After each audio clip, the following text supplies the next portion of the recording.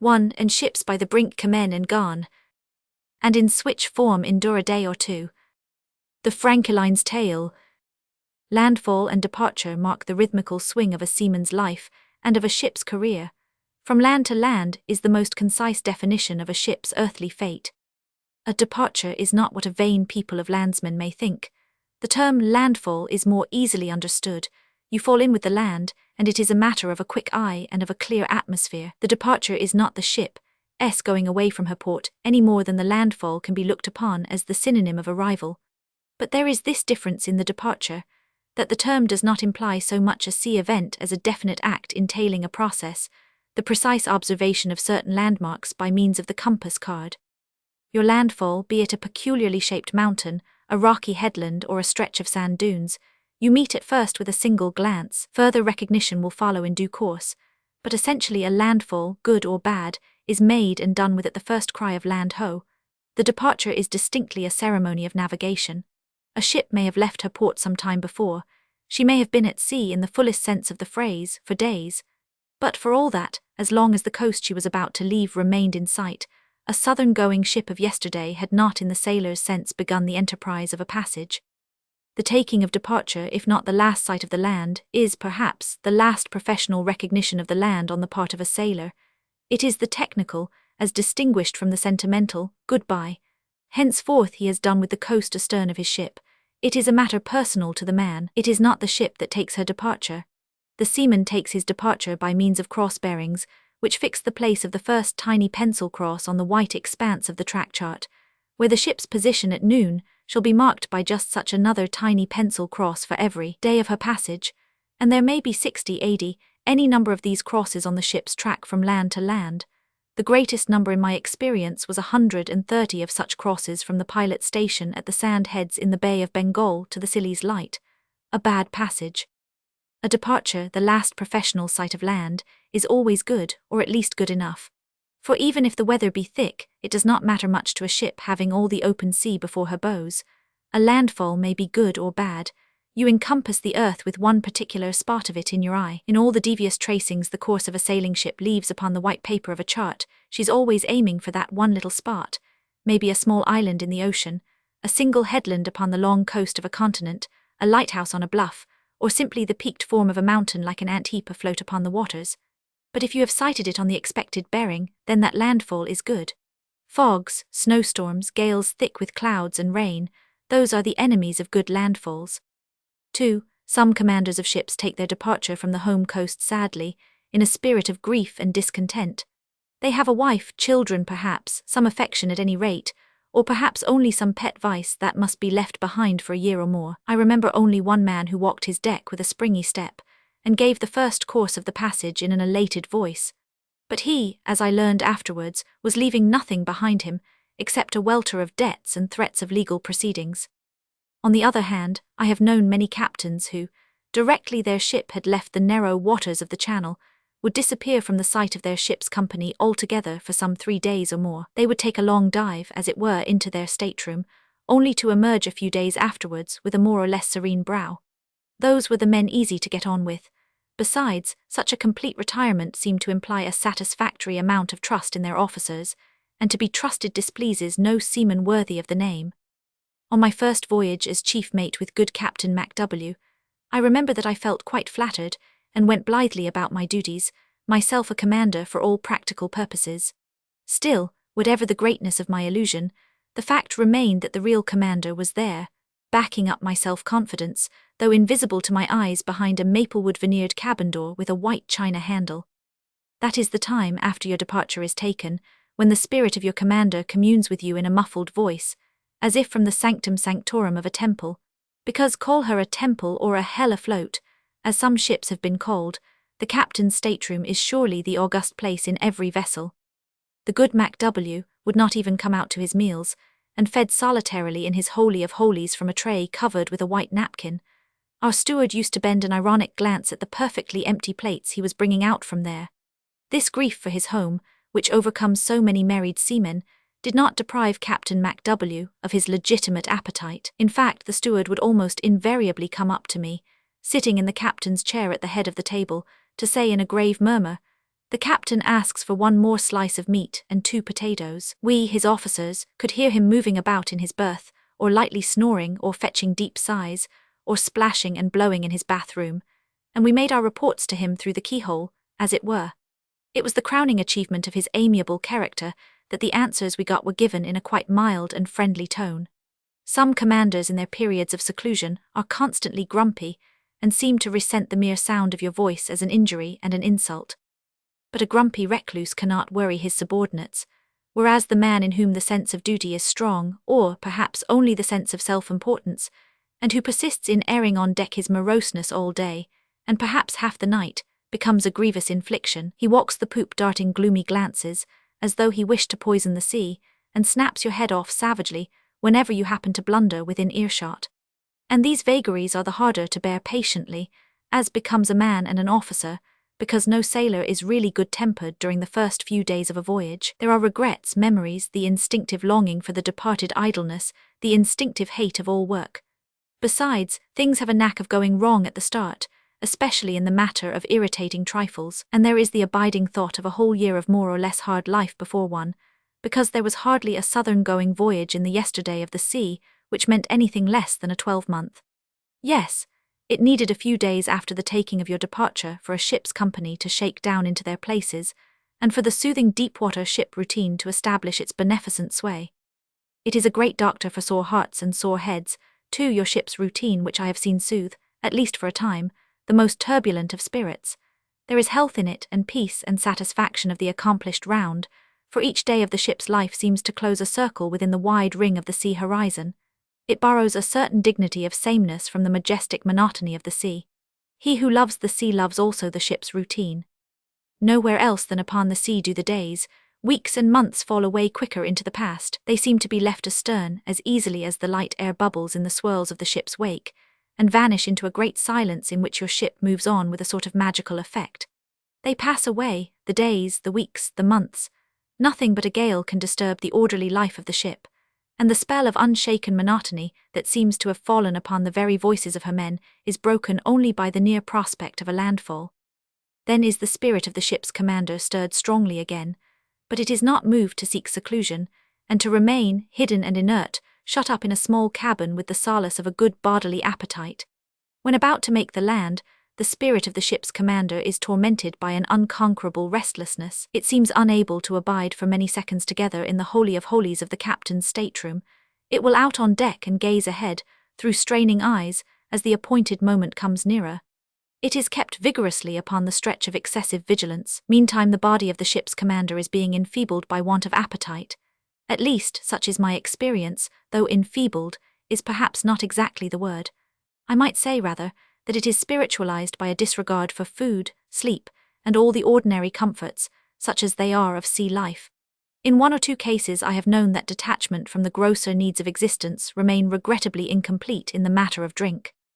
But these 2 cases were, properly speaking, pathological cases, and the only 2 in all my sea experience.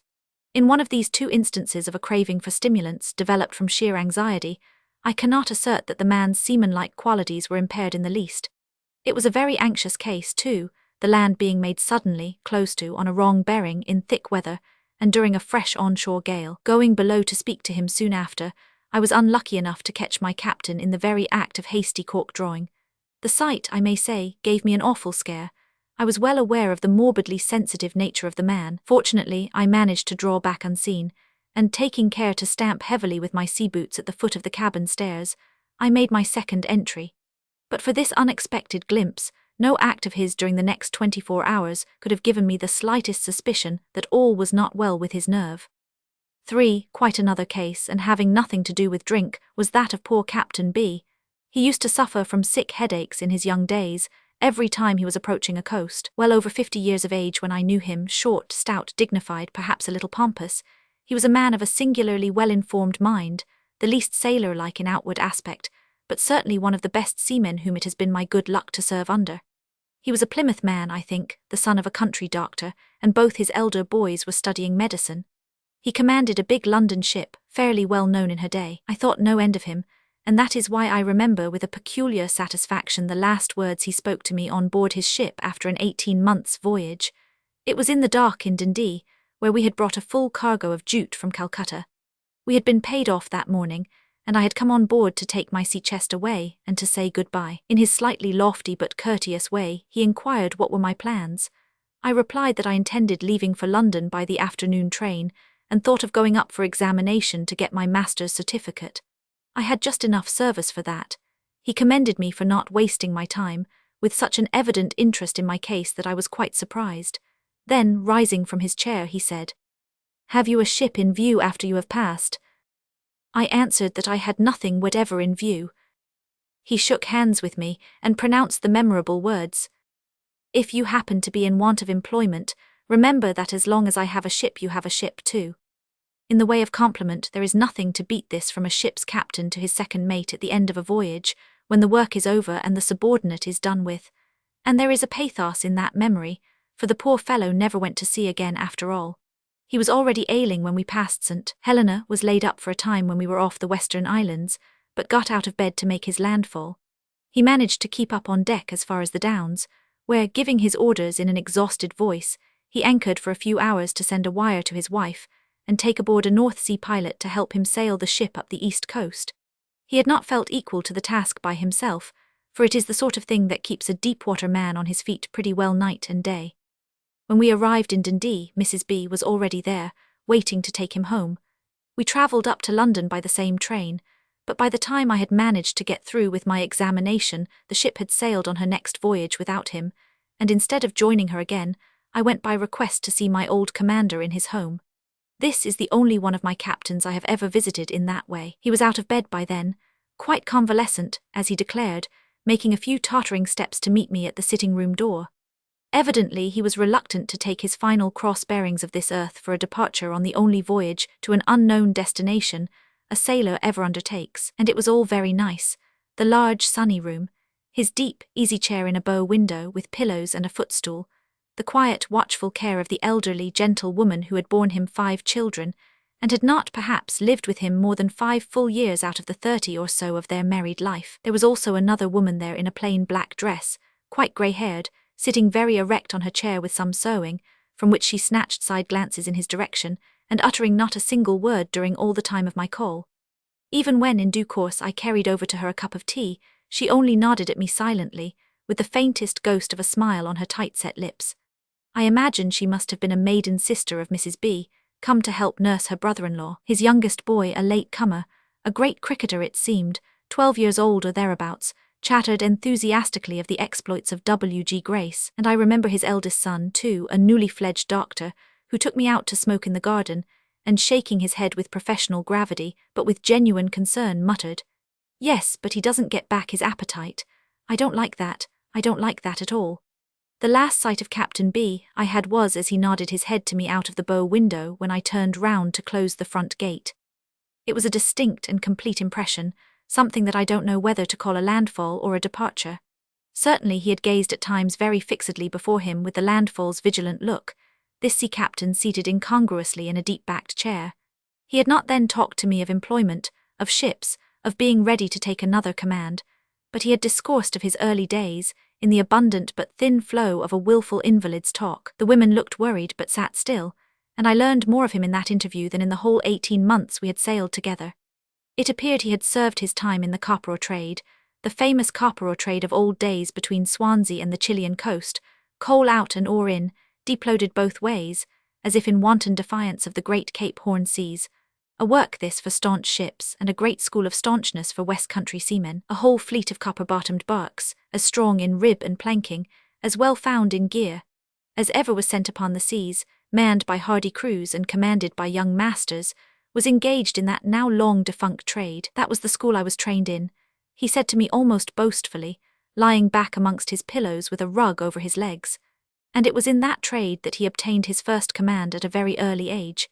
It was then that he mentioned to me how, as a young commander, he was always ill for a few days before making land after a long passage, but this sort of sickness used to pass off with the first sight of a familiar landmark.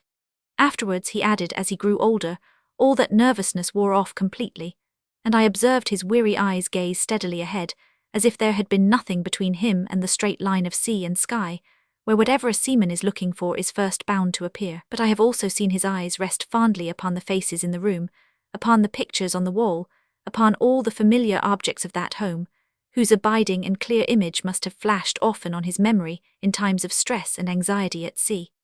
Was he looking out for a strange landfall, or taking with an untroubled mind the bearings for his last departure? It is hard to say, for in that voyage from which no man returns, landfall and departure are instantaneous, merging together into one moment of supreme and final attention. Certainly I do not remember observing any sign of faltering in the set expression of his wasted face, no hint of the nervous anxiety of a young commander about to make land on an uncharted shore. He had had too much experience of departures and landfalls, and had he not served his time in the famous copper-ore trade out of the Bristol Channel, the work of the staunchest ships afloat, and the school of staunch seamen? P17 If. Before an anchor can ever be raised, it must be let go, and this perfectly obvious truism brings me at once to the subject of the degradation of the sea language in the daily press of this country. Your journalist, whether he takes charge of a ship or a fleet, almost invariably casts his anchor. Now an anchor is never cast, and to take a liberty with technical language is a crime against the clearness, precision, and beauty of perfected speech. An anchor is a forged piece of iron, admirably adapted to its end, and technical language is an instrument wrought into perfection by ages of experience, a flawless thing for its purpose. An anchor of yesterday, because nowadays there are contrivances like mushrooms and things like claws, of no particular expression or shape, just hooks. An anchor of yesterday is in its way a most efficient instrument. To its perfection its size bears witness, for there is no other appliance so small for the great work it has to do. Look at the anchors hanging from the cat-heads of a big ship. How tiny they are in proportion to the great size of the hull. Were they made of gold they would look like trinkets, like ornamental toys, no bigger in proportion than a jeweled drop in a woman's ear. And yet upon them will depend, more than once, the very life of the ship. An anchor is forged and fashioned for faithfulness. Give it ground that it can bite, and it will hold till the cable parts, and then whatever may afterwards befall its ship, that anchor is lost. The honest, rough piece of iron, so simple in appearance, has more parts than the human body has limbs. The ring, the stock, the crown, the flukes, the palms, the shank. All this, according to the journalist, is cast when a ship arriving at an anchorage is brought up. This insistence in using the odious word arises from the fact that a particularly benighted landsman must imagine the act of anchoring as a process of throwing something overboard, whereas the anchor ready for its work is already overboard, and is not thrown over, but simply allowed to fall. It hangs from the ship's side at the end of a heavy, projecting timber called the cat-head, in the bight of a short, thick chain whose end link is suddenly released by a blow from a top-maul or the pull of a lever when the order is given. And the order is not heave over, as the paragraphist seems to imagine, but let go. As a matter of fact, nothing is ever cast in that sense on board ship but the lead, of which a cast is taken to search the depth of water on which she floats. A lashed boat, a spare spar, a cask, or what not secured about the decks, is cast adrift when it is untied. Also the ship herself is cast to port or starboard when getting under way. She, however, never casts her anchor. To speak with severe technicality, a ship or a fleet is brought up, the complementary words unpronounced and unwritten being, of course, to an anchor. Less technically, but not less correctly, the word anchored, with its characteristic appearance and resolute sound, ought to be good enough for the newspapers of the greatest maritime country in the world. The fleet anchored at Spithead. Can anyone want a better sentence for brevity and seaman-like ring? But the cast anchor trick, with its affectation of being a sea phrase, for why not write just as well through anchor, flung anchor, or shied anchor, is intolerably odious to a sailor's ear. I remember a coasting pilot of my early acquaintance, he used to read the papers assiduously, who, to define the utmost degree of lubberliness in a landsman, used to say, "He's one of them poor, miserable, cast-anchor devils." 5. From first to last, the seaman's thoughts are very much concerned with his anchors. It is not so much that the anchor is a symbol of hope, as that it is the heaviest object that he has to handle on board his ship at sea in the usual routine of his duties. The beginning and the end of every passage are marked distinctly by work about the ship's anchors. A vessel in the channel has her anchors always ready, her cables shackled on, and the land almost always in sight. The anchor and the land are indissolubly connected in a sailor's thoughts, but directly she is clear of the narrow seas, heading out into the world with nothing solid to speak of between her and the South Pole, the anchors are got in and the cables disappear from the deck. But the anchors do not disappear. Technically speaking, they are secured inboard, and on the forecastle head, lashed down to ring bolts with ropes and chains, under the straining sheets of the head sails, they look very idle and as if asleep. Thus bound but carefully looked after, inert and powerful, those emblems of hope make company for the lookout man in the night watches. And so the days glide by, with a long rest for those characteristically shaped pieces of iron, reposing forward, visible from almost every part of the ship's deck, waiting for their work on the other side of the world somewhere, while the ship carries them on with a great rush and splutter of foam underneath, and the sprays of the open sea rust their heavy limbs. The first approach to the land, as yet invisible to the crew's eyes, is announced by the brisk order of the chief mate to the boatswain. "We will get the anchors over this afternoon, or first thing tomorrow morning, as the case may be," for the chief mate is the keeper of the ship's anchors and the guardian of her cable.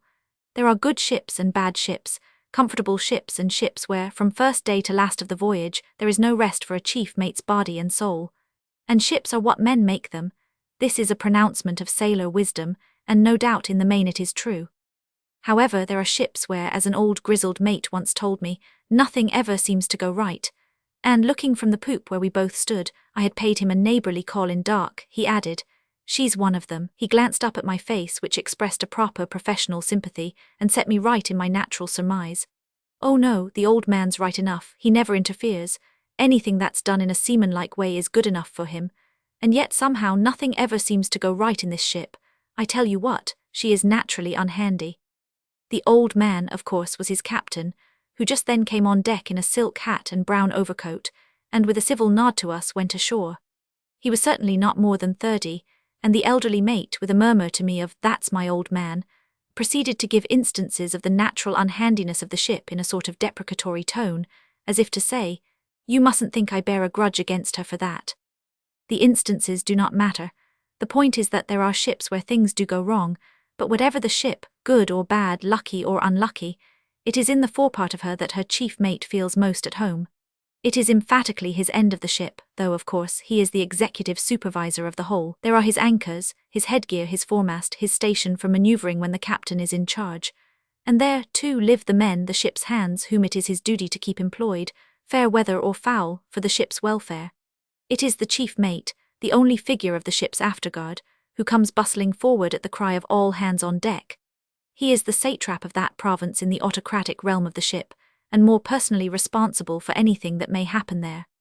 There, too, on the approach to the land, assisted by the boatswain and the carpenter, he gets the anchors over with the men of his own watch, whom he knows better than the others. There he sees the cable ranged, the windlass disconnected, the compressors opened, and there, after giving his own last order, "Stand clear of the cable," he waits attentive in a silent ship that forges slowly ahead towards her picked-out berth, for the sharp shout from aft, "Let go."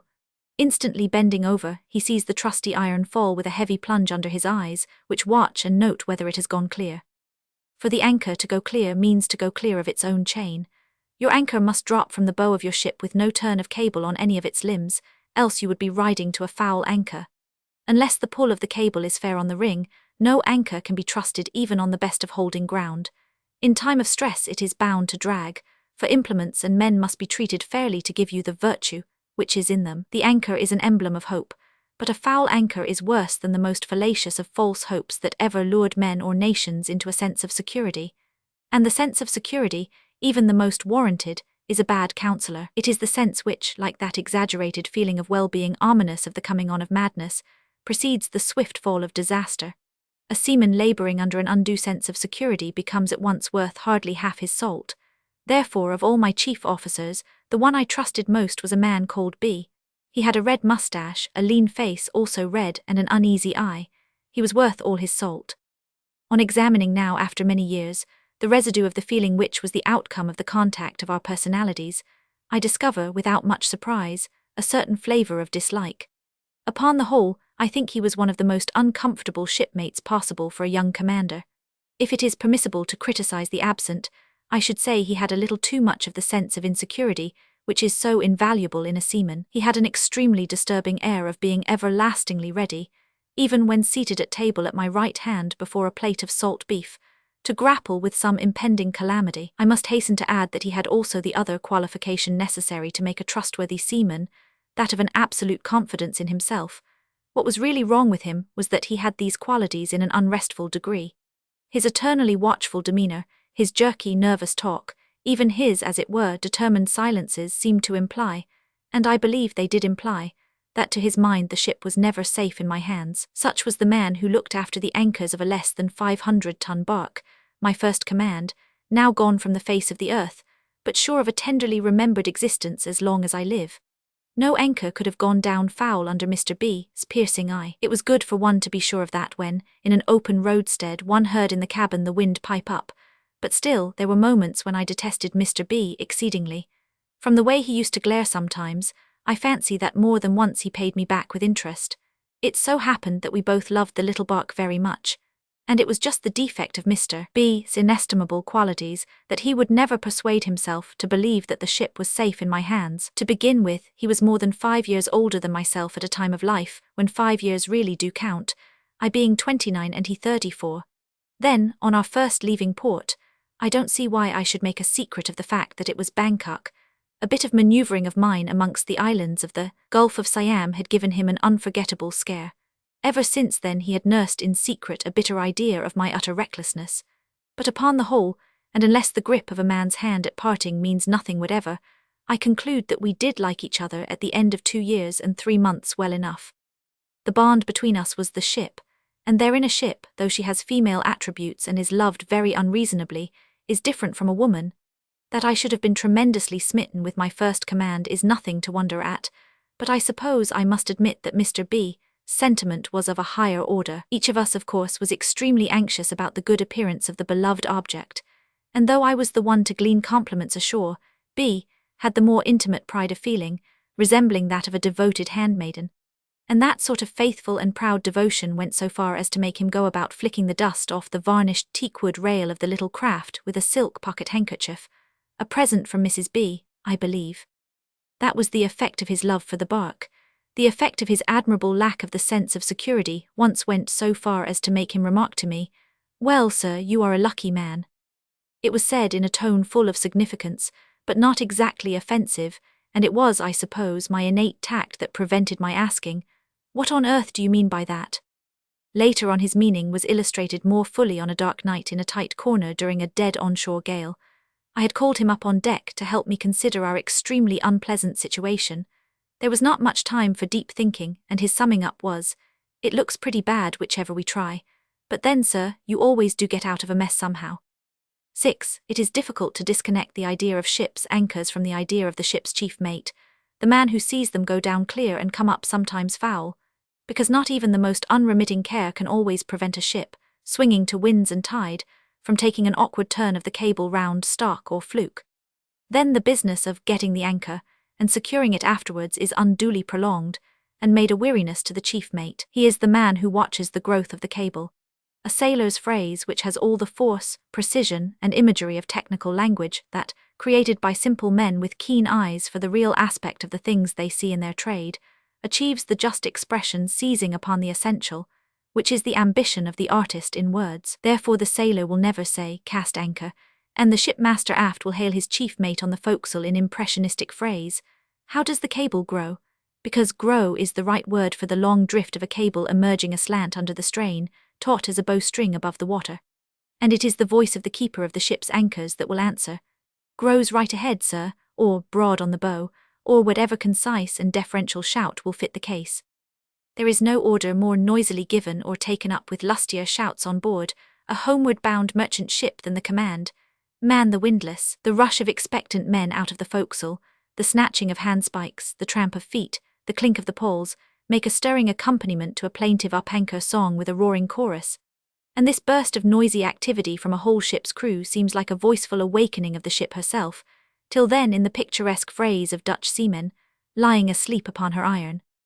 For a ship with her sails furled on her squared yards, and reflected from truck to waterline in the smooth gleaming sheet of a landlocked harbour, seems indeed to a seaman's eye the most perfect picture of slumbering repose. The getting of your anchor was a noisy operation on board a merchant ship of yesterday, an inspiring, joyous noise, as if with the emblem of hope the ship's company expected to drag up out of the depths, each man all his personal hopes into the reach of a securing hand, the hope of home, the hope of rest, of liberty, of dissipation, of hard pleasure, following the hard endurance of many days between sky and water. And this noisiness, this exultation at the moment of the ship's departure, make a tremendous contrast to the silent moments of her arrival in a foreign roadstead. The silent moments when, stripped of her sails, she forges ahead to her chosen berth, the loose canvas fluttering softly in the gear above, the heads of the men standing still upon her decks, the master gazing intently forward from the break of the poop. Gradually she loses her way, hardly moving, with the 3 figures on her forecastle waiting attentively about the cathead for the last order of perhaps full 90 days at sea. Let go. This is the final word of a ship's ended journey, the closing word of her toil and of her achievement. In a life whose worth is told out in passages from port to port, the splash of the anchor's fall and the thunderous rumbling of the chain are like the closing of a distinct period, of which she seems conscious with a slight deep shudder of all her frame. By so much is she nearer to her appointed death, for neither years nor voyages can go on forever. It is to her like the striking of a clock, and in the pause which follows she seems to take count of the passing time. This is the last important order, the others are mere routine directions. Once more the master is heard, give her 45 fathom to the water's edge, and then he too is done for a time. For days he leaves all the harbour work to his chief mate, the keeper of the ship's anchor and of the ship's routine. For days his voice will not be heard raised about the decks, with that curt austere accent of the man in charge, till again when the hatches are on, and in a silent and expectant ship, he shall speak up from aft in commanding tones. Man the windlass. P. 33 vi. The other year, looking through a newspaper of sound principles, but whose staff will persist in casting anchors and going to sea on a ship or, I came across an article upon the season's yachting, and behold, it was a good article to a man who had but little to do with pleasure sailing, though all sailing is a pleasure, and certainly nothing whatever with racing in open waters.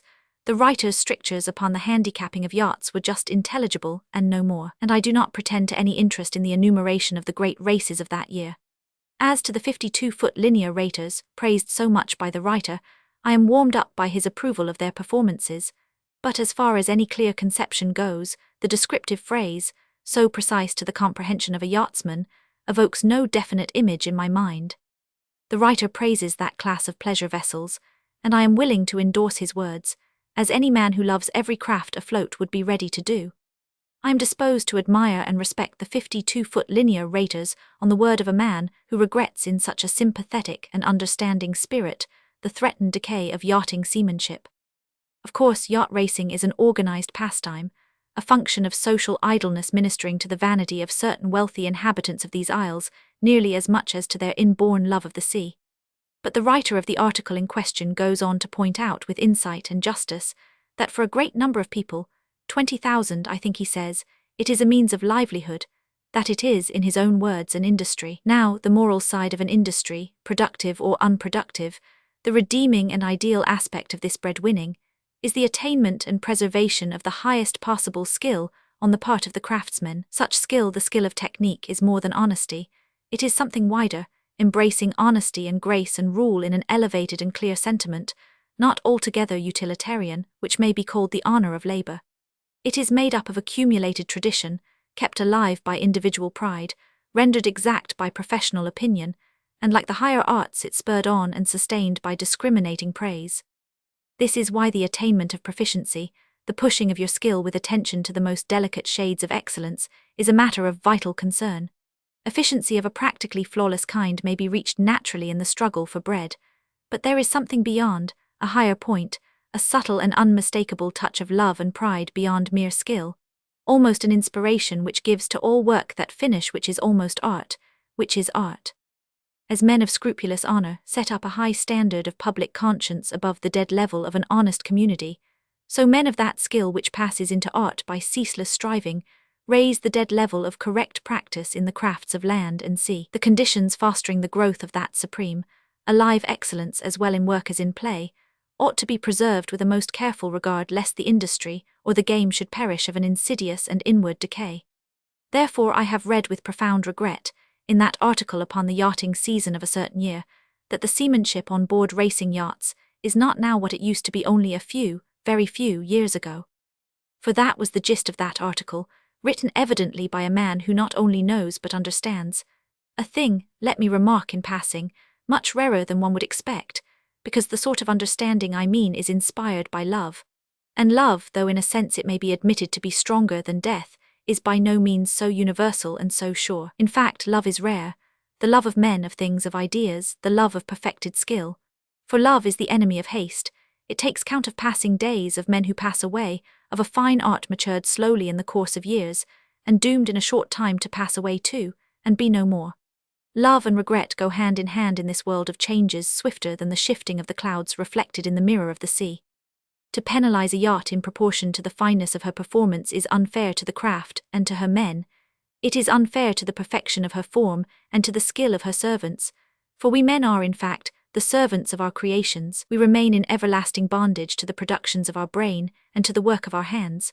A man is born to serve his time on this earth, and there is something fine in the service being given on other grounds than that of utility.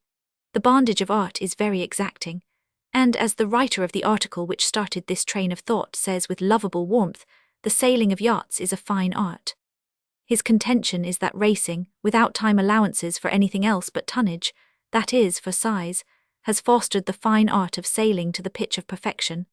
Every sort of demand is made upon the master of a sailing yacht, and to be penalized in proportion to your success may be of advantage to the sport itself, but it has an obviously deteriorating effect upon the seamanship. The fine art is being lost. 8. The sailing and racing of yachts has developed a class of fore and aft sailors, men born and bred to the sea, fishing in winter and yachting in summer, men to whom the handling of that particular rig presents no mystery. It is their striving for victory that has elevated the sailing of pleasure craft to the dignity of a fine art in that special sense. As I have said, I know nothing of racing and but little of fore and aft rig, but the advantages of such a rig are obvious, especially for purposes of pleasure, whether in cruising or racing. It requires less effort in handling. The trimming of the sailplanes to the wind can be done with speed and accuracy. The unbroken spread of the sail area is of infinite advantage, and the greatest possible amount of canvas can be displayed upon the least possible quantity of spars. Lightness and concentrated power are the great qualities of fore and aft rig. A fleet of fore and afters at anchor has its own slender graciousness. The setting of their sails resembles more than anything else the unfolding of a bird's wings. The facility of their evolutions is a pleasure to the eye. They are birds of the sea, whose swimming is like flying, and resembles more a natural function than the handling of man-invented appliances. The fore and aft rig in its simplicity and the beauty of its aspect under every angle of vision is, I believe, unapproachable.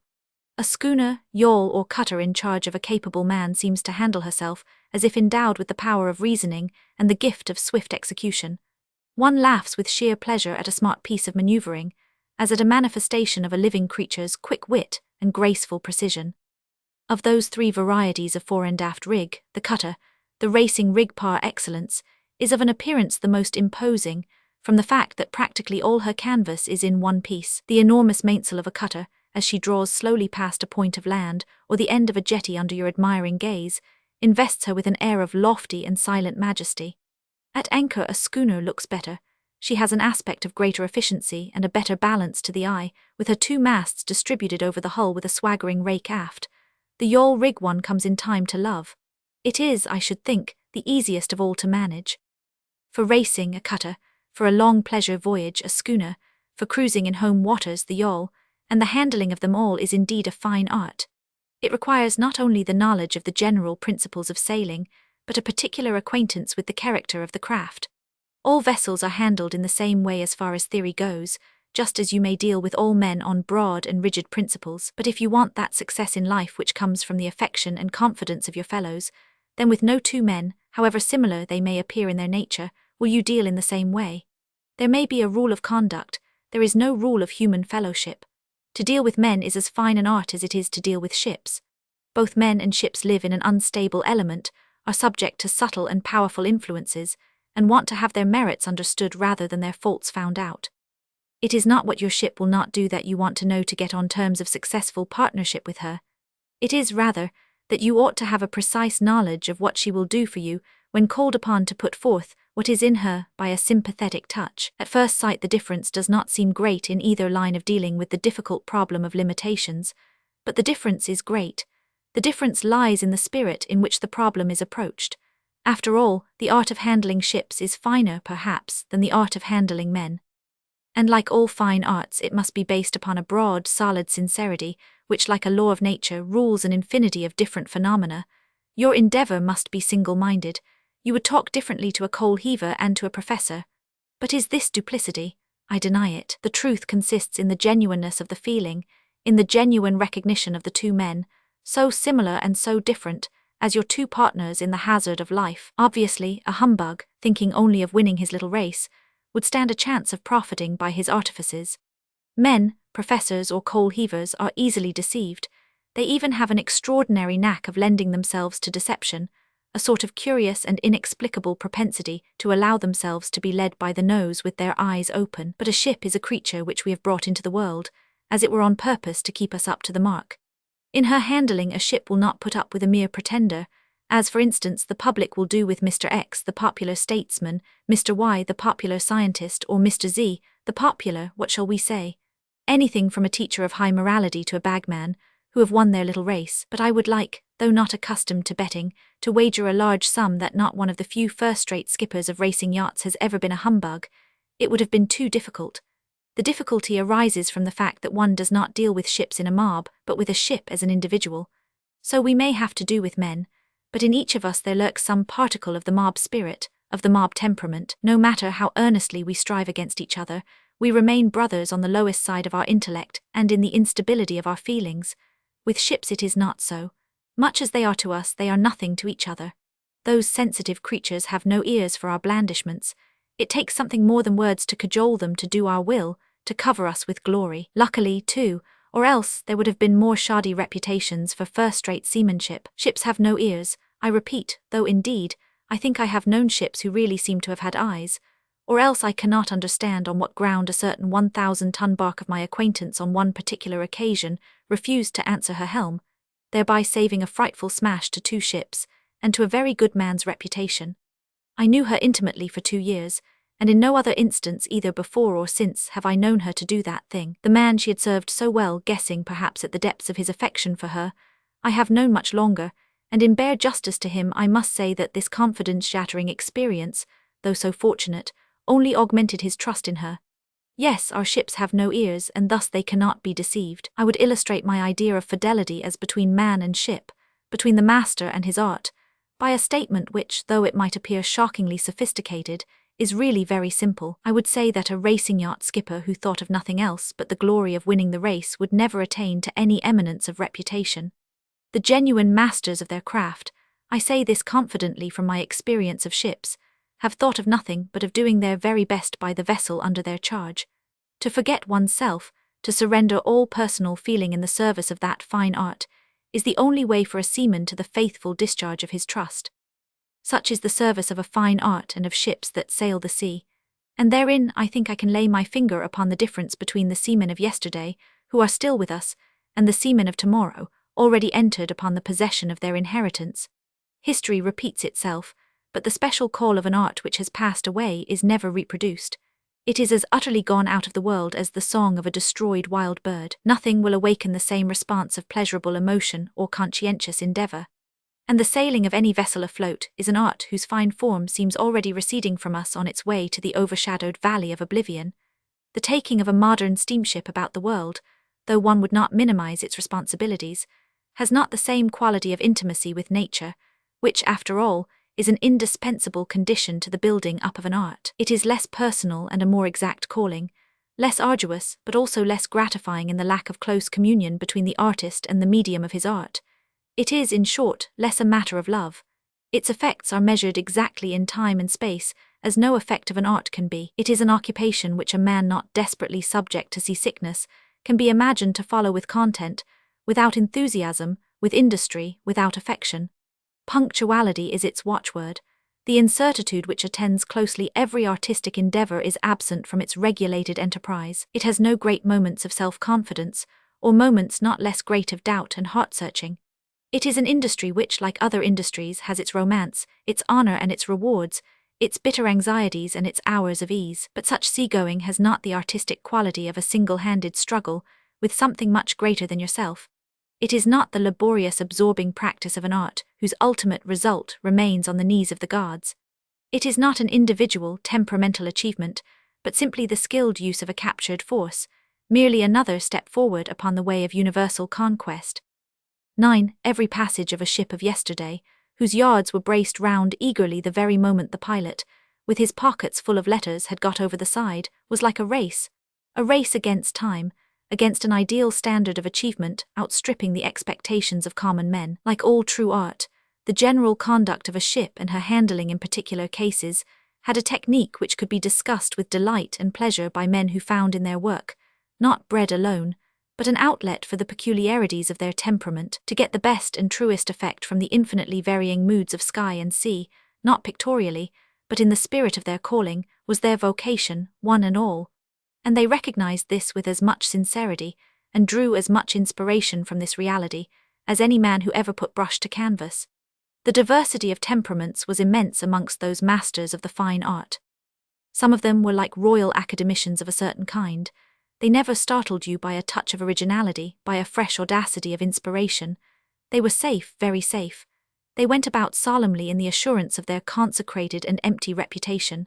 Names are odious, but I remember one of them who might have been their very president, the PRA of the sea craft. His weather-beaten and handsome face, his portly presence, his shirt fronts and broad cuffs and gold links, his air of bluff distinction, impressed the humble beholders, stevedores, tally clerks, tide waiters, as he walked ashore over the gangway of his ship lying at the Circular Quay in Sydney. His voice was deep, hearty and authoritative, the voice of a very prince amongst sailors.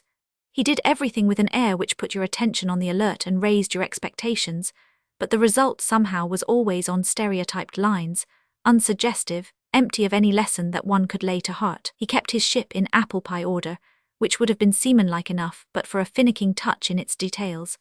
His officers affected a superiority over the rest of us, but the boredom of their souls appeared in their manner of dreary submission to the fads of their commander.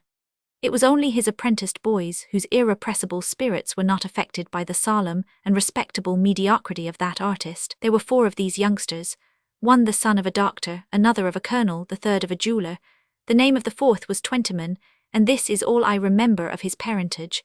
But not one of them seemed to possess the smallest spark of gratitude in his composition, though their commander was a kind man in his way, and had made a point of introducing them to the best people in the town, in order that they should not fall into the bad company of boys belonging to other ships.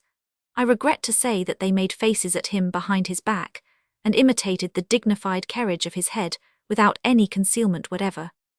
This master of the fine art was a personage and nothing more, but as I have said, there was an infinite diversity of temperament amongst the masters of the fine art I have known. Some were great impressionists. They impressed upon you the fear of God and immensity, or in other words, the fear of being drowned with every circumstance of terrific grandeur. One may think that the locality of your passing away by means of suffocation in water does not really matter very much. I am not so sure of that.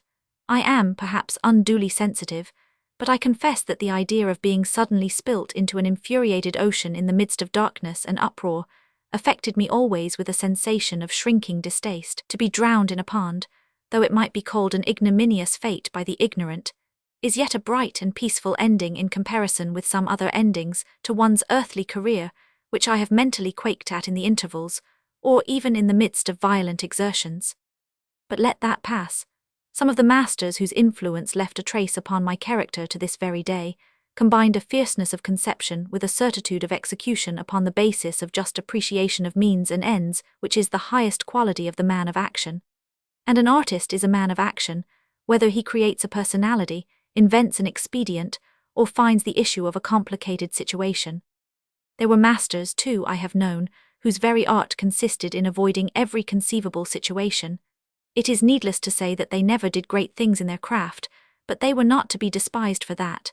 They were modest, they understood their limitations. Their own masters had not handed the sacred fire into the keeping of their cold and skillful hands. One of those last I remember specially, now gone to his rest from that sea which his temperament must have made a scene of little more than a peaceful pursuit.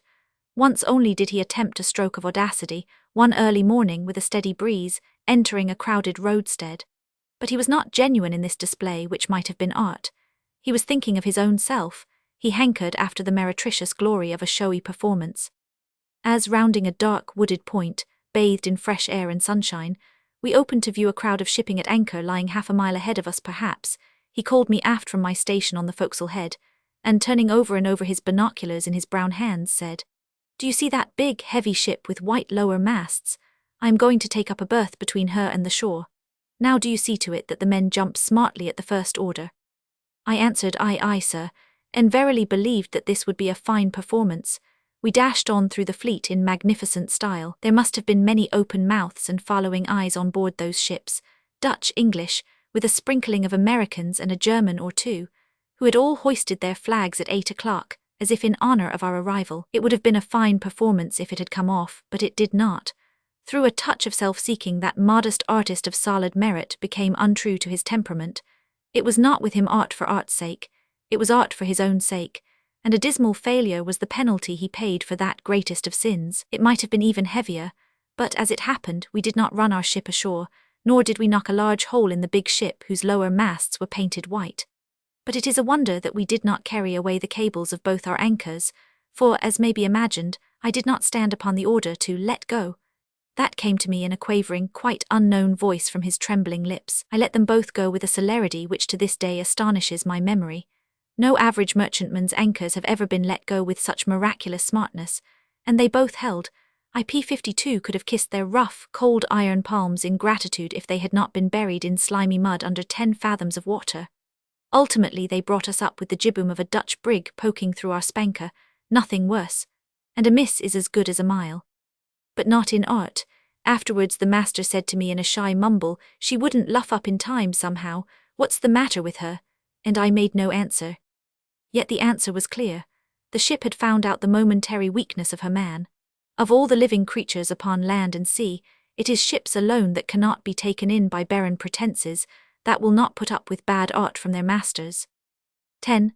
From the main truck of the average tall ship, the horizon describes a circle of many miles, in which you can see another ship right down to her waterline. And these very eyes which follow this writing have counted in their time over 100 sail becalmed, as if within a magic ring, not very far from the Azores, ships more or less tall. There were hardly 2 of them heading exactly the same way, as if each had meditated breaking out of the enchanted circle at a different point of the compass. But the spell of the calm is a strong magic. The following day still saw them scattered within sight of each other and heading different ways.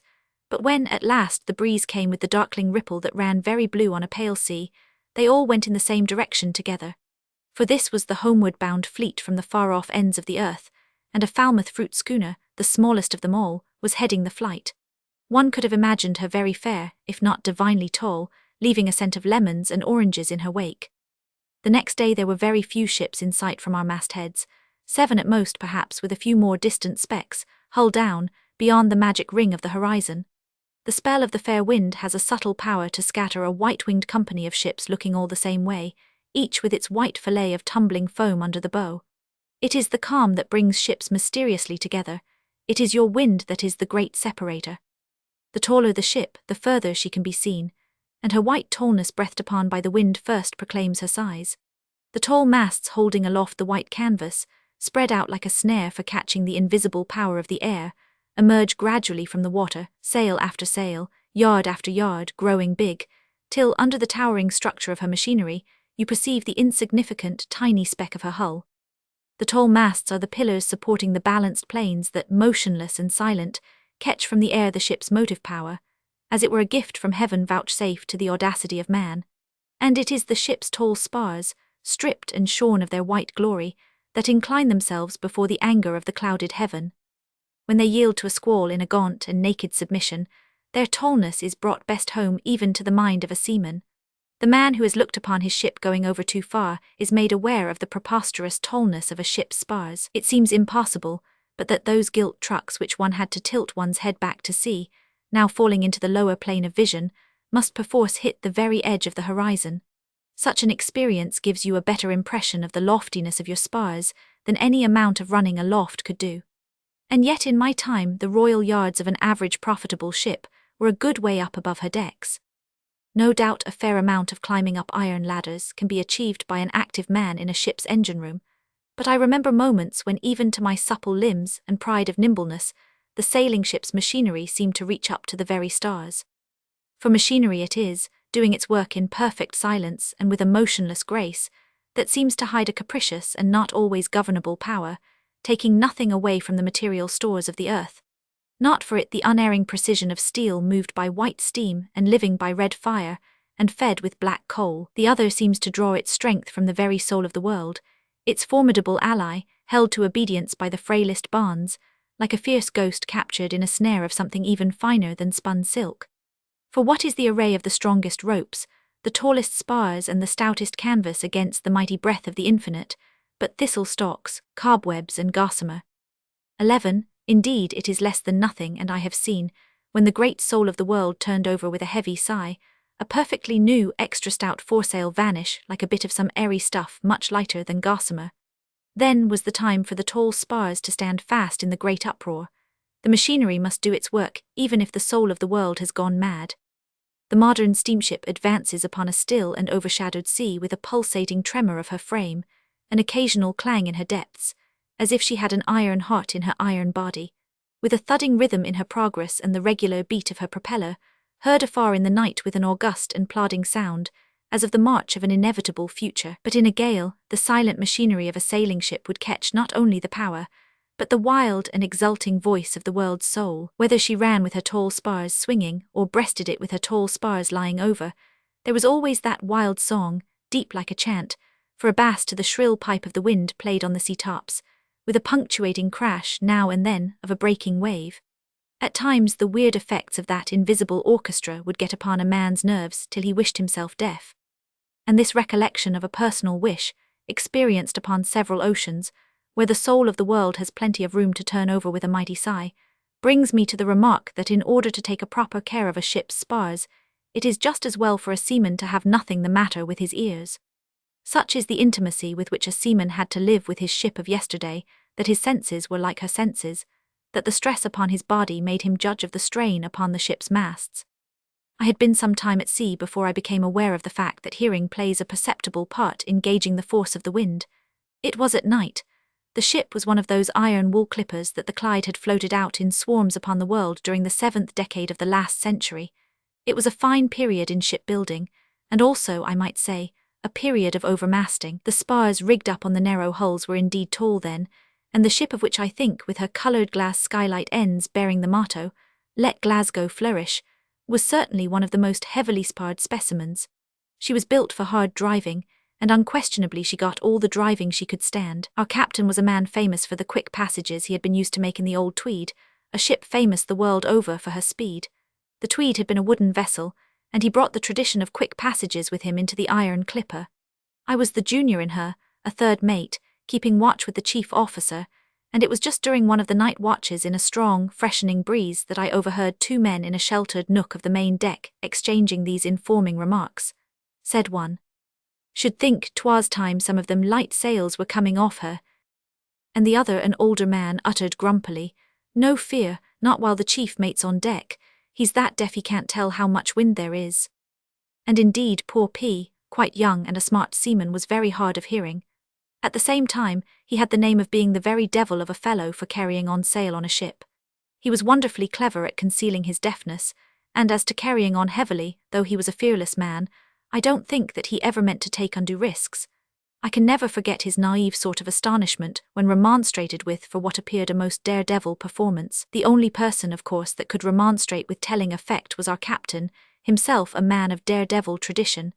And really, for me, who knew under whom I was serving, those were impressive scenes. Captain S. had a great name for sailor-like qualities, the sort of name that compelled my youthful admiration. To this day I preserve his memory, for indeed it was he in a sense who completed my training. It was often a stormy process, but let that pass. I am sure he meant well, and I am certain that never, not even at the time, could I bear him malice for his extraordinary gift of incisive criticism.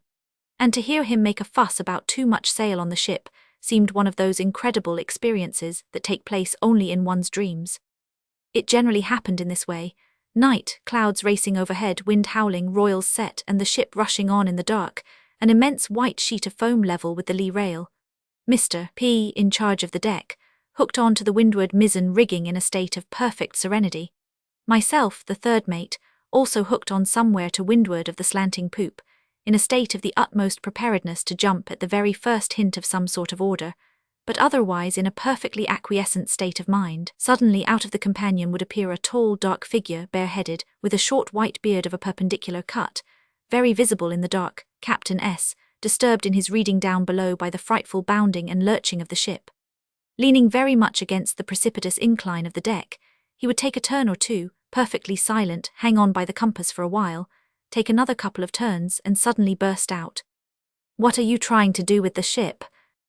And Mr. P, who was not good at catching what was shouted in the wind, would say interrogatively, "Yes, sir." Then in the increasing gale of the sea, there would be a little private ship's storm going on in which you could detect strong language, pronounced in a tone of passion, and exculpatory protestations, uttered with every possible inflection of injured innocence. "By heavens, Mr. P, I used to carry on sail in my time, but—" and the rest would be lost to me in a stormy gust of wind. Then in a lull, P's protesting innocence would become audible. "She seems to stand it very well." And then another burst of an indignant voice. "Any fool can carry sail on a ship." And so on, the ship meanwhile rushing on her way with a heavier list, a noisier splutter, a more threatening hiss of the white, almost blinding sheet of foam to leeward. For the best of it was that Captain S seemed constitutionally incapable of giving his officers a definite order to shorten sail, and so that extraordinarily vague row would go on till at last it dawned upon them both, in some particularly alarming gust, that it was time to do something. There is nothing like the fearful inclination of your tall spars, overloaded with canvas, to bring a deaf man and an angry one to their senses. 12, so sail did get shortened more or less in time even in that ship, and her tall spars never went overboard while I served in her. However, all the time I was with them, Captain S and Mr. P did not get on very well together. If P carried on like the very devil, because he was too deaf to know how much wind there was, Captain S, who, as I have said, seemed constitutionally incapable of ordering one of his officers to shorten sail, resented the necessity forced upon him by Mr. P's desperate goings-on. It was in Captain S.'s tradition rather to reprove his officers for not carrying on quite enough, in his phrase, for not taking every ounce of advantage of a fair wind. But there was also a psychological motive that made him extremely difficult to deal with on board that iron clipper. He had just come out of the marvellous Tweed, a ship, I have heard, heavy to look at but of phenomenal speed. In the middle 60s she had beaten by a day and a half the steam mailboat from Hong Kong to Singapore. There was something peculiarly lucky, perhaps, in the placing of her masts. Who knows? Officers of men of war used to come on board to take the exact dimensions of her sail plan. Perhaps there had been a touch of genius or the finger of good fortune in the fashioning of her lines at bow and stern. It is impossible to say. She was built in the East Indies somewhere, of teakwood throughout, except the deck. She had a great sheer, high bows and a clumsy stern. The men who had seen her described her to me as nothing much to look at. But in the great Indian famine of the 70s, that ship, already old then, made some wonderful dashes across the Gulf of Bengal with cargoes of rice from Rangoon to Madras. She took the secret of her speed with her, and unsightly as she was, her image surely has its glorious place in the mirror of the old sea. The point, however, is that Captain S, who used to say frequently, "She never made a decent passage after I left her," seemed to think that the secret of her speed lay in her famous commander. No doubt the secret of many a ship's excellence does lie with the man on board, but it was hopeless for Captain S to try to make his new iron clipper equal the feats which made the old Tweed a name of praise upon the lips of English-speaking seamen. There was something pathetic in it, as in the endeavour of an artist in his old age to equal the masterpieces of his youth, for the Tweed's famous passages were Captain S.'s masterpieces. It was pathetic, and perhaps just the least bit dangerous. At any rate, I am glad that, what between Captain S.'s yearning for old triumphs and Mr. P's deafness, I have seen some memorable carrying on to make a passage, and I have carried on myself upon the tall spars of that Clyde shipbuilder's masterpiece as I have never carried on in a ship before or since. The second mate falling ill during the passage, I was promoted to officer of the watch, alone in charge of the deck. Thus the immense leverage of the ship's tall masts became a matter very near my own heart. I suppose it was something of a compliment for a young fellow to be trusted, apparently without any supervision, by such a commander as Captain S. Though as far as I can remember, neither the tone, nor the manner, nor yet the drift of Captain S.'s remarks addressed to myself did ever, by the most strained interpretation, imply a favourable opinion of my abilities, and he was, I must say, a most uncomfortable commander to get your orders from at night. If I had the watch from 8 till midnight, he would leave the deck about 9 with the words, "Don't take any sail off her." Then, on the point of disappearing down the companionway, he would add curtly, "Don't carry anything away." I am glad to say that I never did. One night, however, I was caught not quite prepared by a sudden shift of wind. There was, of course, a good deal of noise, running about, the shouts of the sailors, the thrashing of the sails, enough, in fact, to wake the dead. But S never came on deck. When I was relieved by the chief mate an hour afterwards, he sent for me. I went into his stateroom. He was lying on his couch wrapped up in a rug with a pillow under his head. "What was the matter with you up there just now?" he asked. "Wind flew round on the lee quarter, sir," I said. "Couldn't you see the shift coming?" "Yes, sir, I thought it wasn't very far off." "Why didn't you have your courses hauled up at once then?" he asked in a tone that ought to have made my blood run cold. But this was my chance, and I did not let it slip. "Well, sir," I said in an apologetic tone, "she was going 11 knots very nicely, and I thought she would do for another half-hour or so." He gazed at me darkly out of his head, lying very still on the white pillow for a time. "Ah, yes, another half-hour. That's the way ships get dismasted." And that was all I got in the way of a wigging. I waited a little while and then went out, shutting carefully the door of the stateroom after me. Well, I have loved, lived with, and left the sea without ever seeing a ship's tall fabric of sticks, cobwebs and gossamer go by the board. Sheer good luck, no doubt, but as to poor P, I am sure that he would not have got off scot-free like this but for the god of gales who called him away early from this earth, which is 3 parts ocean and therefore a fit abode for sailors. A few years afterwards I met in an Indian port a man who had served in the ships of the same company. Names came up in our talk, names of our colleagues in the same employ, and naturally enough I asked after P. Had he got a command yet? And the other man answered carelessly, "No, but he's provided for anyhow. A heavy sea took him off the poop in the run between New Zealand and the Horn." Thus P passed away from amongst the tall spars of ships that he had tried to their utmost in many a spell of boisterous weather. He had shown me what carrying on meant, but he was not a man to learn discretion from. He could not help his deafness. One can only remember his cheery temper, his admiration for the jokes in Punch, his little oddities, like his strange passion for borrowing looking-glasses, for instance. Each of our cabins had its own looking-glass screwed to the bulkhead, and what he wanted with more of them we never could fathom.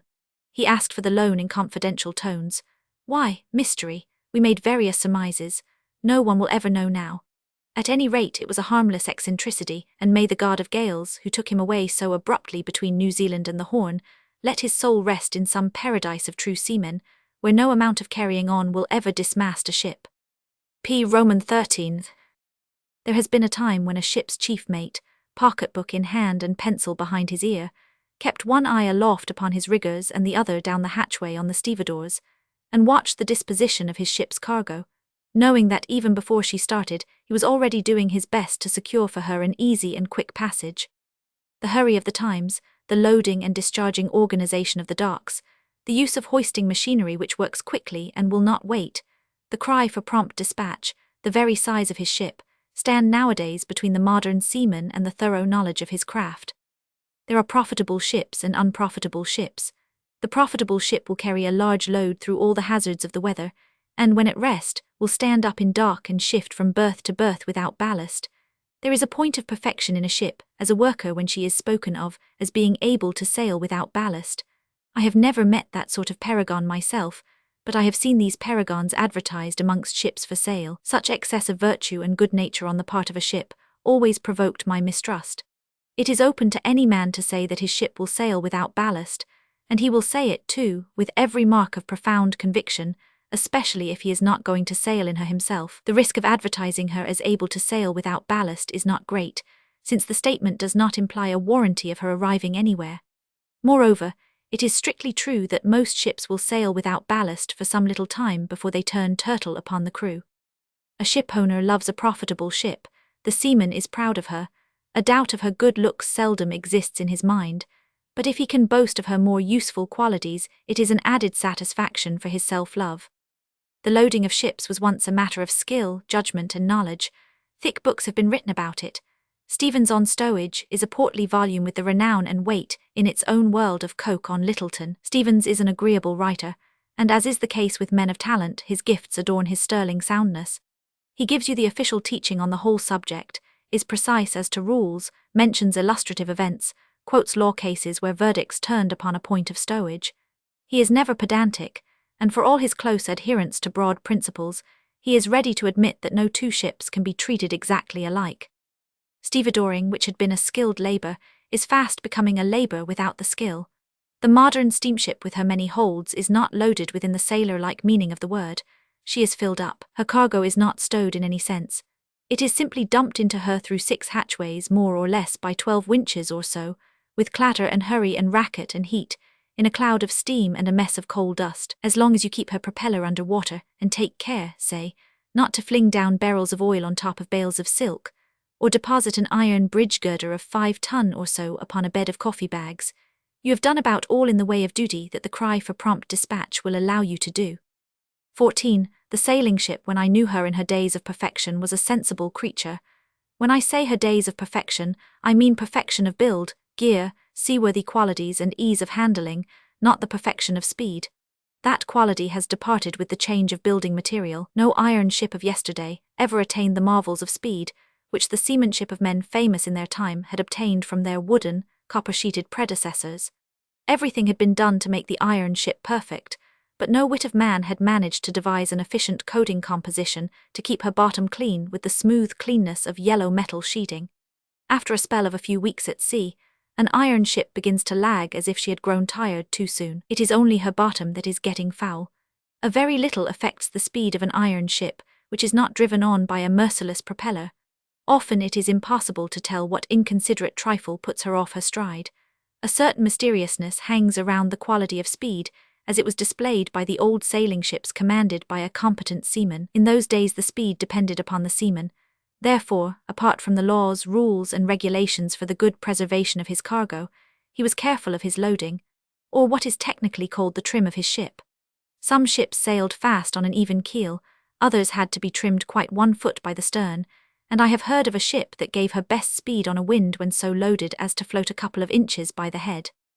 I call to mind a winter landscape in Amsterdam, a flat foreground of waste land, with here and there stacks of timber, like the huts of a camp of some very miserable tribe, the long stretch of the Handelscade, cold, stone-faced quays with the snow-sprinkled ground, and the hard, frozen water of the canal, in which were set ships one behind another with their frosty mooring ropes hanging slack, and their decks idle and deserted, because, as the master stevedore, a gentle, pale person, with a few golden hairs on his chin, and a reddened nose, informed me, their cargoes were frozen in up country on barges and shites.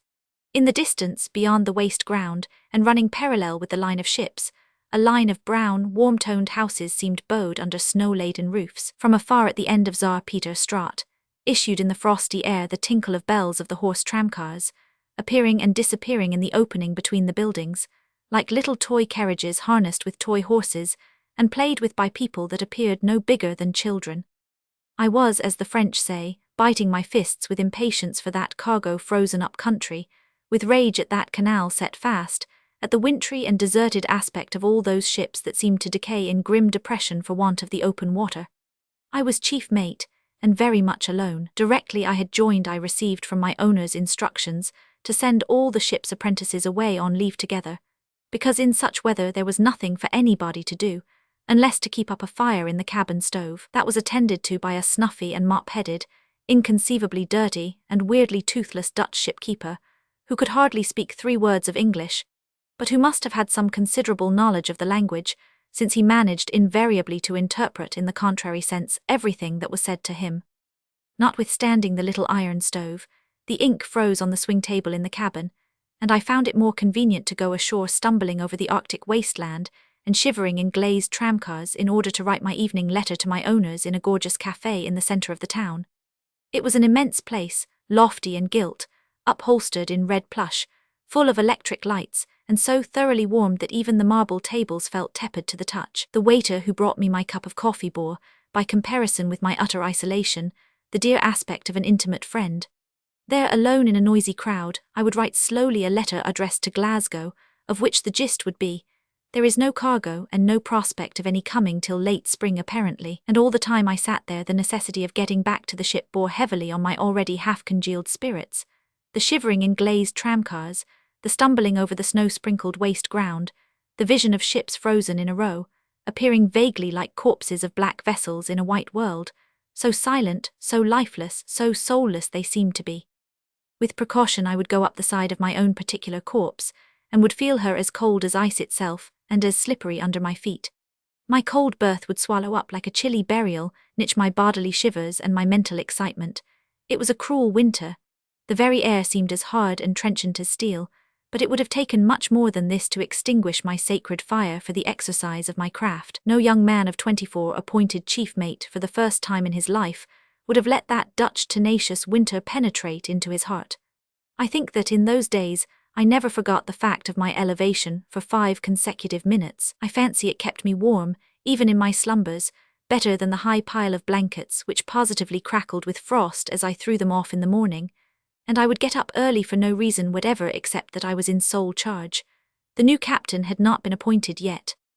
Almost each morning a letter from my owners would arrive, directing me to go to the charterers and clamour for the ship's cargo, to threaten them with the heaviest penalties of demurrage, to demand that this assortment of varied merchandise, set fast in a landscape of ice and windmills somewhere up country, should be put on rail instantly, and fed up to the ship in regular quantities every day.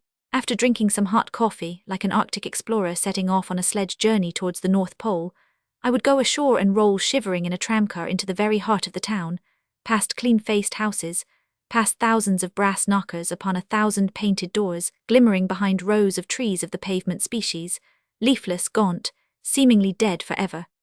That part of the expedition was easy enough, though the horses were painfully glistening with icicles, and the aspect of the tram conductors' faces presented a repulsive blending of crimson and purple. But as to frightening or bullying or even wheedling some sort of answer out of Mr. Hudig, that was another matter altogether. He was a big, swarthy Netherlander, with black moustaches and a bold glance. He always began by shoving me into a chair before I had time to open my mouth, gave me cordially a large cigar, and in excellent English would start to talk everlastingly about the phenomenal severity of the weather. It was impossible to threaten a man who, though he possessed the language perfectly, seemed incapable of understanding any phrase pronounced in a tone of remonstrance or discontent. As to quarrelling with him, it would have been stupid. The weather was too bitter for that. His office was so warm, his fire so bright, his sides shook so heartily with laughter, that I experienced always a great difficulty in making up my mind to reach for my hat. At last the cargo did come. At first it came dribbling in by rail in trucks till the thaw set in, and then fast in a multitude of barges with a great rush of unbound waters. The gentle master stevedore had his hands very full at last, and the chief mate became worried in his mind as to the proper distribution of the weight of his first cargo in a ship he did not personally know before. Ships do want humouring. They want humouring and handling, and if you mean to handle them well, they must have been humoured in the distribution of the weight which you ask them to carry through the good and evil fortune of a passage. Your ship is a tender creature, whose idiosyncrasies must be attended to if you mean her to come with credit to herself, and you through the rough and tumble of her life. 15. So seemed to think the new captain, who arrived the day after we had finished loading, on the very eve of the day of sailing. I first beheld him on the quay, a complete stranger to me, obviously not a Hollander, in a black bowler and a short drab overcoat, ridiculously out of tone with the winter aspect of the wastelands, bordered by the brown fronts of houses with their roofs dripping with melting snow. This stranger was walking up and down absorbed in the marked contemplation of the ship's fore and aft trim, but when I saw him squat on his heels in the slush at the very edge of the quay to peer at the draught of water under her counter, I said to myself, "This is the captain," and presently I descried his luggage coming along, a real sailor's chest, carried by means of rope beckets between 2 men, with a couple of leather portmanteaus and a roll of charts sheeted in canvas piled upon the 549. The sudden, spontaneous agility with which he bounded aboard right off the rail afforded me the first glimpse of his real character. Without further preliminaries than a friendly nod, he addressed me. "You have got her pretty well in her fore and aft trim. Now, what about your weights?" I told him I had managed to keep the weights sufficiently well up, as I thought, 1/3 of the whole being in the upper part, above the beams, as the technical expression has it. He whistled, phew, scrutinizing me from head to foot. A sort of smiling vexation was visible on his ruddy face. "Well, we shall have a lively time of it this passage, I bet," he said. He knew. It turned out he had been chief mate of her for the 2 preceding voyages, and I was already familiar with his handwriting in the old logbooks I had been perusing in my cabin with a natural curiosity, looking up the records of my new ship's luck, of her behavior, of the good times she had had, and of the troubles she had escaped. He was right in his prophecy. On our passage from Amsterdam to Samarang with a general cargo of which, alas, only 1/3 in weight was stowed above the beams, we had a lively time of it. It was lively but not joyful. There was not even a single moment of comfort in it, because no seaman can feel comfortable in body or mind when he has made his ship uneasy. To travel along with a cranky ship for 90 days or so is no doubt a nerve-trying experience, but in this case, what was wrong with our craft was this, that by my system of loading she had been made much too stable. Neither before nor since have I felt a ship roll so abruptly, so violently, so heavily. Once she began, you felt that she would never stop, and this hopeless sensation, characterizing the motion of ships whose center of gravity is brought down too low in loading, made everyone on board weary of keeping on his feet. I remember once overhearing one of the hands say, "By heavens, Jack, I feel as if I didn't mind how soon I let myself go, and let the blamed hooker knock my brains out if she likes." The captain used to remark frequently, "Ah, yes, I dare say 1/3 weight above beams would have been quite enough for most ships. But then, you see, there's no two of them alike on the seas, and she's an uncommonly ticklish jade to load." Down south, running before the gales of high latitudes, she made our life a burden to us. There were days when nothing would keep even on the swing tables, when there was no position where you could fix yourself so as not to feel a constant strain upon all the muscles of your body. She rolled and rolled with an awful dislodging jerk, and that dizzily fast sweep of her masts on every swing. It was a wonder that the men sent aloft were not flung off the yards not flung off the masts not flung overboard. The captain in his armchair, holding on grimly at the head of the table, with the soup tureen rolling on one side of the cabin and the steward sprawling on the other, would observe, looking at me, "That's your 1/3 above the beams. The only thing that surprises me is that the sticks have stuck to her all this time." Ultimately some of the minor spars did go, nothing important, spanker booms and such like, because at times the frightful impetus of her rolling would part a 4-fold tackle of new 3-inch manila line as if it were weaker than pack thread. It was only poetic justice that the chief mate who had made a mistake, perhaps a half-excusable one, about the distribution of his ship's cargo should pay the penalty. A piece of one of the minor spars that did carry away flew against the chief mate's back, and sent him sliding on his face for quite a considerable distance along the main deck. Thereupon followed various and unpleasant consequences of a physical order, queer symptoms, as the captain who treated them used to say, inexplicable periods of powerlessness, sudden accesses of mysterious pain, and the patient agreed fully with the regretful mutters of his very attentive captain, wishing that it had been a straightforward broken leg. Even the Dutch doctor who took the case up in Samarang offered no scientific explanation. All he said was, "Ah, friend, you are young yet, it may be very serious for your whole life. You must leave your ship, you must quite silent be for 3 months, quite silent." Of course, he meant the chief mate to keep quiet, to lay up, as a matter of fact. His manner was impressive enough, if his English was childishly imperfect when compared with the fluency of Mr. Hudig, the figure at the other end of that passage, and memorable enough in its way. In a great airy ward of a far eastern hospital, lying on my back, I had plenty of leisure to remember the dreadful cold and snow of Amsterdam, while looking at the fronds of the palm trees tossing and rustling at the height of the window. I could remember the elated feeling and the soul-gripping cold of those tramway journeys taken into town to put what in diplomatic language is called pressure upon the good Hudig, with his warm fire, his armchair, his big cigar, and the never-failing suggestion in his good-natured voice, "I suppose in the end it is you they will appoint captain before the ship sails." It may have been his extreme good nature, the serious, unsmiling good nature of a fat, swarthy man with coal-black mustache and steady eyes, but he might have been a bit of a diplomatist, too. His enticing suggestions I used to repel modestly by the assurance that it was extremely unlikely, as I had not enough experience. "You know very well how to go about business matters," he used to say, with a sort of affected moodiness clouding his serene round face. I wonder whether he ever laughed to himself after I had left the office. I dare say he never did, because I understand that diplomatists in and out of the career take themselves and their tricks with an exemplary seriousness. But he had nearly persuaded me that I was fit in every way to be trusted with a command. There came 3 months of mental worry, hard rolling, remorse and physical pain to drive home the lesson of insufficient experience. Yes, your ship wants to be humoured with knowledge. You must treat with an understanding consideration the mysteries of her feminine nature, and then she will stand by you faithfully in the unceasing struggle with forces wherein defeat is no shame. It is a serious relation, that in which a man stands to his ship. She has her rights as though she could breathe and speak, and indeed there are ships that for the right man will do anything but speak, as the saying goes. A ship is not a slave.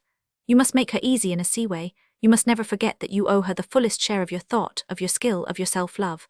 If you remember that obligation, naturally and without effort, as if it were an instinctive feeling of your inner life, she will sail, stay, run for you as long as she is able, or, like a seabird going to rest upon the angry waves, she will lay out the heaviest gale that ever made you doubt living long enough to see another sunrise.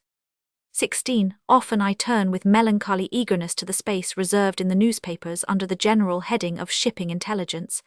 I meet there the names of ships I have known. Every year some of these names disappear, the names of old friends. Tempi passati. The different divisions of that kind of news are set down in their order, which varies but slightly in its arrangement of concise headlines. And first comes speakings, reports of ships met and signalled at sea, name, port, wherefrom we're bound for so many days out, ending frequently with the words all well. Then come wrecks and casualties, a longish array of paragraphs unless the weather has been fair and clear, and friendly to ships all over the world. On some days there appears the heading, overdue, an ominous threat of loss and sorrow trembling yet in the balance of fate. There is something sinister to a seaman in the very grouping of the letters which form this word, clear in its meaning and seldom threatening in vain. Only a very few days more, appallingly few to the hearts which had set themselves bravely to hope against hope. 3 weeks, a month later perhaps, the name of ships under the blight of the overdue heading shall appear again in the column of shipping intelligence, but under the final declaration of missing. The ship or bark or brig so-and-so, bound from such a port, with such and such cargo, for such another port, having left at such and such a date, last spoken at sea on such a day, and never having been heard of since, was posted today as missing. Such in its strictly official eloquence is the form of funeral orations on ships that, perhaps wearied with a long struggle, or in some unguarded moment that may come to the readiest of us, had let themselves be overwhelmed by a sudden blow from the enemy. Who can say? Perhaps the men she carried had asked her to do too much, had stretched beyond breaking point the enduring faithfulness which seems wrought and hammered into that assemblage of iron ribs and plating, of wood and steel and canvas and wire, which goes to the making of a ship, a complete creation endowed with character, individuality, qualities and defects, by men whose hands launch her upon the water, and that other men shall learn to know with an intimacy surpassing the intimacy of man with man, to love with a love nearly as great as that of man for woman, and often as blind in its infatuated disregard of defects. There are ships which bear a bad name, but I have yet to meet one whose crew for the time being failed to stand up angrily for her against every criticism. One ship which I call to mind now had the reputation of killing somebody every voyage she made. This was no calumny, and yet I remember well, somewhere far back in the late 70s, that the crew of that ship were, if anything, rather proud of her evil fame, as if they had been an utterly corrupt lot of desperadoes glorying in their association with an atrocious creature. We, belonging to other vessels moored all about the Circular Quay in Sydney, used to shake our heads at her with a great sense of the unblemished virtue of our own well-loved ships. I shall not pronounce her name. She is missing now after a sinister but, from the point of view of her owners, a useful career extending over many years, and I should say across every ocean of our globe, having killed a man for every voyage, and perhaps rendered more misanthropic by the infirmities that come with years upon a ship. She had made up her mind to kill all hands at once before leaving the scene of her exploits. A fitting end, this, to a life of usefulness and crime, in a last outburst of an evil passion, supremely satisfied on some wild night perhaps, to the applauding clamour of wind and wave. How did she do it? In the word missing, there is a horrible depth of doubt and speculation. Did she go quickly from under the men's feet, or did she resist to the end, letting the sea batter her to pieces, start her butts, wrench her frame, load her with an increasing weight of salt water, and dismasted, unmanageable, rolling heavily, her boats gone, her decks swept, had she wearied her men half to death with the unceasing labour at the pumps before she sank with them like a stone? However, such a case must be rare. I imagine a raft of some sort could always be contrived, and even if it saved no one it would float on and be picked up, perhaps conveying some hint of the vanished name. Then that ship would not be, properly speaking, missing. She would be lost with all hands, And in that distinction there is a subtle difference, less horror and a less appalling darkness. 17. The unholy fascination of dread dwells in the thought of the last moments of a ship reported as missing in the columns of the Shipping Gazette. Nothing of her ever comes to light, no grating, no lifebuoy, no piece of boat or branded oar, to give a hint of the place and date of her sudden end. The Shipping Gazette does not even call her lost with all hands. She remains simply missing. She has disappeared enigmatically into a mystery of fate as big as the world, where your imagination of a brother sailor, of a fellow servant and lover of ships may range unchecked. And yet sometimes one gets a hint of what the last scene may be like in the life of a ship and her crew, which resembles a drama in its struggle against a great force bearing it up, formless, ungraspable, chaotic and mysterious as fate. It was on a grey afternoon in the lull of a 3 days gale that had left the southern ocean tumbling heavily upon our ship, under a sky hung with rags of clouds that seemed to have been cut and hacked by the keen edge of a sue-west gale. Our craft, a Clyde-built bark of 1,000 tons, rolled so heavily that something aloft had carried away. No matter what the damage was, but it was serious enough to induce me to go aloft myself with a couple of hands, and the carpenter to see the temporary repairs properly done. Sometimes we had to drop everything and cling with both hands to the swaying spars, holding our breath in fear of a terribly heavy roll. And wallowing as if she meant to turn over with us, the bark, her decks full of water, her gear flying in bites, ran at some 10 knots an hour. We had been driven far south, much farther that way than we had meant to go, and suddenly up there in the slings of the foreyard, in the midst of our work, I felt my shoulder gripped with such force in the carpenter's powerful paw that I positively yelled with unexpected pain. The man's eyes stared close in my face and he shouted, "Look, sir, look, what's this?" pointing ahead with his other hand. At first I saw nothing. The sea was one empty wilderness of black and white hills. Suddenly, half concealed in the tumult of the foaming rollers, I made out awash, something enormous, rising and falling, something spread out like a burst of foam, but with a more bluish, more solid look. It was a piece of an ice floe melted down to a fragment, but still big enough to sink a ship, and floating lower than any raft, right in our way, as if ambushed among the waves with murderous intent. There was no time to get down on deck. I shouted from aloft till my head was ready to split. I was heard aft, and we managed to clear the sunken floe which had come all the way from the southern ice cap to have a try at our unsuspecting lives. Had it been an hour later, nothing could have saved the ship, for no eye could have made out in the dusk that pale piece of ice swept over by the white-crested waves. And as we stood near the taffrail side by side, my captain and I looking at it, hardly discernible already, but still quite close to on our quarter, he remarked in a meditative tone, "But for the turn of that wheel just in time, there would have been another case of a missing ship." Nobody ever comes back from a missing ship to tell how hard was the death of the craft, and how sudden and overwhelming the last anguish of her men. Nobody can say with what thoughts, with what regrets, with what words on their lips they died.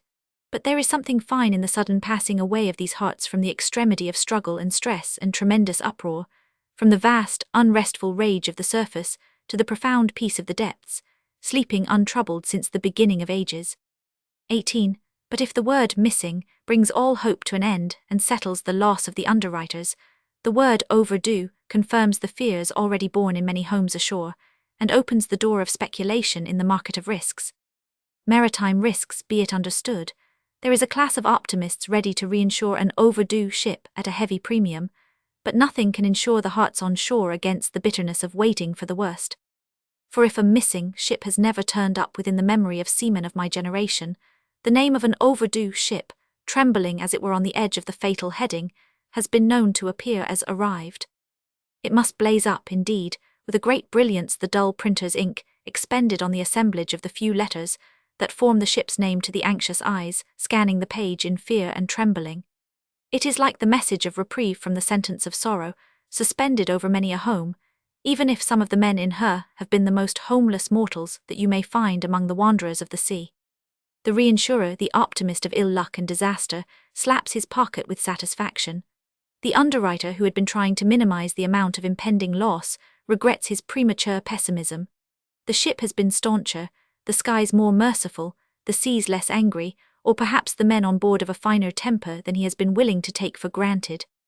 The ship so-and-so, bound to such a port, and posted as overdue, has been reported yesterday as having arrived safely at her destination. Thus run the official words of the reprieve addressed to the hearts ashore lying under a heavy sentence, and they come swiftly from the other side of the earth, over wires and cables, for your electric telegraph is a great alleviator of anxiety. Details, of course, shall follow, and they may unfold a tale of narrow escape, of steady ill luck, of high winds and heavy weather, of ice, of interminable calms or endless head gales, a tale of difficulties overcome, of adversity defied by a small knot of men upon the great loneliness of the sea, a tale of resource, of courage, of helplessness perhaps. Of all ships disabled at sea, a steamer who has lost her propeller is the most helpless, and if she drifts into an unpopulated part of the ocean, she may soon become overdue. The menace of the overdue and the finality of missing come very quickly to steamers whose life, fed on coals and breathing the black breath of smoke into the air, goes on in disregard of wind and wave. Such a one, a big steamship too, whose working life had been a record of faithful keeping time from land to land, in disregard of wind and sea, once lost her propeller down south, on her passage out to New Zealand. It was the wintry, murky time of cold gales and heavy seas.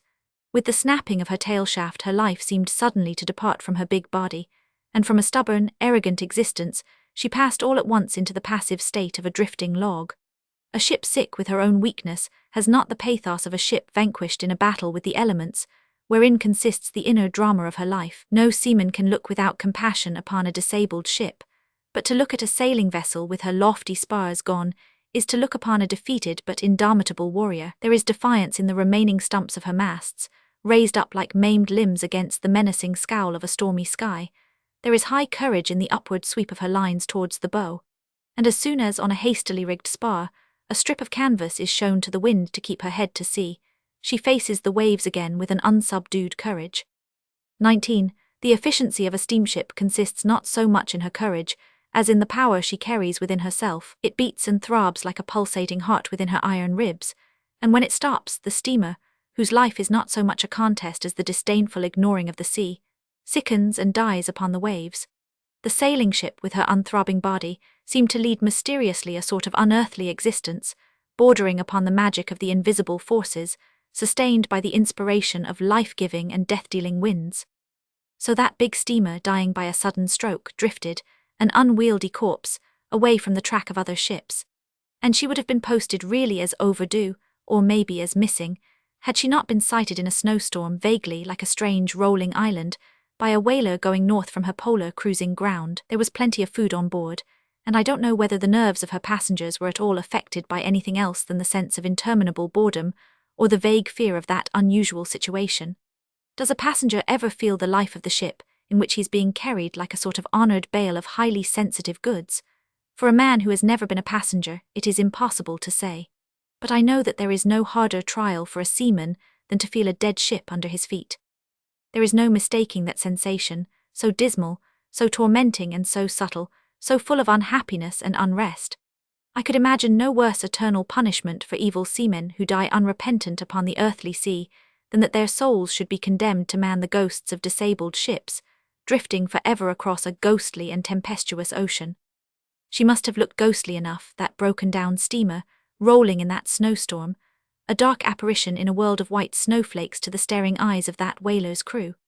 Evidently they didn't believe in ghosts, for on arrival into port her captain unromantically reported having sighted a disabled steamer in latitude somewhere about 50 degrees S, and a longitude still more uncertain. Other steamers came out to look for her, and ultimately towed her away from the cold edge of the world into a harbour with docks and workshops, where, with many blows of hammers, her pulsating heart of steel was set going again, to go forth presently in the renewed pride of its strength, fed on fire and water, breathing black smoke into the air, pulsating, throbbing, shouldering its arrogant way against the great rollers in blind disdain of winds and sea.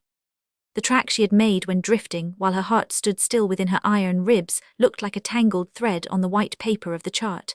It was shown to me by a friend, her second officer. In that surprising tangle there were words in minute letters: gales, thick fog, ice, written by him here and there as memoranda of the weather. She had interminably turned upon her tracks. She had crossed and recrossed her haphazard path till it resembled nothing so much as a puzzling maze of penciled lines without a meaning. But in that maze there lurked all the romance of the overdue and a menacing hint of missing. "We had 3 weeks of it," said my friend, "just think of that." "How did you feel about it?" I asked. He waved his hand as much as to say, "It's all in the day's work," but then, abruptly, as if making up his mind, "I'll tell you, towards the last I used to shut myself up in my berth and cry. Cries. Shed tears," he explained briefly and rolled up the chart. I can answer for it, he was a good man, as good as ever stepped upon a ship's deck, but he could not bear the feeling of a dead ship under his feet. The sickly, disheartening feeling which the men of some overdue ships that come into harbour at last under a jury-rig must have felt, combated, and overcome in the faithful discharge of their duty. P. 102XX. It is difficult for a seaman to believe that his stranded ship does not feel as unhappy at the unnatural predicament of having no water under her keel as he is himself at feeling her stranded. Stranding is, indeed, the reverse of sinking. The sea does not close upon the waterlogged hull with a sunny ripple, or maybe with the angry rush of a curling wave, erasing her name from the roll of living ships. No, it is as if an invisible hand had been stealthily uplifted from the bottom to catch hold of her keel as it glides through the water. More than any other event does stranding bring to the sailor a sense of utter and dismal failure. There are strandings and strandings, but I am safe to say that 90% of them are occasions in which a sailor without dishonour may well wish himself dead, and I have no doubt that of those who had the experience of their ship taking the ground, 90% did actually for 5 seconds or so wish themselves dead. Taking the ground is the professional expression for a ship that is stranded in gentle circumstances, but the feeling is more as if the ground had taken hold of her. It is for those on her deck a surprising sensation. It is as if your feet had been caught in an imponderable snare. You feel the balance of your body threatened, and the steady poise of your mind is destroyed at once. This sensation lasts only a second, for even while you stagger something seems to turn over in your head, bringing uppermost the mental exclamation, full of astonishment and dismay, "By Jove, she's on the ground." And that is very terrible. After all, the only mission of a seaman's calling is to keep ships' keels off the ground. Thus the moment of her stranding takes away from him every excuse for his continued existence. To keep ships afloat is his business. It is his trust.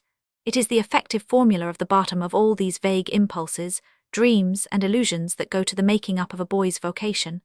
The grip of the land upon the keel of your ship, even if nothing worse comes of it than the wear and tear of tackle and the loss of time, remains in a seaman's memory an indelibly fixed taste of disaster. Stranded within the meaning of this paper stands for a more or less excusable mistake. A ship may be driven ashore by stress of weather. It is a catastrophe, a defeat. To be run ashore has the littleness, poignancy, and bitterness of human error. 21. That is why your strandings are for the most part so unexpected. In fact, they are all unexpected, except those heralded by some short glimpse of the danger, full of agitation and excitement, like an awakening from a dream of incredible folly. The land suddenly at night looms up right over your bows, or perhaps the cry of broken water ahead is raised, and some long mistake, some complicated edifice of self-delusion, overconfidence, and wrong reasoning is brought down in a fatal shock, and the heart-searing experience of your ship's keel scraping and scrunching over, say, a coral reef. It is a sound, for its size, far more terrific to your soul than that of a world coming violently to an end. But out of that chaos your belief in your own prudence and sagacity reasserts itself. You ask yourself, where on earth did I get to?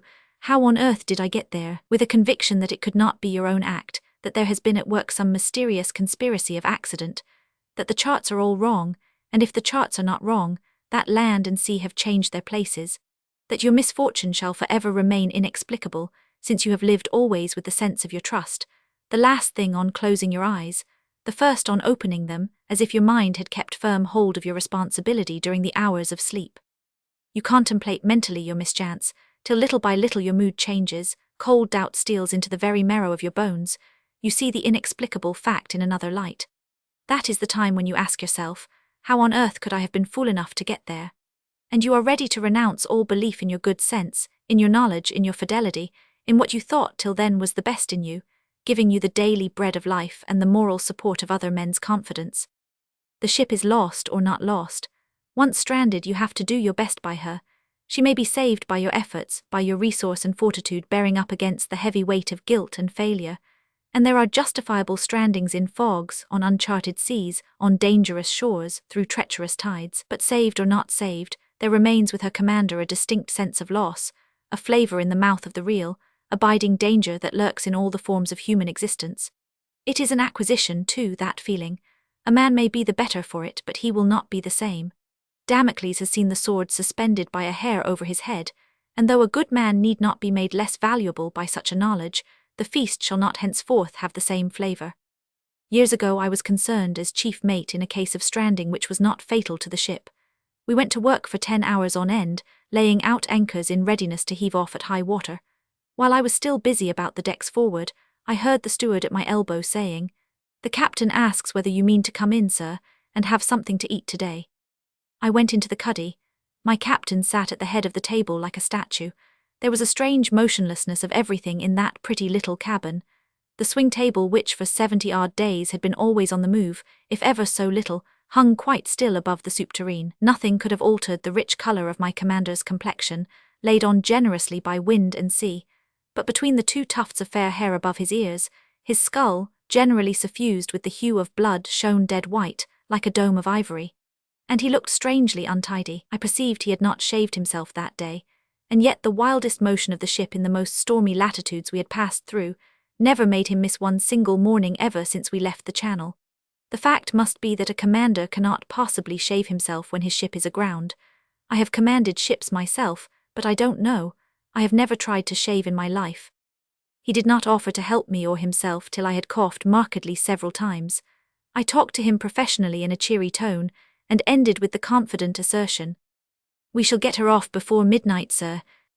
He smiled faintly without looking up, and muttered as if to himself, "Yes, yes, the captain put the ship ashore and we got her off." Then raising his head, he attacked grumpily the steward, a lanky, anxious youth with a long, pale face and 2 big front teeth. "What makes this soup so bitter? I am surprised the mate can swallow the beastly stuff. I'm sure the cook ladled some salt water into it by mistake." The charge was so outrageous that the steward, for all answer, only dropped his eyelids bashfully. There was nothing the matter with the soup. I had a second helping. My heart was warm with hours of hard work at the head of a willing crew. I was elated with having handled heavy anchors, cables, boats without the slightest hitch. p. 109 pleased with having laid out scientifically bower, stream, and kedge exactly where I believed they would do most good. On that occasion, the bitter taste of a stranding was not for my mouth. That experience came later, and it was only then that I understood the loneliness of the man in charge. It's the captain who puts the ship ashore, it's we who get her off. 22. It seems to me that no man born and truthful to himself could declare that he ever saw the sea looking young as the earth looks young in spring.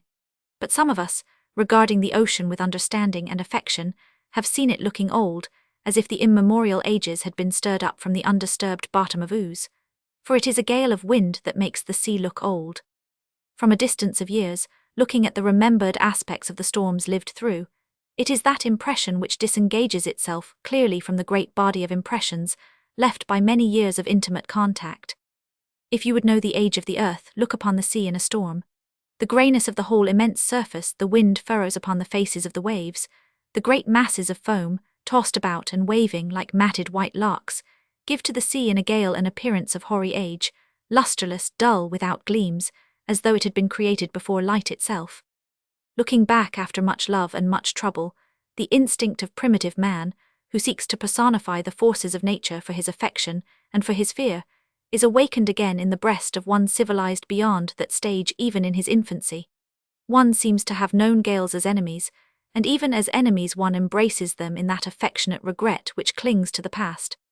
Gales have their personalities, and after all, perhaps it is not strange, for when all is said and done, they are adversaries whose wiles you must defeat, whose violence you must resist, and yet with whom you must live in the intimacies of nights and days. Here speaks the man of masts and sails, to whom the sea is not a navigable element, but an intimate companion. The length of passages, the growing sense of solitude, the close dependence upon the very forces that, friendly today, without changing their nature, by the mere putting forth of their might, become dangerous tomorrow, make for that sense of fellowship which modern seamen, good men as they are, cannot hope to know. And besides, your modern ship, which is a steamship, makes her passages on other principles than yielding to the weather and humouring the sea. She receives smashing blows, but she advances. It is a slogging fight, and not a scientific campaign. The machinery, the steel, the fire, the steam, have stepped in between the man and the sea. A modern fleet of ships does not so much make use of the sea as exploit a highway. The modern ship is not the sport of the waves. Let us say that each of her voyages is a triumphant progress, and yet it is a question whether it is not a more subtle and more human triumph to be the sport of the waves, and yet survive, achieving your end. In his own time a man is always very modern. Whether the seaman of 300 years hence will have the faculty of sympathy it is impossible to say. An incorrigible mankind hardens its heart in the progress of its own perfectibility. How will they feel on seeing the illustrations to the sea novels of our day, or of our yesterday? It is impossible to guess, but the seaman of the last generation, brought into sympathy with the caravels of ancient time by his sailing ship, their lineal descendant, cannot look upon those lumbering forms navigating the naive seas of ancient woodcuts without a feeling of surprise, of affectionate derision, envy, and admiration.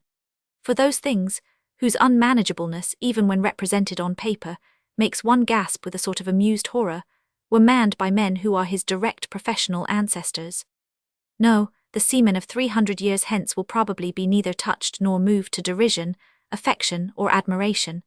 They will glance at the photogravures of our nearly defunct sailing ships with a cold, inquisitive, and indifferent eye. Our ships of yesterday will stand to their ships as no lineal ancestors, but as mere predecessors whose course will have been run and the race extinct. Whatever craft he handles with skill, the seaman of the future shall be, not our descendant, but only our successor. 23. And so much depends upon the craft which, made by man, is one with man, that the sea shall wear for him another aspect.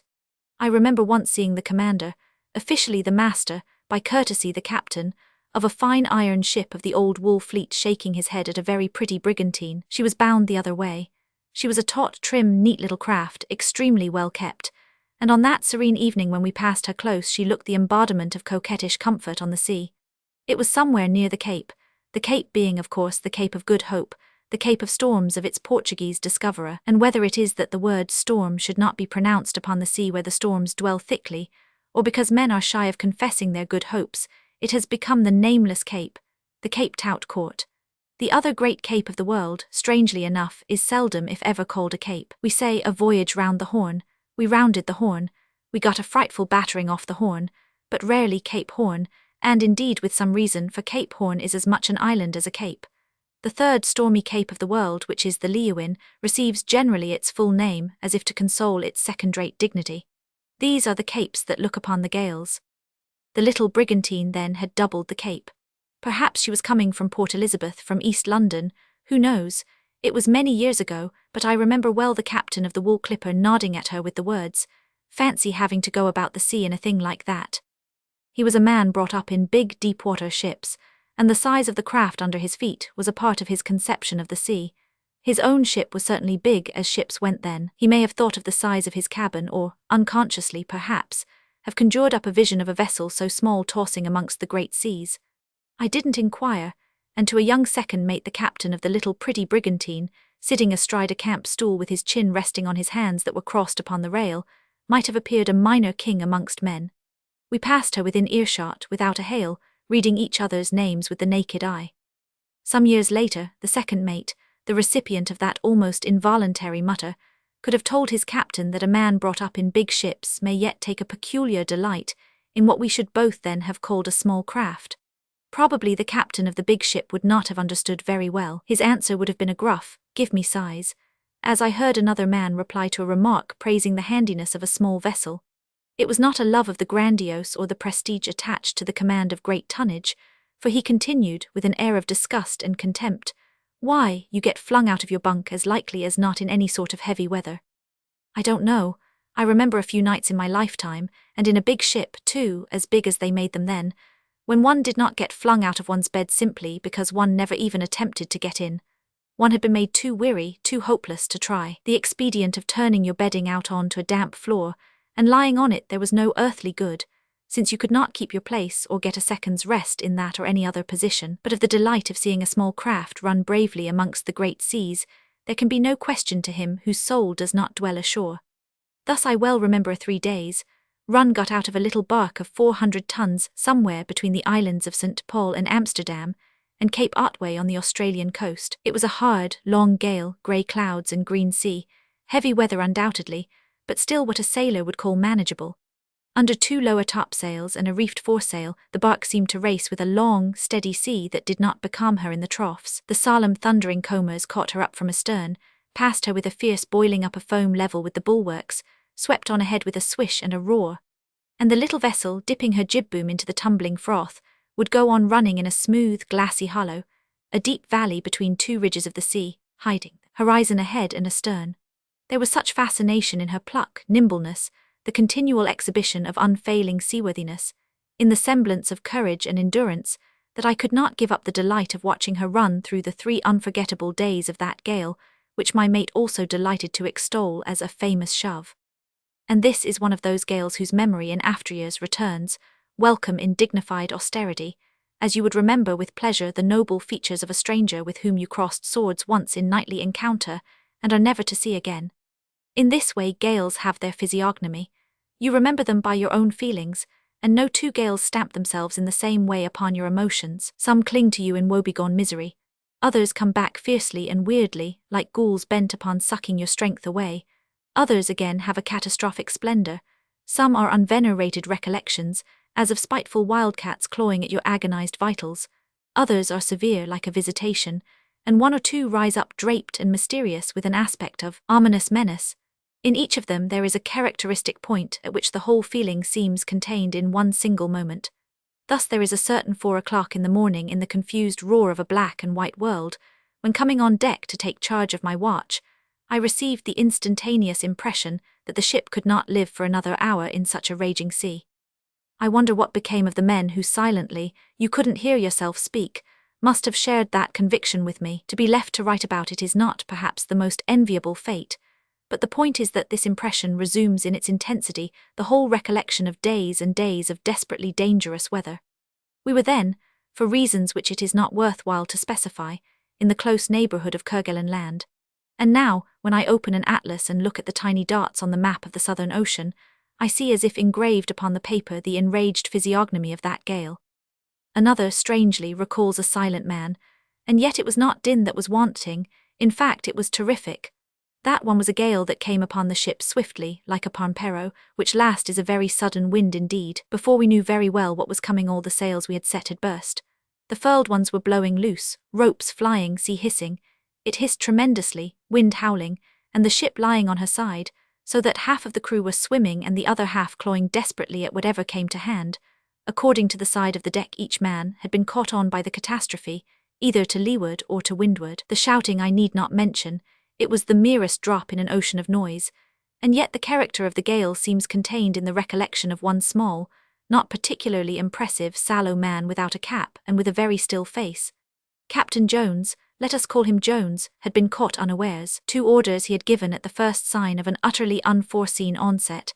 After that the magnitude of his mistake seemed to have overwhelmed him. We were doing what was needed and feasible. The ship behaved well. Of course it was some time before we could pause in our fierce and laborious exertions. But all through the work, the excitement, the uproar and some dismay, we were aware of this silent little man at the break of the poop, perfectly motionless, soundless, and often hidden from us by the drift of sprays. When we officers clambered at last upon the poop, he seemed to come out of that numbed composure and shouted to us downwind, "Try the pumps."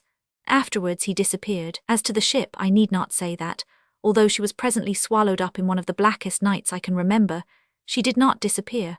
In truth, I don't fancy that there had ever been much danger of that, but certainly the experience was noisy and particularly distracting, and yet it is the memory of a very quiet silence that survives. 24. For after all, a gale of wind, the thing of mighty sound, is inarticulate. It is man who, in a chance phrase, interprets the elemental passion of his enemy. Thus there is another gale in my memory, a thing of endless, deep, humming, raw moonlight, and a spoken sentence. It was off that other cape which is always deprived of its title, as the Cape of Good Hope is robbed of its name. It was off the Horn. For a true expression of dishevelled wildness, there is nothing like a gale in the bright moonlight of a high latitude. The ship, brought to and bowing to enormous flashing seas, glistened wet from deck to trucks. Her one set sail stood out a coal-black shape upon the gloomy blueness of the air.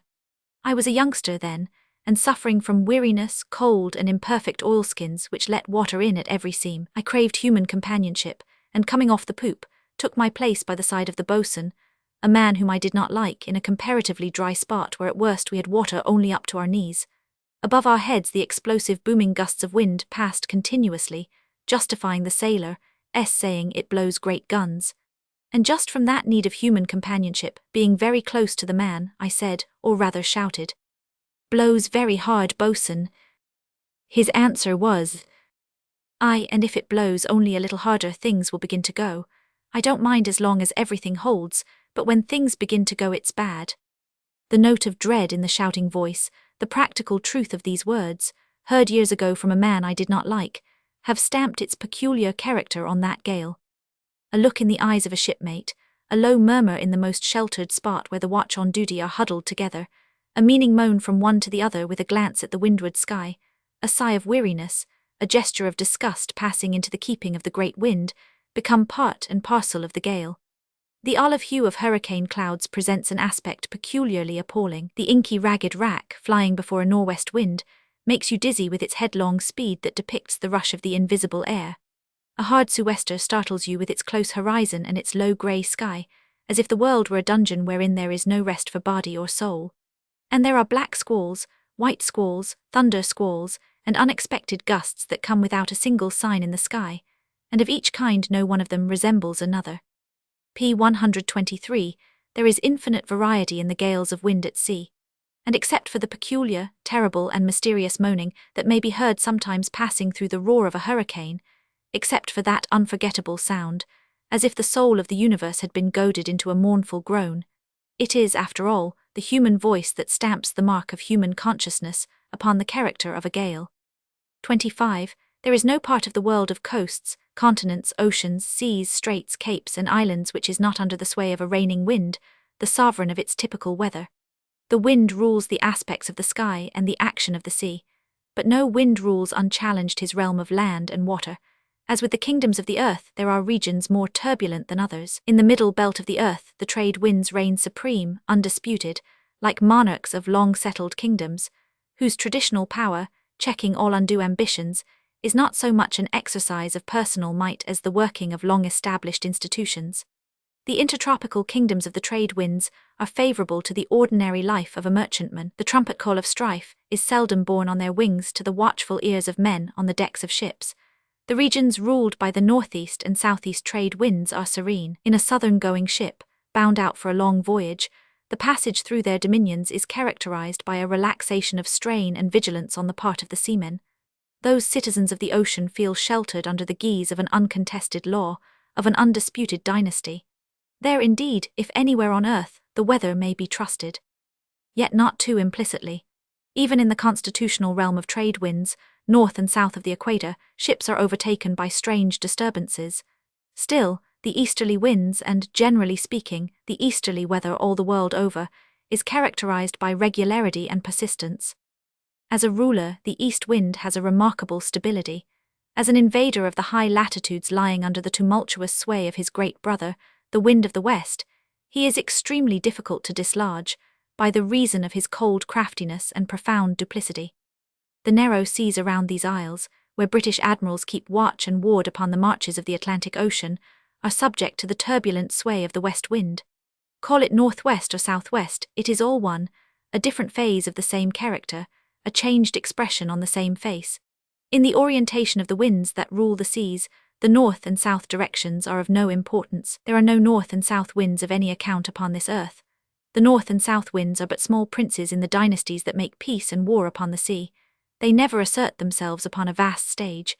They depend upon local causes, the configuration of coasts, the shapes of straits, the accidents of bold promontories round which they play their little part. In the polity of winds, as amongst the tribes of the earth, the real struggle lies between east and west. 26. The west wind reigns over the seas surrounding the coasts of these kingdoms, and from the gateways of the channels, from promontories as if from watchtowers, from estuaries of rivers as if from postern gates, from passageways, inlets, straits, firths, the garrison of the isle and the crews of the ships going and returning look to the westward, to judge by the varied splendors of his sunset mantle, the mood of that arbitrary ruler. The end of the day is the time to gaze at the kingly face of the westerly weather, who is the arbiter of ships' destinies. Benignant and splendid, or splendid and sinister, The western sky reflects the hidden purposes of the royal mind, clothed in a mantle of dazzling gold, or draped in rags of black clouds like a beggar. The might of the westerly wind sits enthroned upon the western horizon with the whole North Atlantic as a footstool for his feet, and the first twinkling stars making a diadem for his brow. Then the seamen, attentive courtiers of the weather, think of regulating the conduct of their ships by the mood of the master. The west wind is too great a king to be a dissembler. He is no calculator plotting deep schemes in a sombre heart. He is too strong for small artifices. There is passion in all his moods, even in the soft mood of his serene days, in the grace of his blue sky, whose immense and unfathomable tenderness reflected in the mirror of the sea embraces, possesses, lulls to sleep the ships with white sails. He is all things to all oceans. He is like a poet seated upon a throne, magnificent, simple, barbarous, pensive, generous, impulsive, changeable, unfathomable, but when you understand him, always the same.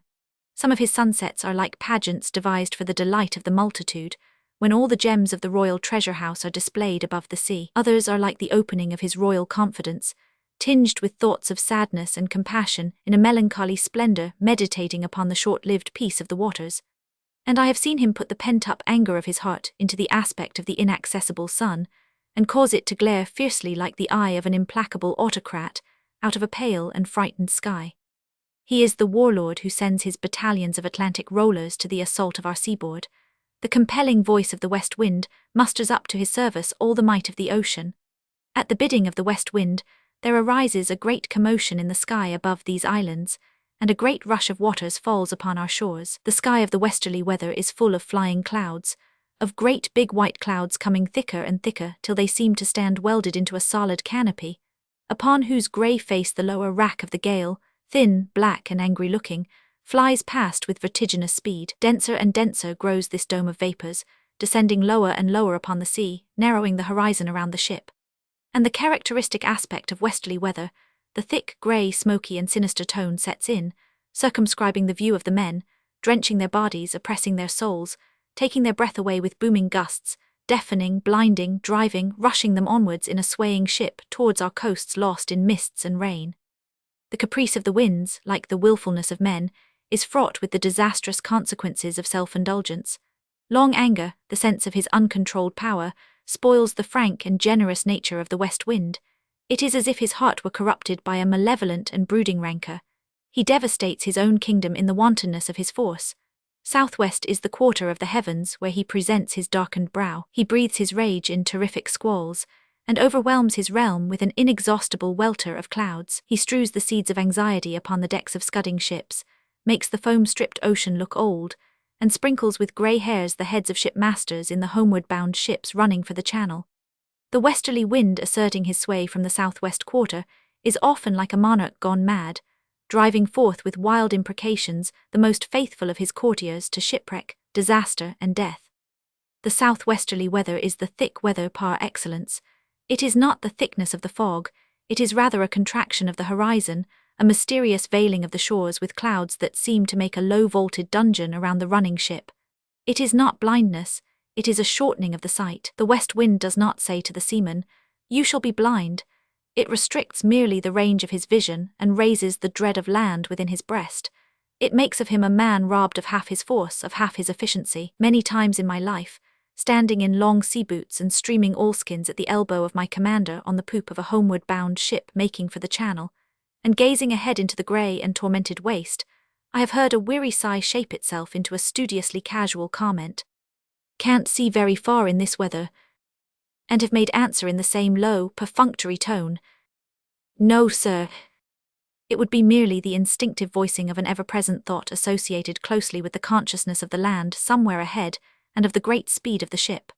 Fair wind, who would dare to grumble at a fair wind?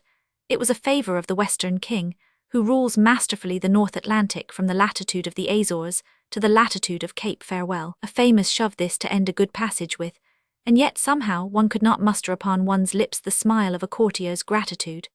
This favour was dispensed to you from under an overbearing scowl, which is the true expression of the great autocrat when he has made up his mind to give a battering to some ships, and to hunt certain others home in one breath of cruelty and benevolence, equally distracting.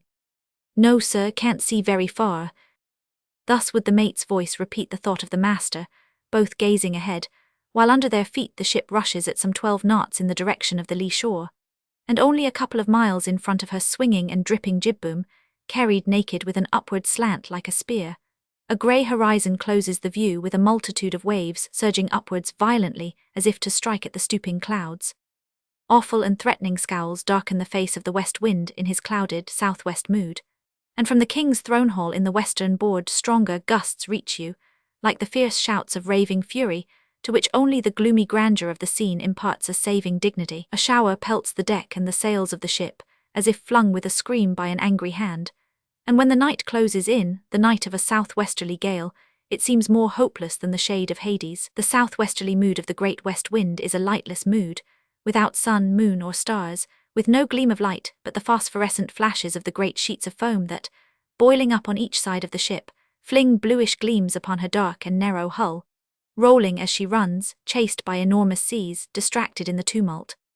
There are some bad nights in the kingdom of the west wind, for homeward-bound ships making for the channel, and the days of wrath dawn upon them colourless and vague like the timid turning up of invisible lights upon the scene of a tyrannical and passionate outbreak, awful in the monotony of its method and the increasing strength of its violence. It is the same wind, the same clouds, the same wildly racing seas, the same thick horizon around the ship. Only the wind is stronger, the clouds seem denser and more overwhelming, the waves appear to have grown bigger and more threatening during the night. The hours, whose minutes are marked by the crash of the breaking seas, slip by with the screaming, pelting squalls overtaking the ship, as she runs on and on with darkened canvas, with streaming spars and dripping ropes. The downpours thicken, preceding each shower a mysterious gloom, like the passage of a shadow above the firmament of grey clouds, filters down upon the ship. Now and then the rain pours upon your head in streams as if from spouts. It seems as if your ship were going to be drowned before she sank, as if all atmosphere had turned to water. You gasp, you splutter, you are blinded and deafened, you are submerged, obliterated, dissolved, annihilated, streaming all over as if your limbs, too, had turned to water. And every nerve on the alert you watch for the clearing-up mood of the Western King, that shall come with a shift of wind, as likely as not to whip all the 3 masts out of your ship in the twinkling of an eye. 27. Heralded by the increasing fierceness of the squalls, sometimes by a faint flash of lightning like the signal of a lighted torch waved far away behind the clouds, the shift of wind comes at last, the crucial moment of the change from the brooding and veiled violence of the southwest gale to the sparkling, flashing, cutting, clear-eyed anger of the king's northwesterly mood. You behold another phase of his passion, a fury bejeweled with stars, mayhap bearing the crescent of the moon on its brow, shaking the last vestiges of its torn cloud mantle in inky black squalls, with hail and sleet descending like showers of crystals and pearls, bounding off the spars, drumming on the sails, pattering on the oilskin coats, whitening the decks of homeward-bound ships. Faint, ruddy flashes of lightning flicker in the starlight upon her mastheads. A chilly blast hums in the taut rigging, causing the ship to tremble to her very keel, and the soaked men on her decks to shiver in their wet clothes to the very marrow of their bones. Before one squall has flown over to sink in the eastern board, the edge of another peeps up already above the western horizon, racing up swift, shapeless, like a black bag full of frozen water ready to burst over your devoted head. The temper of the ruler of the ocean has changed. Each gust of the clouded mood that seemed warmed by the heat of a heart flaming with anger has its counterpart in the chilly blasts that seem blown from a breast, turned to ice with a sudden revulsion of feeling. Instead of blinding your eyes and crushing your soul with a terrible apparatus of cloud and mists and seas and rain, the King of the West turns his power to contemptuous pelting of your back with icicles, to making your weary eyes water as if in grief, and your worn-out carcass quake pitifully. But each mood of the great autocrat has its own greatness, and each is hard to bear. Only the northwest phase of that mighty display is not demoralizing to the same extent, because between the hail and sleet squalls of a northwesterly gale, one can see a long way ahead. To see, this is the craving of the sailor, as of the rest of blind humanity. To have his path made clear for him is the aspiration of every human being in our beclouded and tempestuous existence. I have heard a reserved, silent man, with no nerves to speak of, after 3 days of hard running in thick southwesterly weather, burst out passionately, "I wish to God we could get sight of something."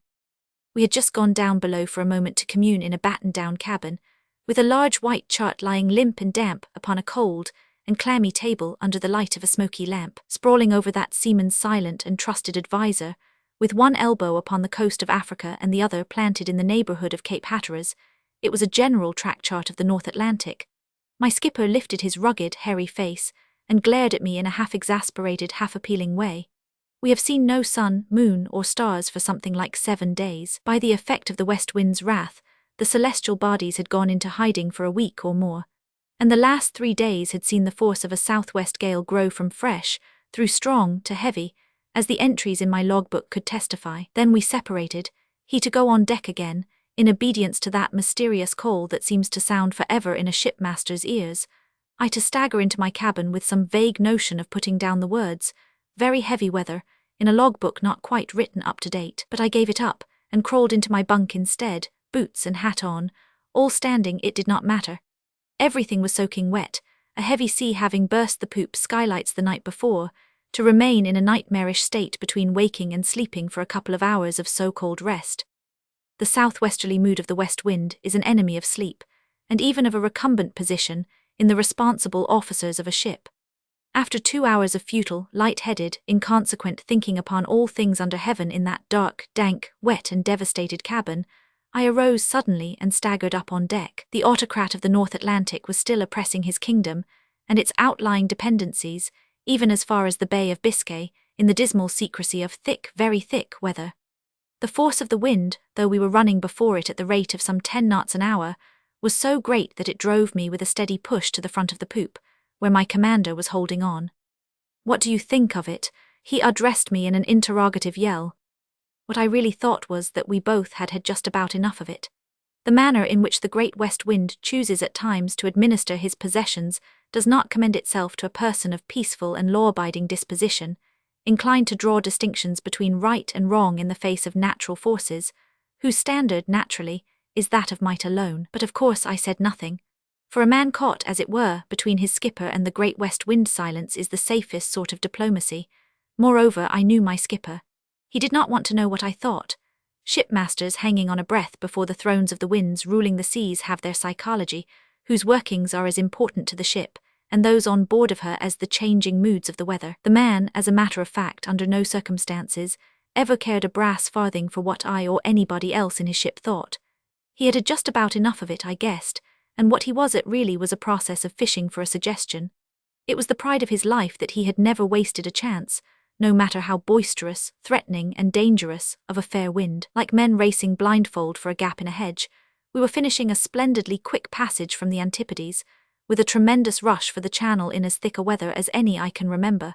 But his psychology did not permit him to bring the ship to with a fair wind blowing, at least not on his own initiative, and yet he felt that very soon indeed something would have to be done.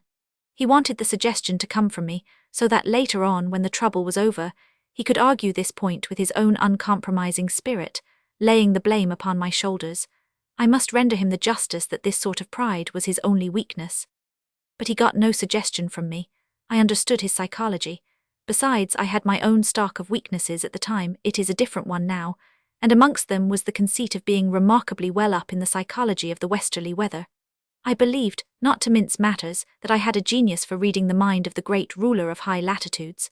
I fancied I could discern already the coming of a change in his royal mood, and all I said was, "The weather's bound to clear up with the shift of wind." "Anybody knows that much," he snapped at me at the highest pitch of his voice. "I mean before dark," I cried. This was all the opening he ever got from me. The eagerness with which he seized upon it gave me the measure of the anxiety he had been laboring under. "Very well," he shouted, with an affectation of impatience, as if giving way to long entreaties. "All right. If we don't get a shift by then, we'll take that foresail off her and put her head under her wing for the night." I was struck by the picturesque character of the phrase, as applied to a ship brought to, in order to ride out a gale with wave after wave passing under her breast. I could see her resting in the tumult of the elements like a seabird, sleeping in wild, whether upon the raging waters with its head tucked under its wing. In imaginative precision, in true feeling, this is one of the most expressive sentences I have ever heard on human lips. But as to taking the foresail off that ship before we put her head under her wing, I had my grave doubts. They were justified. That long-enduring piece of canvas was confiscated by the arbitrary decree of the west wind, to whom belong the lives of men and the contrivances of their hands within the limits of his kingdom. With the sound of a faint explosion, it vanished into the thick weather bodily, leaving behind of its stout substance not so much as one solitary strip big enough to be picked into a handful of lint for, say, a wounded elephant. Torn out of its bolt ropes, it faded like a whiff of smoke in the smoky drift of clouds shattered and torn by the shift of wind. For the shift of wind had come, the unveiled low sun glared angrily from a chaotic sky upon a confused and tremendous sea dashing itself upon a coast. We recognized the headland and looked at each other in the silence of dumb wonder. Without knowing it in the least, we had run up alongside the Isle of Wight, and that tower, tinged a faint evening red in the salt wind haze, was the lighthouse on St. Catherine's Point. My skipper recovered first from his astonishment. His bulging eyes sank back gradually into their orbits. His psychology, taking it all round, was really very creditable for an average sailor. He had been spared the humiliation of laying his ship to with a fair wind, and at once that man of an open and truthful nature spoke up in perfect good faith, rubbing together his brown, hairy hands, the hands of a master craftsman upon the sea. "Humph, that's just about where I reckoned we had got to." The transparency and ingenuousness in a way of that delusion, the airy tone, the hint of already growing pride, were perfectly delicious. But in truth, this was one of the greatest surprises ever sprung by the clearing-up mood of the west wind upon one of the most accomplished of his courtiers. 28. The winds of north and south are, as I have said, but small princes amongst the powers of the sea. They have no territory of their own, they are not reigning winds anywhere. Yet it is from their houses that the reigning dynasties which have shared between them the waters of the earth are sprung. All the weather of the world is based upon the contest of the polar and equatorial strains of that tyrannous race. The west wind is the greatest king, the east rules between the tropics. They have shared each ocean between them. Each has his genius of supreme rule. The king of the west never intrudes upon the recognized dominion of his kingly brother. He is a barbarian of a northern type, violent without craftiness, and furious without malice. One may imagine him seated masterfully with a double-edged sword on his knees upon the painted and gilt clouds of the sunset, bowing his shark head of golden locks, a flaming beard over his breast, imposing, colossal, mighty-limbed, with a thundering voice, distended cheeks, and fierce eyes urging the speed of his gales. The other, the East King, the king of blood-red sunrises, I represent to myself as a spare southerner with clear-cut features, black-browed and dark-eyed, grey-robed, upright in sunshine, resting a smooth-shaven cheek in the palm of his hand, impenetrable, secret, full of wiles, fine-drawn, keen, meditating aggressions. The west wind keeps faith with his brother, the king of the easterly weather. "What we have divided, he seems to say in his gruff voice, this ruler without guile, who hurls as if in sport enormous masses of cloud across the sky, and flings the great waves of the Atlantic clear across from the shores of the New World upon the hoary headlands of old Europe, which harbours more kings and rulers upon its seamed and furrowed body than all the oceans of the world together. What we have divided, and if no rest and peace in this world have fallen to my share, leave me alone. Let me play at quoits with cyclonic gales, flinging the discs of spinning cloud and whirling air from one end of my dismal kingdom to the other, over the great banks or along the edges of pack ice, this one with true aim right into the bight of the Bay of Biscay, that other upon the fjords of Norway, across the North Sea where the fishermen of many nations look watchfully into my angry eye. This is the time of kingly sport. And the royal master of high latitude sighs mightily, with the sinking sun upon his breast and the double-edged sword upon his knees, as if wearied by the innumerable centuries of a strenuous rule, and saddened by the unchangeable aspect of the ocean under his feet, by the endless vista of future ages, where the work of sowing the wind and reaping the whirlwind shall go on, and on till his realm of living waters becomes a frozen and motionless ocean. But the other, crafty and unmoved, nursing his shaven chin between the thumb and forefinger of his slim and treacherous hand, thinks deep within his heart full of guile. Aha! Our brother of the West has fallen into the mood of kingly melancholy. He is tired of playing with circular gales, and blowing great guns, and unrolling thick streamers of fog in wanton sport at the cost of his own poor, miserable subjects. Their fate is most pitiful. Let us make a foray upon the dominions of that noisy barbarian, a great raid from Finisterre to Hatteras, catching his fishermen unawares, baffling the fleets that trust to his power, and shooting sly arrows into the livers of men who court his good graces. He is, indeed, a worthless fellow. And forthwith, while the west wind meditates upon the vanity of his irresistible might, the thing is done, and the easterly weather sets in upon the North Atlantic. The prevailing weather of the North Atlantic is typical of the way in which the west wind rules his realm, on which the sun never sets. North Atlantic is the heart of a great empire. It is the part of the West Wind's dominions most thickly populated, with generations of fine ships and hardy men. Heroic deeds and adventurous exploits have been performed there, within the very stronghold of his sway. The best sailors in the world have been born and bred under the shadow of his scepter, learning to manage their ships with skill and audacity before the steps of his stormy throne. Reckless adventurers, toiling fishermen, admirals as wise and brave as the world has ever known, have waited upon the signs of his westerly sky. Fleets of victorious ships have hung upon his breath. He has tossed in his hand squadrons of war-scarred three-deckers, and shredded out in mere sport the bunting of flags hallowed in the traditions of honor and glory. He is a good friend and a dangerous enemy, without mercy to unseaworthy ships and faint-hearted seamen. In his kingly way he has taken but little account of lives sacrificed to his impulsive policy. He is a king with a double-edged sword bared in his right hand. The east wind, an interloper in the dominions of westerly weather, is an impassive-faced tyrant with a sharp poniard held behind his back for a treacherous stab. In his forays into the North Atlantic, the east wind behaves like a subtle and cruel adventurer, without a notion of honor or fair play. Veiling his clear-cut, lean face in a thin layer of a hard, high cloud, I have seen him, like a wizened robber sheik of the sea, hold up large caravans of ships to the number of 300 or more at the very gates of the English Channel, and the worst of it was that there was no ransom that we could pay to satisfy his avidity. For whatever evil is wrought by the raiding east wind, it is done only to spite his kingly brother of the west. We gazed helplessly at the systematic, cold, grey-eyed obstinacy of the easterly weather, while short rations became the order of the day, and the pinch of hunger under the breastbone grew familiar to every sailor in that held-up fleet. Every day added to our numbers. In knots and groups and straggling parties we flung to and fro before the closed gate.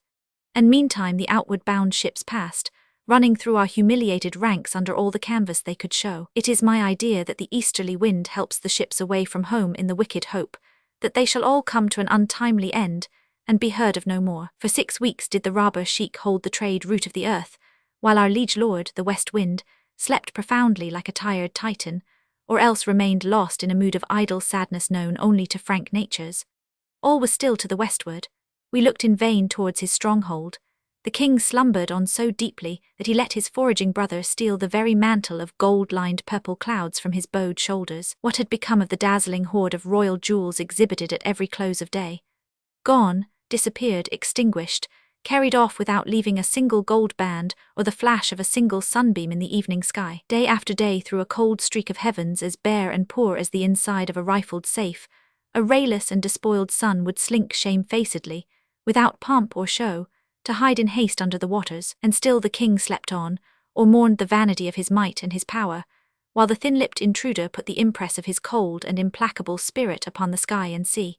With every daybreak the rising sun had to wade through a crimson stream, luminous and sinister, like the spilt blood of celestial bodies murdered during the night. In this particular instance, the mean interloper held the road for some 6 weeks on end, establishing his particular administrative methods over the best part of the North Atlantic. It looked as if the easterly weather had come to stay forever, or at least, till we had all starved to death in the held-up fleet, starved within sight, as it were, of plenty, within touch almost of the bountiful heart of the empire. There we were, darting with our white dry sails the hard blueness of the deep sea. There we were, a growing company of ships, each with her burden of grain, of timber, of wool, of hides, and even of oranges, for we had 1 or 2 belated fruit schooners in company. There we were, in that memorable spring of a certain year in the late 70s, dodging to and fro, baffled on every tack, and with our stores running down to sweepings of bread lockers and scrapings of sugar casks. It was just like the east wind's nature to inflict starvation upon the bodies of unoffending sailors, while he corrupted their simple souls by an exasperation leading to outbursts of profanity, as lurid as his blood-red sunrises. They were followed by grey days under the cover of high, motionless clouds that looked as if carved in a slab of ash-coloured marble. And each mean-starved sunset left us calling with imprecations upon the west wind, even in its most veiled misty mood, to wake up and give us our liberty, if only to rush on and dash the heads of our ships against the very walls of our unapproachable home. 29. In the atmosphere of the easterly weather, as pellucid as a piece of crystal and refracting like a prism, we could see the appalling numbers of our helpless company, even to those who in more normal conditions would have remained invisible, sails down under the horizon. It is the malicious pleasure of the east wind to augment the power of your eyesight, in order, perhaps, that you should see better the perfect humiliation, the hopeless character of your captivity. Easterly weather is generally clear, and that is all that can be said for it, almost supernaturally clear when it likes. But whatever its mood, there is something uncanny in its nature.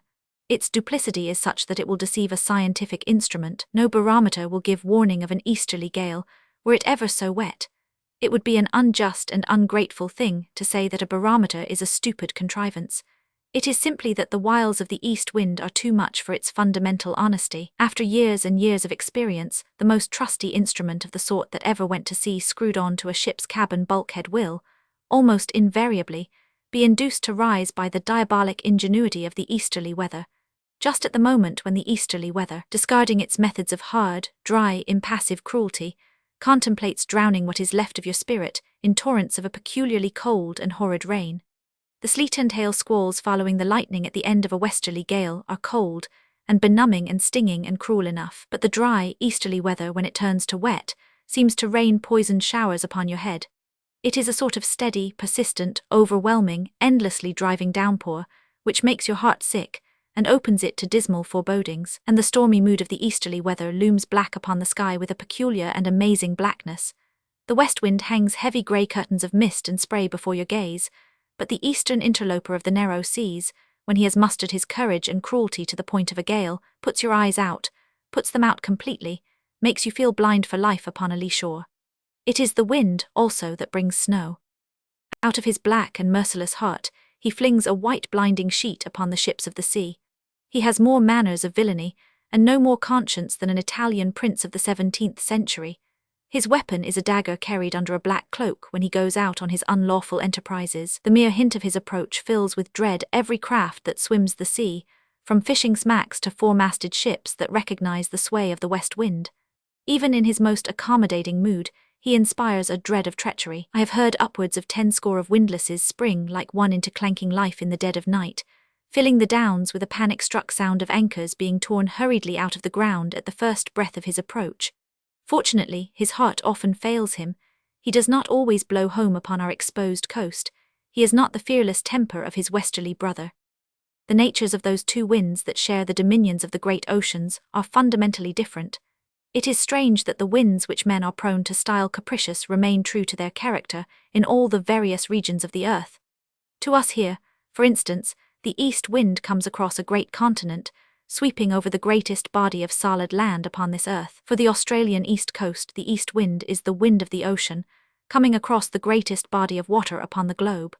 And yet here and there its characteristics remain the same with a strange consistency in everything that is vile and base. The members of the West Wind's dynasty are modified in a way by the regions they rule, as a Hohenzollern, without ceasing to be himself, becomes a Romanian by virtue of his throne, or a Saxe-Coburg learns to put the dress of Bulgarian phrases upon his particular thoughts, whatever they are.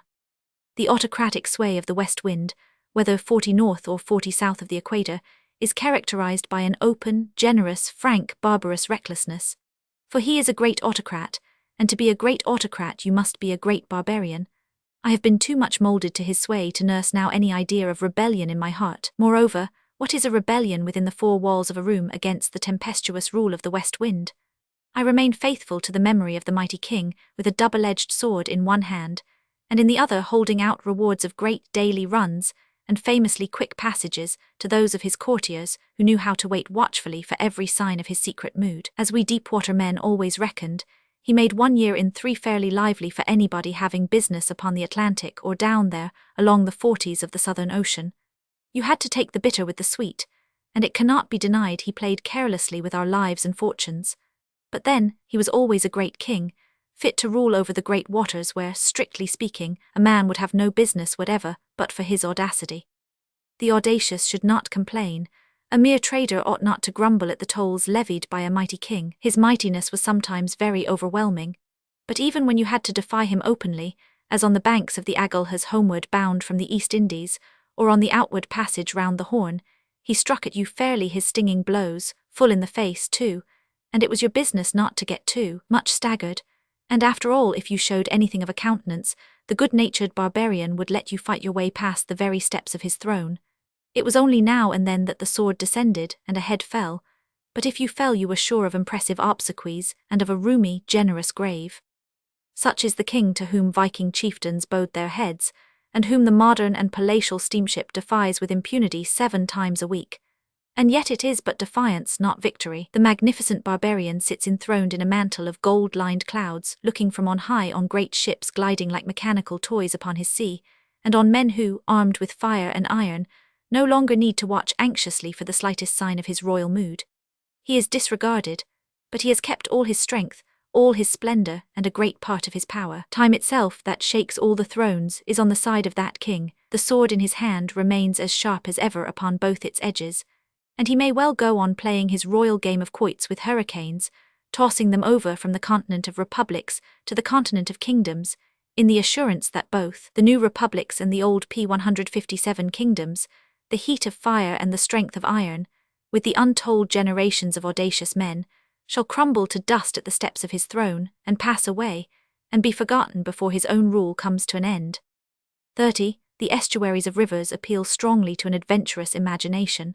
This appeal is not always a charm, for there are estuaries of a particularly dispiriting ugliness, lowlands, mudflats, or perhaps barren sandhills without beauty of form or amenity of aspect, covered with a shabby and scanty vegetation, conveying the impression of poverty and uselessness. Sometimes such an ugliness is merely a repulsive mask. A river whose estuary resembles a breach in a sand rampart may flow through a most fertile country, but all the estuaries of great rivers have their fascination, the attractiveness of an open portal. Water is friendly to man. The ocean, a part of nature furthest removed in the unchangeableness and majesty of its might from the spirit of mankind, has ever been a friend to the enterprising nations of the earth. And of all the elements, this is the one to which men have always been prone to trust themselves, as if its immensity held a reward as vast as itself. From the offing, the open estuary promises every possible fruition to adventurous hopes. That road open to enterprise and courage invites the explorer of coasts to new efforts towards the fulfillment of great expectations.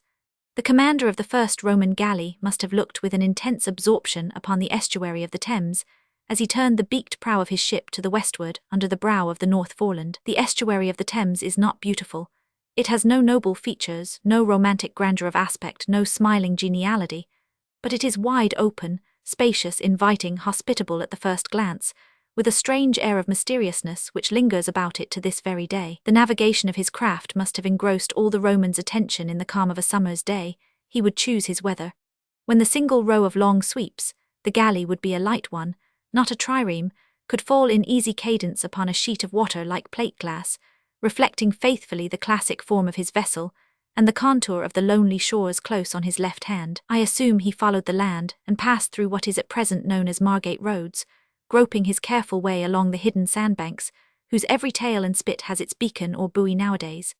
He must have been anxious, though no doubt he had collected beforehand on the shores of the Gauls a store of information from the talk of traders, adventurers, fishermen, slave dealers, pirates, all sorts of unofficial men connected with the sea in a more or less reputable way. He would have heard of channels and sandbanks, of natural features of the land useful for sea marks, of villages and tribes and modes of barter and precautions to take, with the instructive tales about native chiefs dyed more or less blue, whose character for greediness, ferocity, or amiability must have been expounded to him with that capacity for vivid language, which seems joined naturally to the shadiness of moral character and recklessness of disposition. With that sort of spiced food provided for his anxious thought, watchful for strange men, strange beasts, strange turns of the tide, he would make the best of his way up, a military seaman with a short sword on thigh and a bronze helmet on his head, the pioneer post-captain of an imperial fleet. Was the tribe inhabiting the Isle of Thanet of a ferocious disposition, I wonder, and ready to fall with stone-studded clubs and wooden lances hardened in the fire, upon the backs of unwary mariners? Amongst the great commercial streams of these islands, the Thames is the only one, I think, open to romantic feeling, from the fact that the sight of human labor and the sounds of human industry do not come down its shores to the very sea, destroying the suggestion of mysterious vastness caused by the configuration of the shore. The broad inlet of the shallow North Sea passes gradually into the contracted shape of the river, but for a long time the feeling of the open water remains with the ship steering to the westward through one of the lighted and buoyed passageways of the Thames, such as Queen's Channel, Prince's Channel, 4 Fathom Channel, or else coming down the Swin from the north. The rush of the yellow flood tide hurries her up as if into the unknown between the two fading lines of the coast. There are no features to this land, no conspicuous far-famed landmarks for the eye. There is nothing so far down to tell you of the greatest agglomeration of mankind on earth, dwelling no more than 25 miles away, where the sun sets in a blaze of color, flaming on a gold background, and the dark, low shores trend towards each other. And in the great silence, the deep, faint booming of the big guns being tested at Shoeburyness hangs about the Nore, a historical spot in the keeping of one of England's appointed guardians. 31. The Nore sand remains covered at low water and never seen by human eye, but the Nore is a name to conjure with visions of historical events, of battles, of fleets, of mutinies, of watch and ward kept upon the great throbbing heart of the state. This ideal point of the estuary, this centre of memories, is marked upon the steely grey expanse of the waters by a lightship painted red that, from a couple of miles off, looks like a cheap and bizarre little toy. I remember how, on coming up the river for the first time, I was surprised at the smallness of that vivid object, a tiny warm speck of crimson lost in an immensity of grey tones. I was startled, as if of necessity the principal beacon in the waterway of the greatest town on earth should have presented imposing proportions. And behold, the brown spritsail of a barge hid it entirely from my view. Coming in from the eastward, the bright colouring of the lightship marking the part of the river committed to the charge of an admiral, the commander-in-chief at the Nore, accentuates the dreariness and the great breadth of the Thames estuary. But soon the course of the ship opens the entrance of the Medway, with its men-of-war moored in line, and the long wooden jetty of Port Victoria, with its few low buildings like the beginning of a hasty settlement upon a wild and unexplored shore. The famous Thames barges sit in brown clusters upon the water, with an effect of birds floating upon a pond. On the imposing expanse of the great estuary, the traffic of the port where so much of the world's work and the world's thinking is being done becomes insignificant, scattered, streaming away in thin lines of ships, stringing themselves out into the eastern quarter through the various navigable channels of which the Nore lightship marks the divergence. The coasting traffic inclines to the north, the deep-water ships steer east with a southern inclination, on through the downs, to the most remote ends of the world. In the widening of the shores sinking low in the grey, smoky distances, the greatness of the sea receives the mercantile fleet of good ships that London sends out upon the turn of every tide. They follow each other, going very close by the Essex shore, such as the beads of a rosary told by business-like shipowners, for the greater profit of the world. They slip one by one into the open, while in the offing the inward-bound ships come up singly and in bunches from under the sea horizon, closing the mouth of the river between Orfordness and North Foreland. They all converge upon the Nore, the warm speck of red upon the tones of drab and grey, with the distant shores running together towards the west, low and flat, like the sides of an enormous canal. The sea reach of the Thames is straight, and once Sheerness is left behind, its banks seem very uninhabited, except for the cluster of houses which is Southend, or here and there a lonely wooden jetty where petroleum ships discharge their dangerous cargoes, and the all-storage tanks, low and round with slightly domed roofs, peep over the edge of the foreshore, as it were a village of Central African huts imitated in iron. Bordered by the black and shining mud flats, the level marsh extends for miles. Away in the far background the land rises, closing the view with a continuous wooded slope, forming in the distance an interminable rampart overgrown with bushes. Then, on the slight turn of the lower Hope Reach, clusters of factory chimneys come distinctly into view, tall and slender above the squat ranges of cement works in Grays and Greenhithe, smoking quietly at the top against the great blaze of a magnificent sunset. They give an industrial character to the scene, speak of work, manufactures and trade, as palm groves on the coral strands of distant islands speak of the luxuriant grace, beauty and vigour of tropical nature. The houses of Gravesend crowd upon the shore with an effect of confusion, as if they had tumbled down haphazard from the top of the hill at the back. The flatness of the Kentish shore ends there. A fleet of steam tugs lies at anchor in front of the various piers. A conspicuous church spire, the first seen distinctly coming from the sea, has a thoughtful grace, the serenity of a fine form above the chaotic disorder of men's houses. But on the other side, on the flat Essex side, a shapeless and desolate red edifice, a vast pile of bricks with many windows and a slate roof more inaccessible than an alpine slope, towers over the bend in monstrous ugliness, the tallest, heaviest building for miles around, a thing like an hotel, like a mansion of flats, all to let, exiled into these fields out of a street in West Kensington, just round the corner as it were on a pier defined with stone blocks and wooden piles, a white mast, slender like a stalk of straw and crossed by a yard like a knitting needle, flying the signals of flag and balloon, watches over a set of heavy dock gates. Mast heads and funnel tops of ships peep above the ranges of corrugated iron roofs. This is the entrance to Tilbury Dock, the most recent of all London docks, the nearest to the sea. Between the crowded houses of Gravesend and the monstrous red brick pile on the Essex shore, the ship is surrendered fairly to the grasp of the river. That hint of loneliness, that soul of the sea which had accompanied her as far as the Lower Hope Reach, abandons her at the turn of the first bend above. The salt, acrid flavour is gone out of the air, together with a sense of unlimited space opening free beyond the threshold of sandbanks below the Nore. The waters of the sea rush on past Gravesend, tumbling the big mooring buoys laid along the face of the town. But the sea freedom stops short there, surrendering the salt tide to the needs, the artifices, the contrivances of toiling men. Wharves, landing places, dock gates, waterside stairs follow each other continuously right up to London Bridge, and the hum of men's work fills the river with a menacing, muttering note as of a breathless, ever-driving gale. The waterway, so fair above and wide below, flows oppressed by bricks and mortar and stone, by blackened timber and grimed glass and rusty iron, covered with black barges, whipped up by paddles and screws, overburdened with craft, overhung with chains, overshadowed by walls making a steep gorge for its bed, filled with a haze of smoke and dust. This stretch of the Thames from London Bridge to the Albert Docks is to other watersides of river ports what a virgin forest would be to a garden.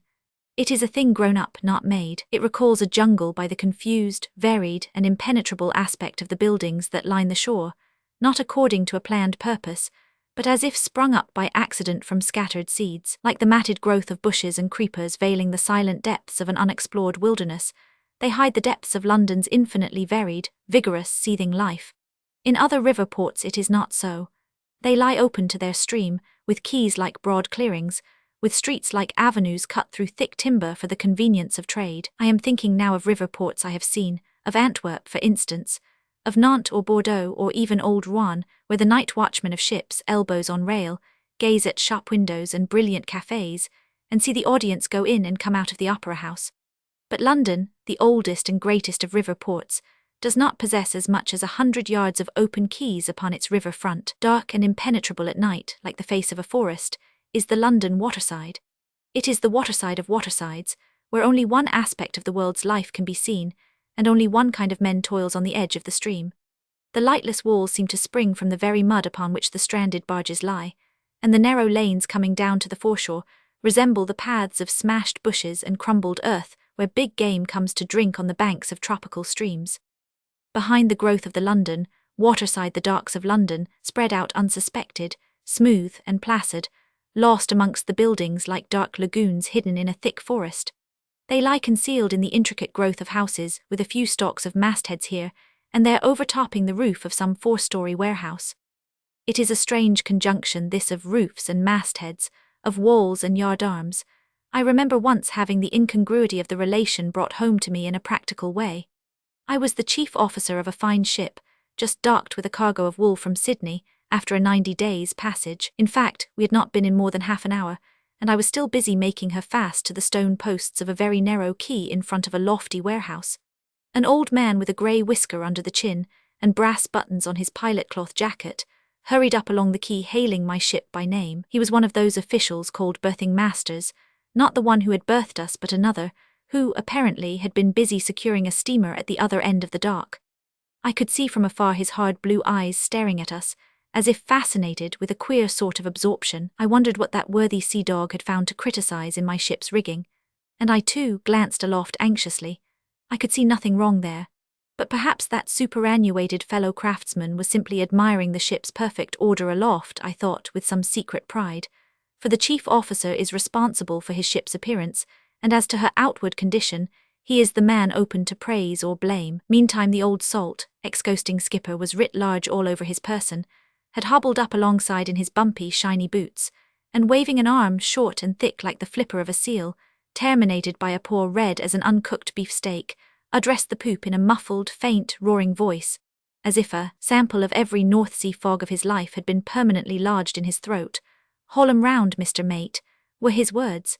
"If you don't look sharp, you'll have your topgallant yards through the windows of that air warehouse presently." This was the only cause of his interest in the ship's beautiful spars. I own that for a time I was struck dumb by the bizarre associations of yardarms and window panes. To break windows is the last thing one would think of in connection with a ship's topgallant yard, unless, indeed, one were an experienced berthing master in one of the London docks. This old chap was doing his little share of the world's work with proper efficiency. His little blue eyes had made out the danger many 100 yards off. His rheumaticy feet, tired with balancing that squat body for many years upon the decks of small coasters, and made sore by miles of tramping upon the flagstones of the dockside, had hurried up in time to avert a ridiculous catastrophe. I answered him pettishly, I fear, and as if I had known all about it before. All right, can't do everything at once. He remained nearby, muttering to himself till the yards had been hauled round at my order, and then raised again his foggy, thick voice. None too soon, he observed, with a critical glance up at the towering side of the warehouse. That's a half-sovereign in your pocket, Mr. Mate. You should always look first how you are for them windows before you begin to breast in your ship to the quay. It was good advice, but one cannot think of everything or foresee contacts of things apparently as remote as stars and hot poles. 32. The view of ships lying moored in some of the older docks of London has always suggested to my mind the image of a flock of swans kept in the flooded backyard of grim tenement houses. The flatness of the walls surrounding the dark pool on which they float brings out wonderfully the flowing grace of the lines on which a ship's hull is built. The lightness of these forms, devised to meet the winds and the seas, makes, by contrast with the great piles of bricks, the chains and cables of their moorings appear very necessary, as if nothing less could prevent them from soaring upwards and over the roofs. The least puff of wind stealing round the corners of the dark buildings stirs these captives fettered to rigid shores. It is as if the soul of a ship were impatient of confinement. Those masted hulls, relieved of their cargo, become restless at the slightest hint of the wind's freedom. However tightly moored, they range a little at their berths, swaying imperceptibly the spire-like assemblages of cordage and spars. You can detect their impatience by watching the sway of the mastheads against the motionless, the soulless gravity of mortar and stones. As you pass alongside each hopeless prisoner chained to the quay, the slight grinding noise of the wooden fenders makes a sound of angry muttering. But after all, it may be good for ships to go through a period of restraint and repose, as the restraint and self-communion of inactivity may be good for an unruly soul. Not indeed that I mean to say that ships are unruly. On the contrary, they are faithful creatures, as so many men can testify. And faithfulness is a great restraint, the strongest bond laid upon the self-will of men and ships on this globe of land and sea. This interval of bondage in the docks rounds each period of a ship's life with the sense of accomplished duty, of an effectively played part in the work of the world. The dock is the scene of what the world would think the most serious part in the light, bounding, swaying life of a ship. But there are docks and docks. The ugliness of some docks is appalling. Wild horses would not drag from me the name of a certain river in the north, whose narrow estuary is inhospitable and dangerous, and whose docks are like a nightmare of dreariness and misery. Their dismal shores are studded thickly with scaffold-like, enormous timber structures, whose lofty heads are veiled periodically by the infernal gritty night of a cloud of coal dust. The most important ingredient for getting the world's work along is distributed there under the circumstances of the greatest cruelty meted out to helpless ships. Shut up in the desolate circuit of these basins, you would think a free ship would droop and die like a wild bird put into a dirty cage. But a ship, perhaps because of her faithfulness to men, will endure an extraordinary lot of ill usage. Still, I have seen ships issue from certain docks like half-dead prisoners from a dungeon, bedraggled, overcome, wholly disguised in dirt, and with their men rolling white eyeballs in black and worried faces, raised to a heaven which, in its smoky and soiled aspect, seemed to reflect the sordidness of the earth below. One thing, however, may be said for the docks of the Port of London on both sides of the river.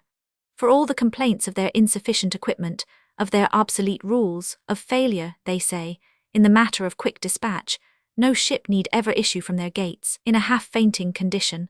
London is a general cargo port, as is only proper for the greatest capital of the world to be.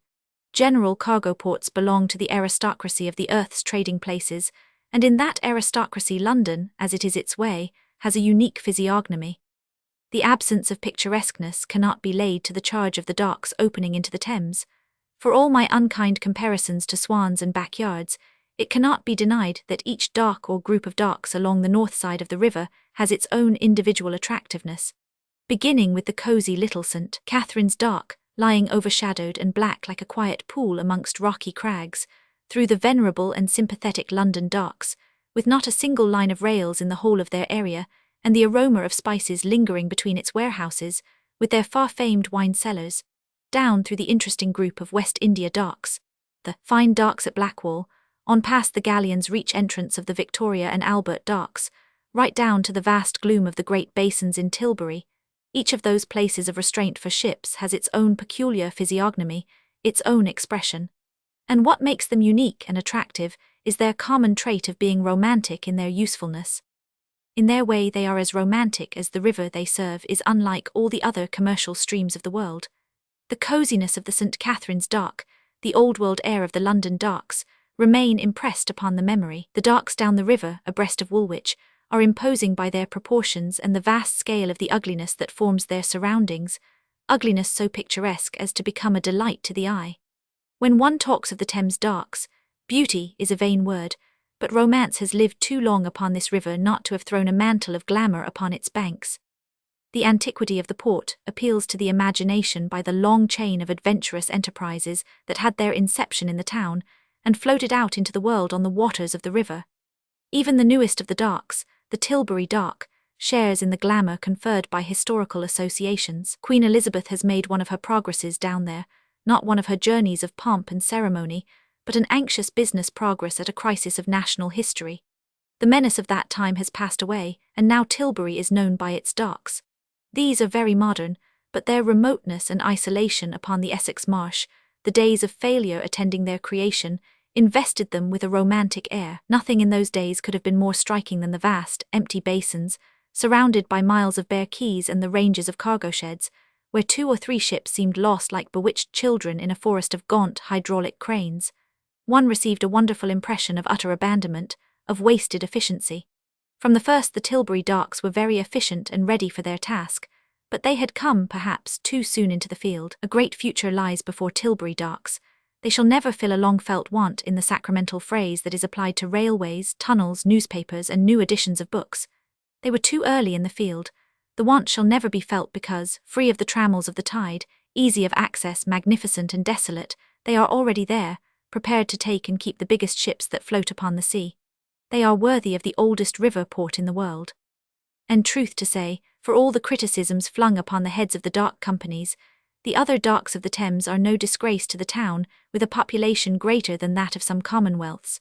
The growth of London as a well-equipped port has been slow, while not unworthy of a great capital, of a great centre of distribution. It must not be forgotten that London has not the backing of great industrial districts or great fields of natural exploitation.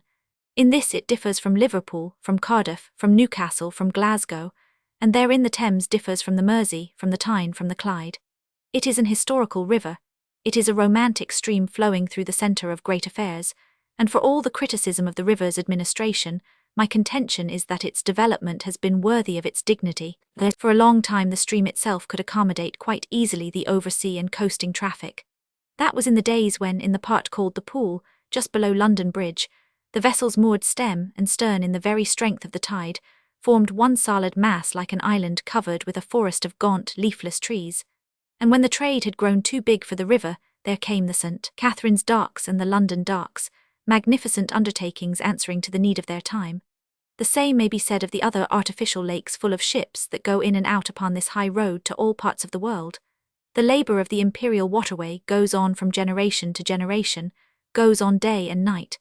Nothing ever arrests its sleepless industry but the coming of a heavy fog, which clothes the teeming stream in a mantle of impenetrable stillness. After the gradual cessation of all sound and movement on the faithful river, only the ringing of ships' bells is heard, mysterious and muffled in the white vapour from London Bridge right down to the Nore, for miles and miles in a decrescendo tinkling, to where the estuary broadens out into the North Sea, and the anchored ships lie scattered thinly in the shrouded channels between the sandbanks of the Thames mouth. Through the P180 long and glorious tale of years of the river's strenuous service to its people, these are its only breathing times. 33.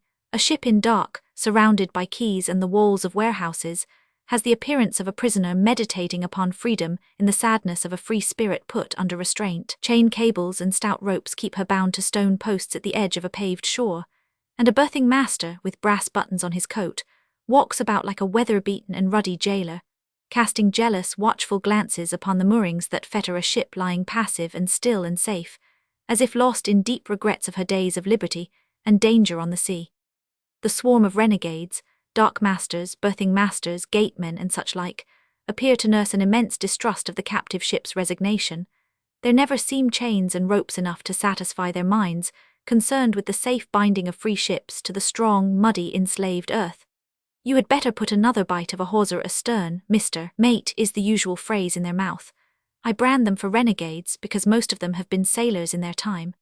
As if the infirmities of old age, the grey hair, the wrinkles at the corners of the eyes, and the knotted veins of the hands, were the symptoms of moral poison, they prowl about the quays with an underhand air of gloating over the broken spirit of noble captives. They want more fenders, more breasting ropes. They want more springs, more shackles, more fetters.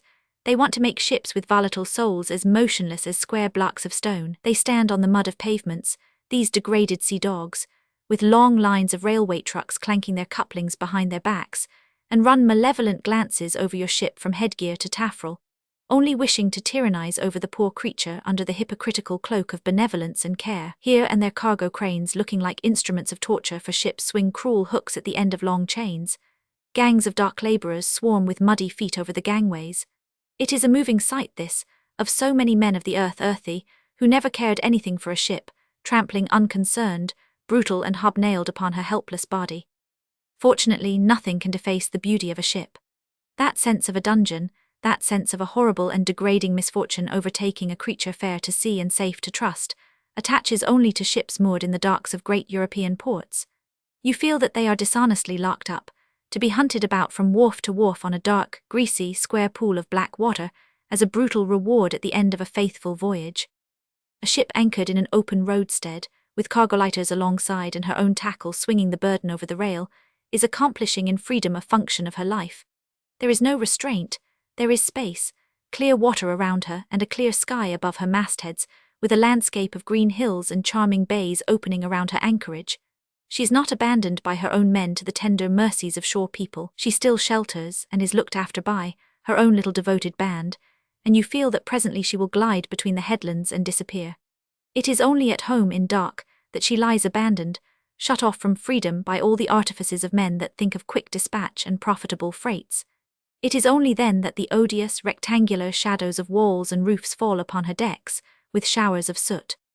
To a man who has never seen the extraordinary nobility, strength, and grace that the devoted generations of shipbuilders have evolved from some pure nooks of their simple souls, the sight that could be seen 25 years ago of a large fleet of clippers moored along the north side of the New South Dock was an inspiring spectacle. Then there was a quarter of a mile of them, from the iron dockyard gates guarded by policemen, in a long, forest-like perspective of masts, moored two and two to many stout wooden jetties, their spars dwarfed with their loftiness the corrugated iron sheds, their jibbooms extended far over the shore, their white and gold figureheads, almost dazzling in their purity, overhung the straight, long quay above the mud and dirt of the wharfside, with the busy figures of groups and single men moving to and fro, restless and grimy under their soaring immobility. At tide time you would see one of the loaded ships with battened-down hatches drop out of the ranks and float in the clear space of the dock, held by lines dark and slender, like the first threads of a spider's web, extending from her bows and her quarters to the mooring posts on shore. There, graceful and still like a bird ready to spread its wings, she waited till, at the opening of the gates, a tug or two would hurry in noisily, hovering round her with an air of fuss and solicitude, and take her out into the river, tending, shepherding her through open bridges, through dam-like gates between the flat pier heads, with a bit of green lawn surrounded by gravel and a white signal mast with yard and gaff, flying a couple of dingy blue, red or white flags.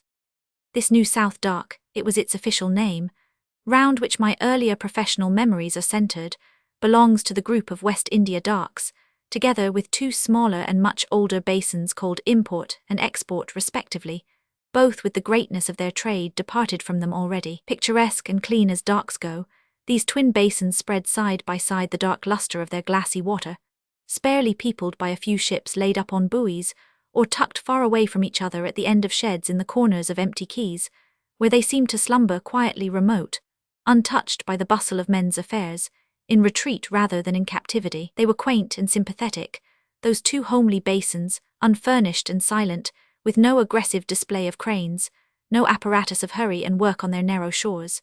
No railway lines cumbered them. The knots of labourers trooping in clumsily round the corners of cargo sheds to eat their food in peace out of red cotton handkerchiefs had the air of picnicking by the side of a lonely mountain pool. They were restful, and I should say very unprofitable, those basins, where the chief officer of one of the ships involved in the harassing, strenuous, noisy activity of the New South Dock, only a few yards away, could escape in the dinner hour to stroll, unhampered by men and affairs, meditating, if he chose, on the vanity of all things human.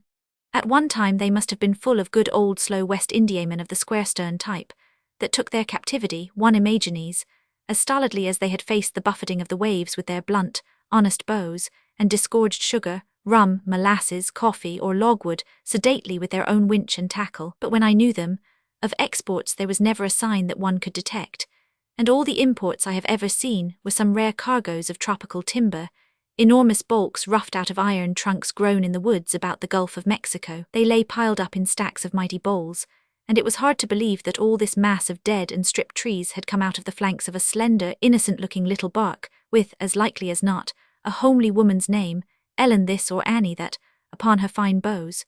But this is generally the case with a discharged cargo. Once spread at large over the quay, it looks the most impossible bulk to have all come there out of that ship alongside. They were quiet, serene nooks in the busy world of docks, these basins where it has never been my good luck to get a berth after some more or less arduous passage, but one could see at a glance that men and ships were never hustled there. They were so quiet that, remembering them well, one comes to doubt that they ever existed, places of repose for tired ships to dream in, places of meditation rather than work, where wicked ships, the cranky, the lazy, the wet, the bad sea boats, the wild steerers, the capricious, the pig-headed, the generally ungovernable, would have full leisure to take count and repent of their sins, sorrowful and naked, with their rent garments of sailcloth stripped off them, and with the dust and ashes of the London atmosphere upon their mastheads. For that the worst of ships would repent if she were ever given time, I make no doubt. I have known too many of them. No ship is wholly bad, and now that their bodies that had braved so many tempests have been blown off the face of the sea by a puff of steam, the evil and the good together into the limbo of things that have served their time, there can be no harm in affirming that in these vanished generations of willing servants there never has been one utterly unredeemable soul. In the New South Dock there was certainly no time for remorse, introspection, repentance, or any phenomena of inner life, either for the captive ships or for their officers. From 6 in the morning till 6 at night the hard labour of the prison house, which rewards the valiance of ships that win the harbour, went on steadily, great slings of general cargo swinging over the rail, to drop plumb into the hatchways at the sign of the gangway tender's hand. The New South Dock was especially a loading dock for the colonies in those great and last days of smart wool clippers, good to look at and, well, exciting to handle. Some of them were more fair to see than the others. Many were, to put it mildly, somewhat overmasted. All were expected to make good passages. And of all that line of ships, whose rigging made a thick, enormous network against the sky, whose brasses flashed almost as far as the eye of the policeman at the gates could reach, there was hardly one that knew of any other port amongst all the ports on the wide earth but London and Sydney, or London and Melbourne, or London and Adelaide, perhaps with Hobart Town added for those of smaller tonnage. One could almost have believed, as her grey-whiskered second mate used to say of the old Duke of S., that they knew the road to the Antipodes better than their own skippers, who year in year out took them from London, the place of captivity, to some Australian port where 25 years ago, though moored well and tight enough to the wooden wharves, they felt themselves no captives, but honoured guests. 34. These towns of the Antipodes, not so great then as they are now, took an interest in the shipping, the running links with home, whose numbers confirmed the sense of their growing importance. They made it part and parcel of their daily interests. This was especially the case in Sydney, where from the heart of the fair city down the vista of important streets could be seen the wool clippers lying at the circular quay. No walled prison house of a dock that, but the integral part of one of the finest, most beautiful, vast, and safe bays the sun ever shone upon. Now great steamliners lie at these berths, always reserved for the sea aristocracy, grand and imposing enough ships, but here today and gone next week, whereas the general cargo, emigrant and passenger clippers of my time, rigged with heavy spars and built on fine lines, used to remain for months together waiting for their load of wool. Their names attained the dignity of household words. On Sundays and holidays the citizens trooped down, on visiting bent, and the lonely officer on duty solaced himself by playing the cicerone, especially to the citizenesses with engaging manners and a well-developed sense of the fun that may be got out of the inspection of a ship's cabins and staterooms. The tinkle of more or less untuned cottage pianos floated out of open sternports till the gas lamps began to twinkle in the streets, and the ship's night watchman, coming sleepily on duty after his unsatisfactory day slumbers, hauled down the flags and fastened a lighted lantern at the break of the gangway. The night closed rapidly upon the silent ships with their crews on shore, up a short, steep ascent by the King's Head pub, patronized by the cooks and stewards of the fleet, the voice of a man crying hot saveloys. At the end of George Street, where the cheap eating houses, 6 pence a meal, were kept by Chinamen, sung come-ons was not bad, is heard at regular intervals. I have listened for hours to this most pertinacious peddler. I wonder whether he is dead or has made a fortune, while sitting on the rail of the old Duke of S. She's dead, poor thing.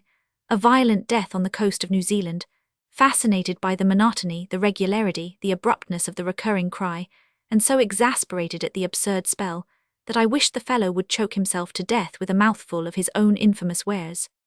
A stupid job, and fit only for an old man, my comrades used to tell me, to be the night watchman of a captive, though honoured ship.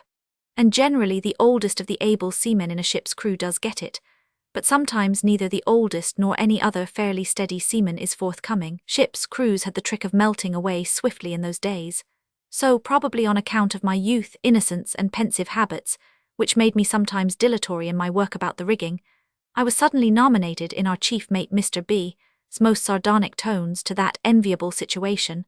I do not regret the experience. The night humours of the town descended from the street to the waterside in the still watches of the night.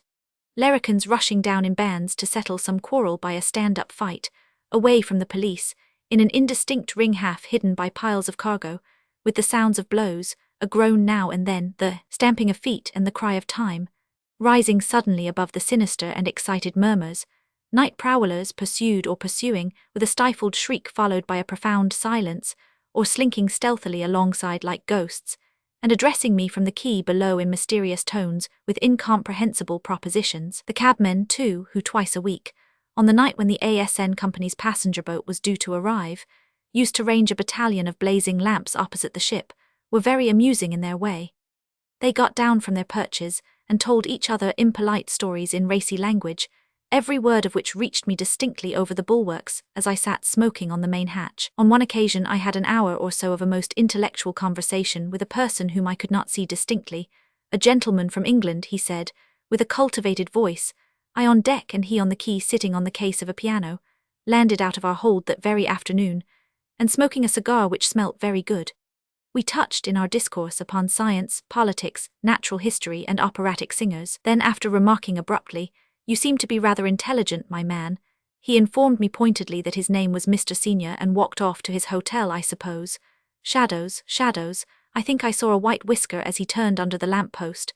It is a shock to think that in the natural course of nature he must be dead by now. There was nothing to object to in his intelligence but a little dogmatism maybe. And his name was Senior, Mr. Senior. The position had its drawbacks, however. One wintry, blustering, dark night in July, as I stood sleepily out of the rain under the break of the poop, something resembling an ostrich dashed up the gangway. I say ostrich because the creature, though it ran on 2 legs, appeared to help its progress by working a pair of short wings.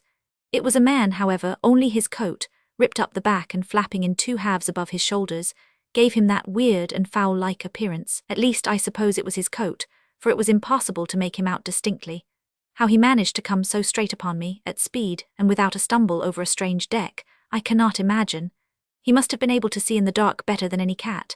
He overwhelmed me with panting entreaties to let him take shelter till morning in our forecastle. Following my strict orders, I refused his request mildly at first, in a sterner tone as he insisted with growing impudence. For God's sake let me, matey, some of 'em are after me and I've got hold of a ticker here. You clear out of this, I said. Don't be hard on a chap, old man, he whined pitifully. Now then, get ashore at once, do you hear? Silence, he appeared to cringe mute as if words had failed him through grief. Then bang, came a concussion and a great flash of light in which he vanished, leaving me prone on my back with the most abominable black eye that anybody ever got in the faithful discharge of duty. Shadows, I hope he escaped the enemies he was fleeing from to live and flourish to this day. But his fist was uncommonly hard, and his aim miraculously true in the dark. There were other experiences, less painful and more funny for the most part, with one amongst them of a dramatic complexion. But the greatest experience of them all was Mr. B, our chief mate himself. He used to go ashore every night to foregather in some hotel's parlour with his crony, the mate of the bark Cicero, lying on the other side of the circular quay. Late at night I would hear from afar their stumbling footsteps, and their voices raised in endless argument. The mate of the Cicero was seeing his friend on board. They would continue their senseless and muddled discourse in tones of profound friendship for half an hour or so at the shore end of our gangway, and then I would hear Mr. B insisting that he must see the other on board his ship. And away they would go, their voices, still conversing with excessive amity, being heard moving all round the harbour. It happened more than once that they would thus perambulate 3 or 4 times the distance, each seeing the other on board his ship out of pure and disinterested affection. Then, through sheer weariness, or perhaps in a moment of forgetfulness, they would manage to part from each other somehow, and by the planks of our long gangway would bend and creak under the weight of Mr. B, coming on board for good at last. On the rail his burly form would stop and stand swaying. "Watchman, sir." A pause. He waited for a moment of steadiness before negotiating the 3 steps of the inside ladder from rail to deck, and the watchman, taught by experience, would forbear offering help, which would be received as an insult at that particular stage of the mate's return. But many times I trembled for his neck. He was a heavy man. Then with a rush and a thump it would be done. He never had to pick himself up, but it took him a minute or so to pull himself together after the descent. "Watchman, sir." "Captain aboard." "Yes, sir." Pause. "Dog aboard." "Yes, sir." Pause. Our dog was a gaunt and unpleasant beast, more like a wolf in poor health than a dog, and I never noticed Mr. B at any other time show the slightest interest in the doings of the animal. But that question never failed. "Let's have your arm to steady me along." I was always prepared for that request. He leaned on me heavily till near enough the cabin door to catch hold of the handle. Then he would let go my arm at once. "That'll do, I can manage now." And he could manage. He could manage to find his way into his berth, light his lamp, get into his bed, and get out of it when I called him at 5:30, the first man on deck, lifting the cup of morning coffee to his lips with a steady hand, ready for duty as though he had virtuously slept 10 solid hours, a better chief officer than many a man who had never tasted grog in his life. He could manage all that but could never manage to get on in life. Only once he failed to seize the cabin door handle at the first grab. He waited a little, tried again, and again failed. His weight was growing heavier on my arm. He sighed slowly. "End that handle." Without letting go his hold of me, he turned about, his face lit up bright as day by the full moon. "I wish you were out at sea," he growled savagely. "Yes, sir." I felt the need to say something, because he hung on to me as if lost, breathing heavily. "Ports are no good, ships rot, men go to the devil." I kept still, and after a while he repeated with a sigh. "I wish you were at sea out of this." "So do I, sir," I ventured. Holding my shoulder, he turned upon me. What's that to you where she is? You don't drink." And even on that night he managed it at last. He got hold of the handle, but he did not manage to light his lamp. I don't think he even tried. Though in the morning as usual he was the first on deck, bull-necked, curly-headed, watching the hands turn to with his sardonic expression and unflinching gaze. I met him 10 years afterwards, casually, unexpectedly in the street, on coming out of my consignee office. I was not likely to have forgotten him with his "I can manage now." He recognized me at once, remembered my name, and in what ship I had served under his orders. He looked me over from head to foot. "What are you doing here?" he asked. "I am commanding a little bark," I said, "loading here for Mauritius." Then, thoughtlessly, I added, "And what are you doing, Mr. B?" He said, looking at me unflinchingly with his old sardonic grin, "I am looking for something to do." I felt I would rather have bitten out my tongue. His jet-black, curly hair had turned iron-grey. He was scrupulously neat as ever but frightfully threadbare. His shiny boots were worn down at heel, but he forgave me, and we drove off together in a hansom to dine on board my ship. He went over her conscientiously, praised her heartily, congratulated me on my command with absolute sincerity. At dinner, as I offered him wine and beer, he shook his head, and as I sat looking at him interrogatively, muttered in an undertone, "I've given up all that." After dinner we came again on deck. It seemed as though he could not tear himself away from the ship. We were fitting some new lower rigging, and he hung about, approving, suggesting, giving me advice in his old manner. Twice he addressed me as my boy, and corrected himself quickly to captain. My mate was about to leave me to get married, but I concealed the fact from Mr. B. I was afraid he would ask me to give him the berth in some ghastly jocular hint that I could not refuse to take. I was afraid. It would have been impossible. I could not have given orders to Mr. B, and I am sure he would not have taken them from me very long. He could not have managed that, though he had managed to break himself from drink, too late. P201 he said goodbye at last. As I watched his burly, bull-necked figure walk away up the street, I wondered with a sinking heart whether he had much more than the price of a night's lodging in his pocket. And I understood that if that very minute I were to call out after him, he would not even turn his head. He, too, is no more than a shadow, but I seem to hear his words spoken on the moonlit deck of the old Duke. Ports are no good, ships rot, men go to the devil. 35, ships, exclaimed an elderly seaman in clean shore togs. Ships, and his keen glance, turning away from my face, ran along the vista of magnificent figureheads that in the late 70s used to overhang in a serried rank the muddy pavement by the side of the New South Dock. Ships are all right, it's the men in 'em. 50 hulls at least moulded on lines of beauty and speed, hulls of wood, of iron, expressing in their forms the highest achievement of modern shipbuilding, lay moored all in a row, stem to quay, as if assembled there for an exhibition, not of a great industry, but of a great art. Their colours were grey, black, dark green, with a narrow strip of yellow moulding defining their sheer, or with a row of painted ports decking in warlike decoration, their robust flanks of cargo carriers that would know no triumph, but of speed in carrying a burden, no glory other than of a long service, no victory, but that of an endless, obscure contest with the sea. The great empty hulls with swept holds, just out of dry dock with their paint glistening freshly, sat high-sided with ponderous dignity alongside the wooden jetties, looking more like unmovable buildings than things meant to go afloat. Others, half-loaded, far on the way to recover the true sea physiognomy of a ship brought down to her load line, looked more accessible. Their less steeply slanting gangways seemed to invite the strolling sailors in search of a berth to walk on board and try, for a chance with the chief mate, the guardian of a ship's efficiency, as if anxious to remain unperceived amongst their overtopping sisters.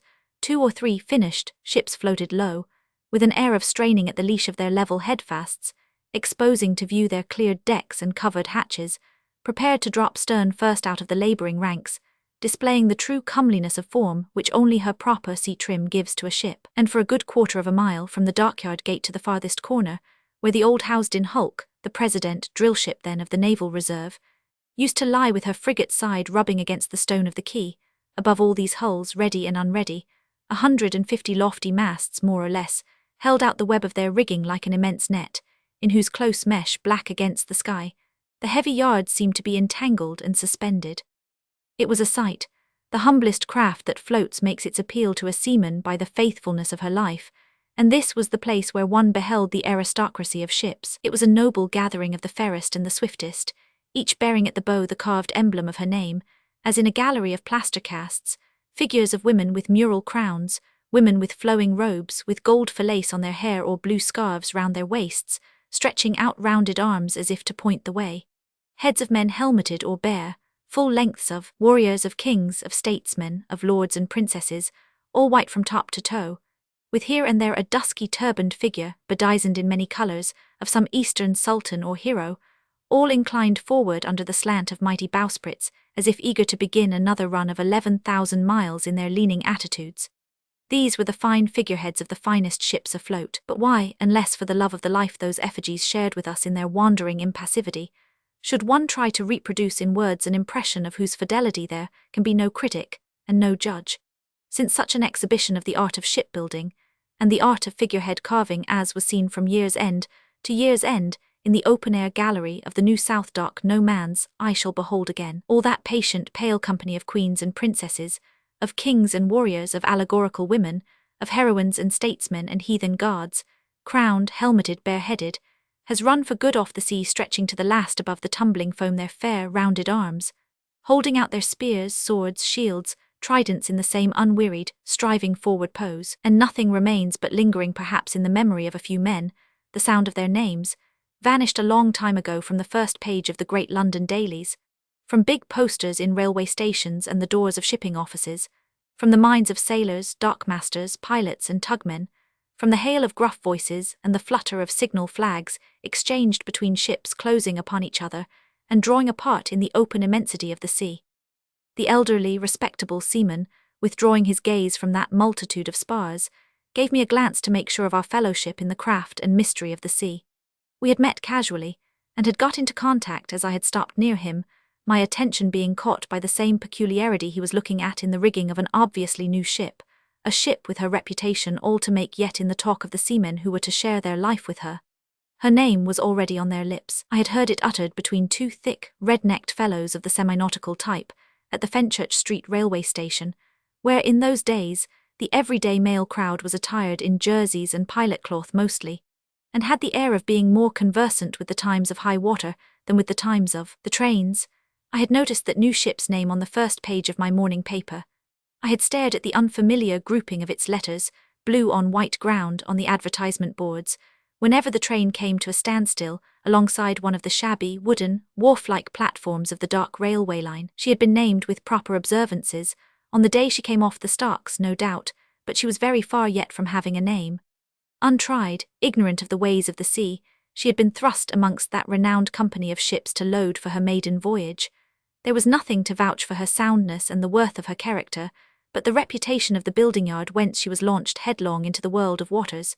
She looked modest to me. I imagined her diffident, lying very quiet, with her side nestling shyly against the wharf to which she was made fast with very new lines, intimidated by the company of her tried and experienced sisters, already familiar with all the violences of the ocean and the exacting love of men. They had had more long voyages to make their names in than she had known weeks of carefully tended life, for a new ship receives as much attention as if she were a young bride.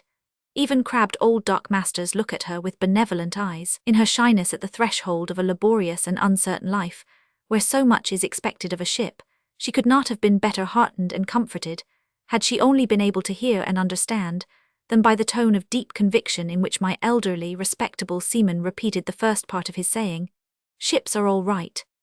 His civility prevented him from repeating the other, the bitter part. It had occurred to him that it was perhaps indelicate to insist. He had recognized in me a ship's officer, very possibly looking for a berth like himself, and so far a comrade, but still a man belonging to that sparsely peopled after end of a ship, where a great part of her reputation as a good ship, in seaman's parlance, is made or marred. "Can you say that of all ships without exception?" I asked, being in an idle mood because, if an obvious ship's officer, I was not, as a matter of fact, down at the docks to look for a berth. An occupation as engrossing as gambling, and as little favourable to the free exchange of ideas, besides being destructive of the kindly temper needed for casual intercourse with one's fellow creatures. "You can always put up with them," opined the respectable seaman judicially. He was not averse from talking, either. If he had come down to the dock to look for a berth, he did not seem oppressed by anxiety as to his chances. He had the serenity of a man whose estimable character is fortunately expressed by his personal appearance in an unobtrusive, yet convincing, manner which no chief officer in want of hands could resist. And true enough, I learned presently that the mate of the Hyperion had taken down his name for quartermaster. "We sign on Friday, and join next day for the morning tide," he remarked, in a deliberate, careless tone, which contrasted strongly with his evident readiness to stand there yarning for an hour or so with an utter stranger. "Hyperion," I said, "I don't remember ever seeing that ship anywhere. What sort of a name has she got?" It appeared from his discursive answer that she had not much of a name one way or another. She was not very fast. It took no fool, though, to steer her straight, he believed.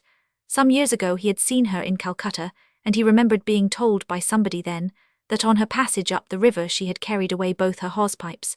But that might have been the pilot's fault. Just now, yarning with the apprentices on board, he had heard that this very voyage brought up in the Downs, outward bound. She broke her sheer, struck adrift, and lost an anchor and chain. But that might have occurred through want of careful tending in a tideway. All the same, this looked as though she were pretty hard on her ground tackle. Didn't it? She seemed a heavy ship to handle anyway. For the rest, as she had a new captain and a new mate this voyage, he understood one couldn't say how she would turn out. In such marine shore talk as this is the name of a ship slowly established, her fame made for her, the tale of her qualities and of her defects kept, her idiosyncrasies commented upon with the zest of personal gossip, her achievements made much of, her faults glossed over as things that, being without remedy in our imperfect world, should not be dwelt upon too much by men who, with the help of ships, wrest out a bitter living from the rough grasp of the sea. All that talk makes up her name, which is handed over from one crew to another without bitterness, without animosity, with the indulgence of mutual dependence, and with the feeling of close association in the exercise of her perfections and in the danger of her defects. This feeling explains men's pride in ships.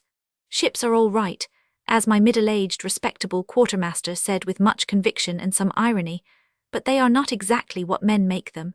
They have their own nature. They can of themselves minister to our self-esteem by the demand their qualities make upon our skill, and their shortcomings upon our hardiness and endurance, which is the more flattering exaction it is hard to say. But there is the fact that in listening for upwards of 20 years to the sea talk that goes on afloat and ashore, I have never detected the true note of animosity. I won't deny that at sea, sometimes, the note of profanity was audible enough in those chiding interpellations a wet, cold, weary seaman addresses to his ship, and in moments of exasperation is disposed to extend to all ships that ever were launched, to the whole everlastingly exacting brood that swims in deep waters. And I have heard curses launched at the unstable element itself, whose fascination, outlasting the accumulated experience of ages, had captured him as it had captured the generations of his forebears. For all that has been said of the love that certain natures on shore have professed to feel for it, for all the celebrations it had been the object of in prose and song, the sea has never been friendly to man.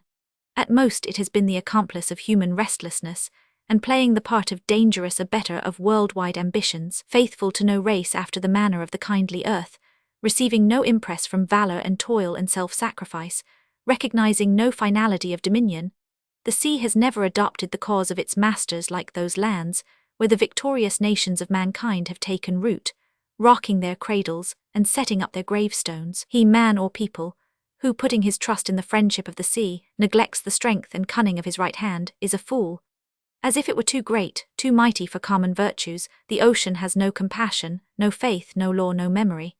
Its fickleness is to be held true to men's purposes only by an undaunted resolution, and by a sleepless, armed, jealous vigilance, in which perhaps there has always been more hate than love. Odi et amo may well be the confession of those who consciously or blindly have surrendered their existence to the fascination of the sea. All the tempestuous passions of mankind's young days, the love of loot and the love of glory, the love of adventure and the love of danger, with the great love of the unknown and vast dreams of dominion and power, have passed like images reflected from a mirror, leaving no record upon the mysterious face of the sea.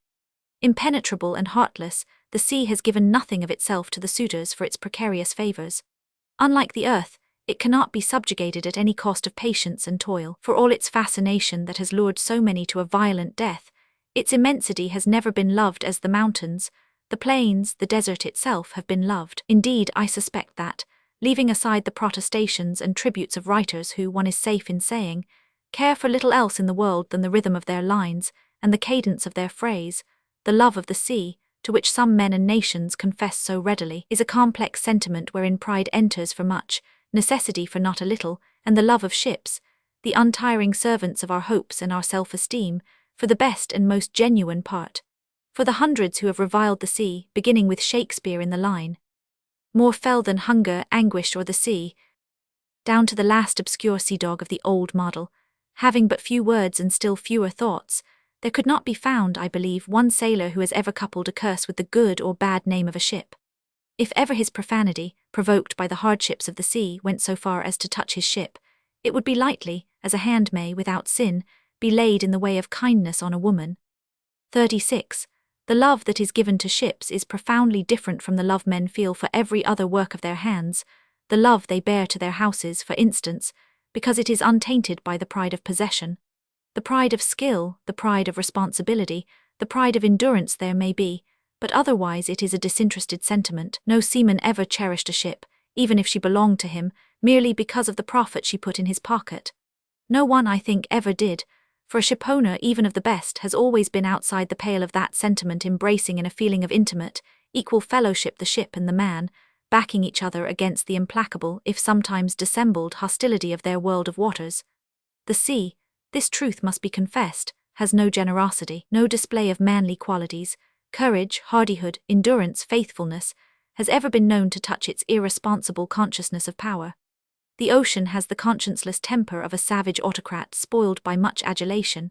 He cannot brook the slightest appearance of defiance, and has remained the irreconcilable enemy of ships and men, ever since ships and men had the unheard-of audacity to go afloat together in the face of his frown. From that day he has gone on swallowing up fleets and men, without his resentment being glutted by the number of victims, by so many wrecked ships and wrecked lives. Today as ever he is ready to beguile and betray, to smash and to drown the incorrigible optimism of men who, backed by the fidelity of ships, are trying to wrest from him the fortune of their house, the dominion of their world, or only a dole of food for their hunger.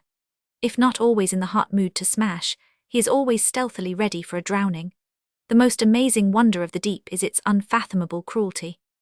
I felt its dread for the first time in mid-Atlantic one day, many years ago, when we took off the crew of a Danish brig homeward bound from the West Indies.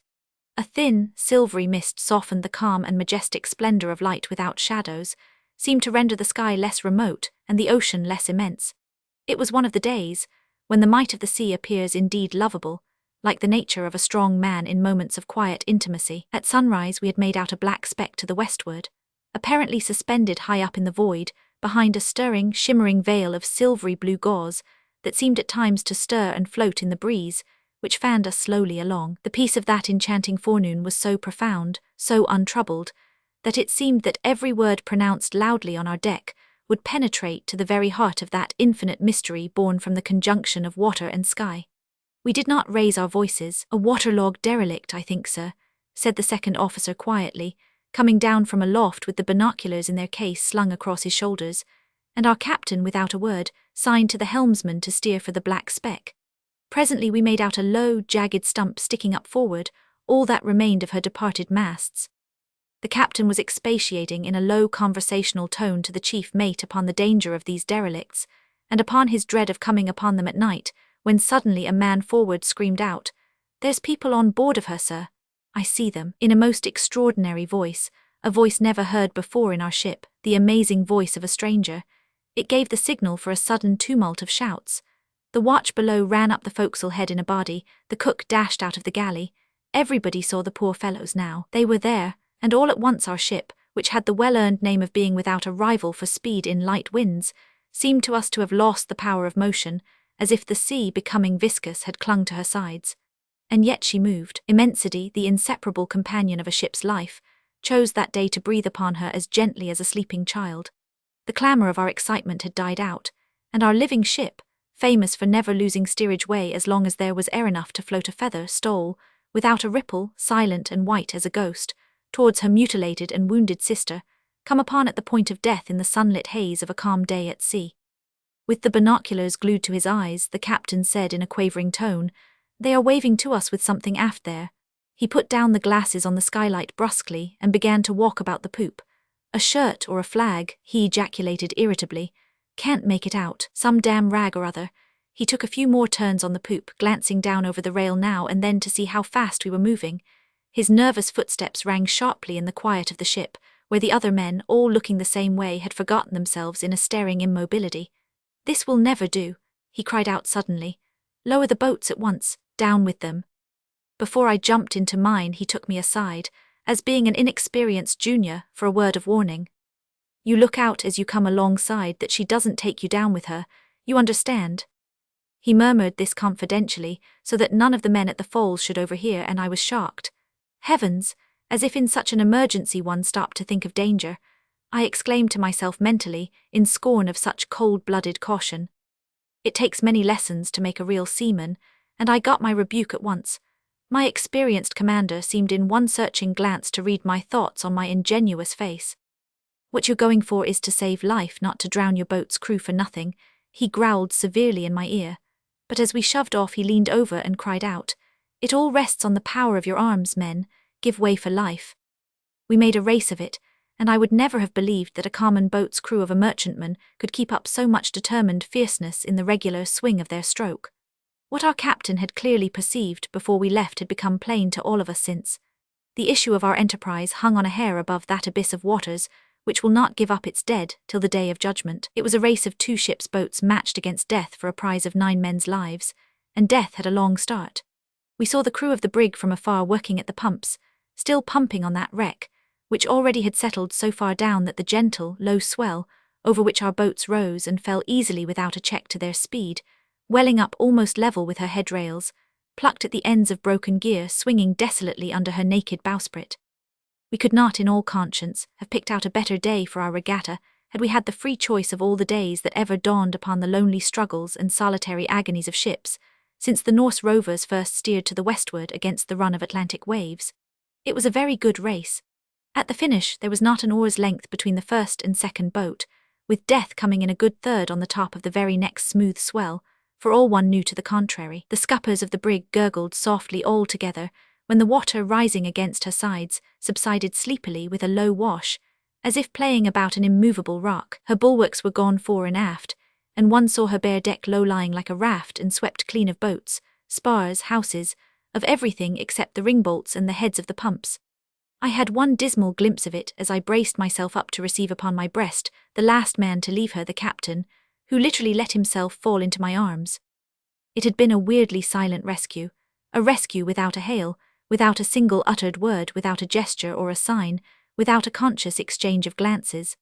Up to the very last moment those on board stuck to their pumps, which spouted two clear streams of water upon their bare feet. Their brown skin showed through the rents of their shirts, and the two small bunches of half-naked, tattered men went on bowing from the waist to each other in their back-breaking labour, up and down, absorbed, with no time for a glance over the shoulder at the help that was coming to them. As we dashed unregarded alongside, a voice let out only one hoarse howl of command, and then, just as they stood without caps, with the salt drying grey in the wrinkles and folds of their hairy, haggard faces, blinking stupidly at us their red eyelids, they made a bolt away from the handles, tottering and jostling against each other, and positively flung themselves over upon our very heads. The clatter they made tumbling into the boats had an extraordinarily destructive effect upon the illusion of tragic dignity our self-esteem had thrown over the contests of mankind with the sea. On that exquisite day of gently breathing peace and veiled sunshine, perished my romantic love to what men's imagination had proclaimed the most august aspect of nature. The cynical indifference of the sea to the merits of human suffering and courage, laid bare in this ridiculous, panic-tainted performance extorted from the dire extremity of 9 good and honourable seamen, revolted me. I saw the duplicity of the sea's most tender mood. It was so because it could not help itself, but the awed respect of the early days was gone. I felt ready to smile bitterly at its enchanting charm and glare viciously at its furies. In a moment before we shoved off, I had looked coolly at the life of my choice. Its illusions were gone, but its fascination remained. I had become a seaman at last. We pulled hard for a quarter of an hour, then laid on our oars waiting for our ship. She was coming down on us with swelling sails, looking delicately tall and exquisitely noble through the mist. The captain of the brig, who sat in the stern sheets by my side with his face in his hands, raised his head and began to speak with a sort of sombre volubility. They had lost their masts and sprung a leak in a hurricane, drifted for weeks always at the pumps, met more bad weather. The ships they sighted failed to make them out, the leak gained upon them slowly, and the seas had left them nothing to make a raft of. It was very hard to see ship after ship pass by at a distance, as if everybody had agreed that we must be left to drown, he added. But they went on trying to keep the brig afloat as long as possible, and working the pumps constantly on insufficient food, mostly raw, till yesterday evening, he continued monotonously. Just as the sun went down, the men's hearts broke. He made an almost imperceptible pause here, and went on again with exactly the same intonation. They told me the brig could not be saved, and they thought they had done enough for themselves. I said nothing to that. It was true. It was no mutiny. I had nothing to say to them. They lay about aft all night as still as so many dead men. I did not lie down, I kept a lookout. When the first light came I saw your ship at once. I waited for more light, the breeze began to fail on my face. Then I shouted out as loud as I was able, "Look at that ship!"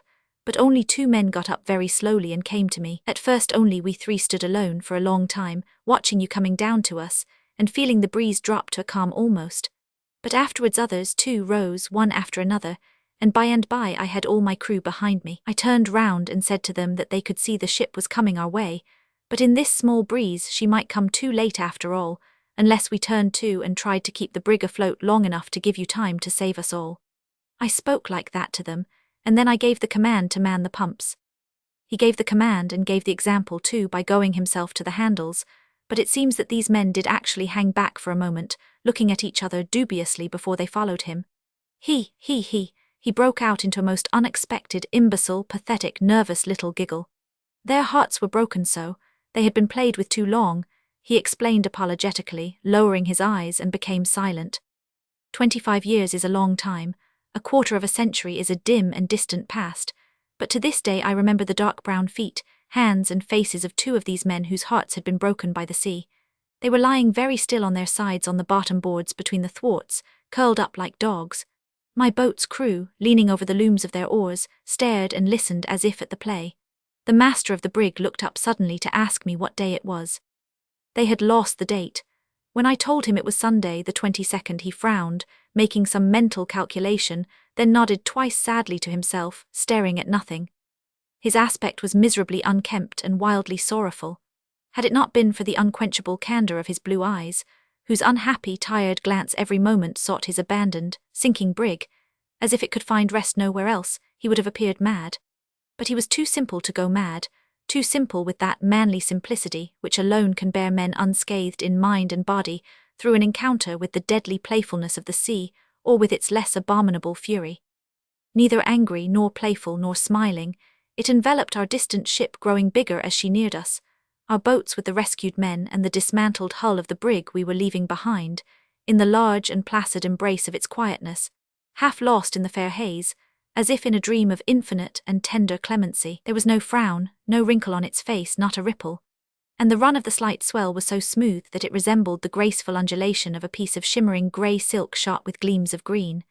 We pulled an easy stroke, but when the master of the brig, after a glance over his shoulder, stood up with a low exclamation, my men feathered their oars instinctively, without an order, and the boat lost her way.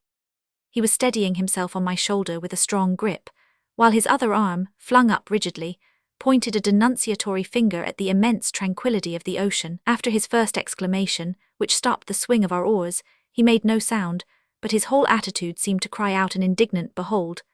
I could not imagine what vision of evil had come to him.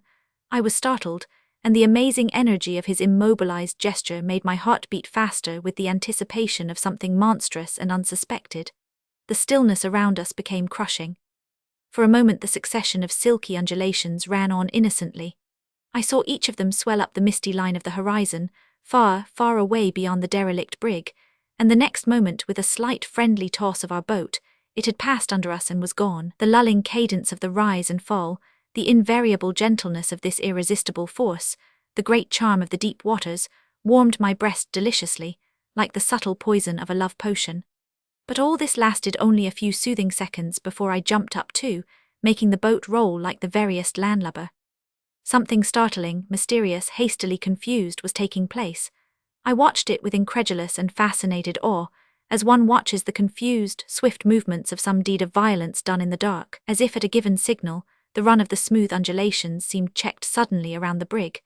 By a strange optical delusion, the whole sea appeared to rise upon her in one overwhelming heave of its silky surface, where in one spot a smother of foam broke out ferociously.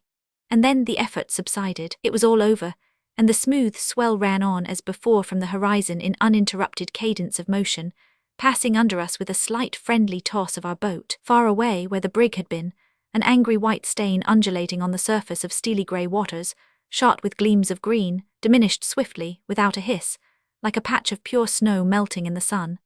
And the great stillness after this initiation into the sea's implacable hate seemed full of dread thoughts and shadows of disaster. Gone, ejaculated from the depths of his chest my bowman in a final tone. He spat in his hands and took a better grip on his oar. The captain of the brig lowered his rigid arms slowly, and looked at our faces in a solemnly conscious silence, which called upon us to share in his simple-minded, marvelling awe.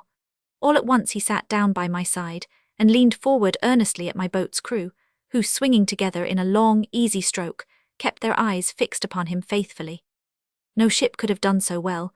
He addressed them firmly after a moment of strained silence, during which he seemed with trembling lips to seek for words fit to bear such high testimony. She was small, but she was good. I had no anxiety. She was strong. Last voyage I had my wife and 2 children in her. No other ship could have stood so long the weather she had to live through for days and days before we got dismasted a fortnight ago. She was fairly worn out, and that's all.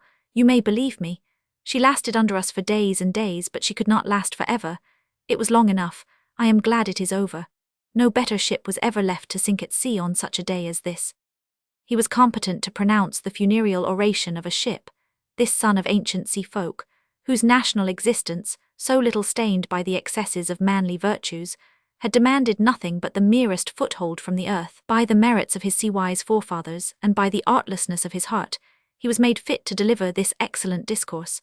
There was nothing wanting in its orderly arrangement, neither piety nor faith, nor the tribute of praise due to the worthy dead, with the edifying recital of their achievement. She had lived, he had loved her, she had suffered, and he was glad she was at rest. It was an excellent discourse, and it was orthodox too in its fidelity to the cardinal article of a seaman's faith, of which it was a single-minded confession. Ships are all right, they who live with the sea have got to hold by that creed first and last. And it came to me, as I glanced at him sideways, that some men were not altogether unworthy in honour and conscience to pronounce the funereal eulogium of a ship's constancy in life and death. After this, sitting by my side with his loosely clasped hands hanging between his knees, he uttered no word, made no movement till the shadow of our ship's sails fell on the boat, when, at the loud cheer greeting the return of the victors with their prize, he lifted up his troubled face with a faint smile of pathetic indulgence. This smile of the worthy descendant of the most ancient sea folk, whose audacity and hardihood had left no trace of greatness and glory upon the waters, completed the cycle of my initiation. There was an infinite depth of hereditary wisdom in its pitying sadness. It made the hearty bursts of cheering sound like a childish noise of triumph. Our crew shouted with immense confidence, honest souls, as if anybody could ever make sure of having prevailed against the sea, which has betrayed so many ships of great name, so many proud men, so many towering ambitions of fame, power, wealth, greatness. As I brought the boat under the falls, my captain, in high good humour, leaned over, spreading his red and freckled elbows on the rail, and called down to me sarcastically, out of the depths of his cynic philosopher's beard. "So you have brought the boat back after all, have you?" Sarcasm was his way, and the most that can be said for it is that it was natural. This did not make it lovable, but it is decorous and expedient to fall in with one's commander's way. "Yes, I brought the boat back all right, sir," I answered, and the good man believed me. It was not for him to discern upon me the marks of my recent initiation, and yet I was not exactly the same youngster who had taken the boat away, all impatience for a race against death, with the prize of 9 men's lives at the end. Already I looked with other eyes upon the sea. I knew it capable of betraying the generous ardour of youth as implacably as, indifferent to evil and good, it would have betrayed the basest greed or the noblest heroism. My conception of its magnanimous greatness was gone, and I looked upon the true sea, the sea that plays with men till their hearts are broken, and wears stout ships to death. Nothing can touch the brooding bitterness of its heart. Open to all and faithful to none, it exercises its fascination for the undoing of the best. To love it is not well. It knows no bond of plighted troth, no fidelity to misfortune, to long companionship, to long devotion. The promise it holds out perpetually is very great, but the only secret of its possession is strength, the jealous, sleepless strength of a man guarding a coveted treasure within his gates. p. 233 XXXV. The cradle of oversea traffic and of the art of naval combats, the Mediterranean, apart from all the associations of adventure and glory, the common heritage of all mankind, makes a tender appeal to a seaman. It has sheltered the infancy of his craft. He looks upon it as a man may look at a vast nursery in an old mansion, where innumerable generations of his own people have learned to walk. I say his own people because, in a sense, all sailors belong to one family. All are descended from that adventurous and shaggy ancestor, who, bestriding a shapeless log and paddling with a crooked branch, accomplished the first coasting trip in a sheltered bay ringing with the admiring howls of his tribe. It is a matter of regret that all those brothers in craft and feeling, whose generations have learned to walk a ship's deck in that nursery, have been also more than once fiercely engaged in cutting each other's throats there. But life, apparently, has such exigencies. Without human propensity to murder and other sorts of unrighteousness, there would have been no historical heroism. It is a consoling reflection. And then, if one examines impartially the deeds of violence, they appear of but small consequence. From Salamis to Actium, through Lepanto and the Nile to the naval massacre of Navarino, not to mention other armed encounters of lesser interest, all the blood heroically spilt into the Mediterranean has not stained with a single trail of purple the deep azure of its classic waters. Of course, it may be argued that battles have shaped the destiny of mankind. The question whether they have shaped it well would remain open, however, but it would be hardly worth discussing. It is very probable that, had the Battle of Salamis never been fought, the face of the world would have been much as we behold it now, fashioned by the mediocre inspiration and the short-sighted labors of men. From a long and miserable experience of suffering, injustice, disgrace, and aggression, the nations of the earth are mostly swayed by fear of the sort that a little cheap oratory turns easily to rage, hate, and violence. Innocent, guileless fear has been the cause of many wars, not of course the fear of war itself, which, in the evolution of sentiments and ideas, has come to be regarded at last as a half-mystic and glorious ceremony, with certain fashionable rites and preliminary incantations, wherein the conception of its true nature has been lost. To apprehend the true aspect, force, and morality of war as a natural function of mankind, one requires a feather in the hair and a ring in the nose, or, better still, teeth filed to a point and a tattooed breast. Unfortunately, a return to such simple ornamentation is impossible.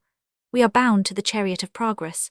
There is no going back, and as bad luck would have it, our civilization, which has done so much for the comfort and adornment of our bodies and the elevation of our minds, has made lawful killing frightfully and needlessly expensive. The whole question of improved armaments has been approached by the governments of the earth in a spirit of nervous and unreflecting haste, whereas the right way was lying plainly before them, and had only to be pursued with calm determination. The learned vigils and labors of a certain class of inventors should have been rewarded with honorable liberality as justice demanded, and the bodies of the inventors should have been blown to pieces by means of their own perfected explosives and improved weapons with extreme publicity, as the commonest prudence dictated. By this method the ardor of research in that direction would have been restrained without infringing the sacred privileges of science. For the lack of a little cool thinking in our guides and masters, this course has not been followed, and a beautiful simplicity has been sacrificed for no real advantage. A frugal mind cannot defend itself from considerable bitterness when reflecting that at the Battle of Actium, which was fought for no less a stake than the dominion of the world, the fleet of Octavianus Caesar and the fleet of Antonius, including the Egyptian division and Cleopatra's galley with purple sails, probably cost less than 2 modern battleships, or, as the modern naval book jargon has it, 2 capital units. But no amount of lubberly book jargon can disguise a fact well calculated to afflict the soul of every sound economist. It is not likely that the Mediterranean will ever behold a battle with a greater issue, but when the time comes for another historical fight, its bottom will be enriched as never before by a quantity of jagged scrap iron, paid for at pretty nearly its weight of gold by the deluded populations inhabiting the isles and continents of this planet. 38. Happy he who, like Ulysses, has made an adventurous voyage, and there is no such sea for adventurous voyages as the Mediterranean, the inland sea which the ancients looked upon as so vast and so full of wonders. And indeed it was terrible and wonderful, for it is we alone who, swayed by the audacity of our minds and the tremors of our hearts, are the sole artisans of all the wonder and romance of the world. It was for the Mediterranean sailors that fair-haired sirens sang among the black rocks, seething in white foam, and mysterious voices spoke in the darkness above the moving wave, voices menacing, seductive, or prophetic, like that voice heard at the beginning of the Christian era by the master of an African vessel in the Gulf of Ceuta, whose calm nights are full of strange murmurs and flitting shadows. It called him by name, bidding him go and tell all men that the great god Pan was dead. But the great legend of the Mediterranean, the legend of traditional song and grave history, lives, fascinating and immortal in our minds. The dark and fearful sea of the subtle Ulysses' wanderings, agitated by the wrath of Olympian gods, harboring on its isles the fury of strange monsters and the wiles of strange women, the highway of heroes and sages, of warriors, pirates, and saints, the workaday sea of Carthaginian merchants and the pleasure lake of the Roman Caesars, claims the veneration of every seaman as the historical home of that spirit of open defiance against the great waters of the earth which is the very soul of his calling. Issuing thence to the west and south, as a youth leaves the shelter of his parental house, this spirit found the way to the Indies, discovered the coasts of a new continent, and traversed at last the immensity of the great Pacific, rich in groups of islands remote and mysterious like the constellations of the sky. The first impulse of navigation took its visible form in that tideless basin freed from hidden shoals and treacherous currents, as if in tender regard for the infancy of the art. The steep shores of the Mediterranean favored the beginners in one of humanity's most daring enterprises, and the enchanting inland sea of classic adventure has led mankind gently from headland to headland, from bay to bay, from island to island, out into the promise of worldwide oceans beyond the Pillars of Hercules. 39. The charm of the Mediterranean dwells in the unforgettable flavor of my early days, and to this hour this sea, upon which the Romans alone ruled without dispute, has kept for me the fascination of youthful romance. The very first Christmas night I ever spent away from land was employed in running before a gulf of lion's gale, which made the old ship groan in every timber as she skipped before it over the short seas, until we brought her to, battered and out of breath, under the lee of Majorca, where the smooth water was torn by fierce catspaws under a very stormy sky. We, or rather, they, for I had hardly had 2 glimpses of salt water in my life till then, kept her standing off and on all that day, while I listened for the first time with the curiosity of my tender years to the song of the wind in a ship's rigging. The monotonous and vibrating note was destined to grow into the intimacy of the heart, pass into blood and bone, accompany the thoughts and acts of 2 full decades, remain to haunt like a reproach the peace of the quiet fireside, and enter into the very texture of respectable dreams dreamed safely under a roof of rafters and tiles. The wind was fair, but that day we ran no more. The thing, I will not call her a ship twice in the same half-hour, leaked. She leaked fully, generously, overflowingly, all over, like a basket. I took an enthusiastic part in the excitement caused by that last infirmity of noble ships, without concerning myself much with the why or the wherefore. The surmise of my maturer years is that, bored by her interminable life, the venerable antiquity was simply yawning with ennui at every seam. But at the time I did not know. I knew generally very little, and least of all what I was doing in that galley. I remember that, exactly as in the comedy of Molière, my uncle asked the precise question in the very words, not of my confidential valet, however, but across great distances of land, in a letter whose mocking but indulgent turn ill concealed his almost paternal anxiety. I fancy I tried to convey to him my utterly unfounded impression that the West Indies awaited my coming. I had to go there. It was a sort of mystic conviction, something in the nature of a call. But it was difficult to state intelligibly the grounds of this belief to that man of rigorous logic, if of infinite charity. The truth must have been that, all unversed in the arts of the wily Greek, the deceiver of gods, the lover of strange women, the evoker of bloodthirsty shades, I yet longed for the beginning of my own obscure odyssey, which, as was proper for a modern, should unroll its wonders and terrors beyond the Pillars of Hercules. The disdainful ocean did not open wide to swallow up my audacity, though the ship, the ridiculous and ancient galley of my folly, the old, weary, disenchanted sugar wagon, seemed extremely disposed to open out and swallow up as much salt water as she could hold. This, if less grandiose, would have been as final a catastrophe. But no catastrophe occurred. I lived to watch on a strange shore a black and youthful Nausicaa, with a joyous train of attendant maidens, carrying baskets of linen to a clear stream overhung by the heads of slender palm trees. The vivid colours of their draped raiment, and the gold of their earrings invested with a barbaric and regal magnificence their figures, stepping out freely in a shower of broken sunshine. The whiteness of their teeth was still more dazzling than the splendour of jewels at their ears. The shaded side of the ravine gleamed with their smiles. They were as unabashed as so many princesses, but alas, not one of them was the daughter of a jet-black sovereign. Such was my abominable luck, in being born by the mere hair's breadth of 25 centuries, too late into a world where kings have been growing scarce with scandalous rapidity, while the few who remain have adopted the uninteresting manners and customs of simple millionaires. Obviously it was a vain hope in 187 to see the ladies of a royal household walk in checkered sunshine, with baskets of linen on their heads, to the banks of a clear stream overhung by the starry fronds of palm trees. It was a vain hope, if I did not ask myself whether, limited by such discouraging impossibilities, life was still worth living. It was only because I had then before me several other pressing questions, some of which have remained unanswered to this day. The resonant, laughing voices of these gorgeous maidens scared away the multitude of hummingbirds, whose delicate wings wreathed with the mist of their vibration the tops of flowering bushes. No, they were not princesses. Their unrestrained laughter filling the hot, fern-clad ravine had a soulless limpidity, as of wild, inhuman dwellers in tropical woodlands. Following the example of certain prudent travellers, I withdrew unseen, and returned not much wiser to the Mediterranean, the sea of classic adventures. p. 244 XL.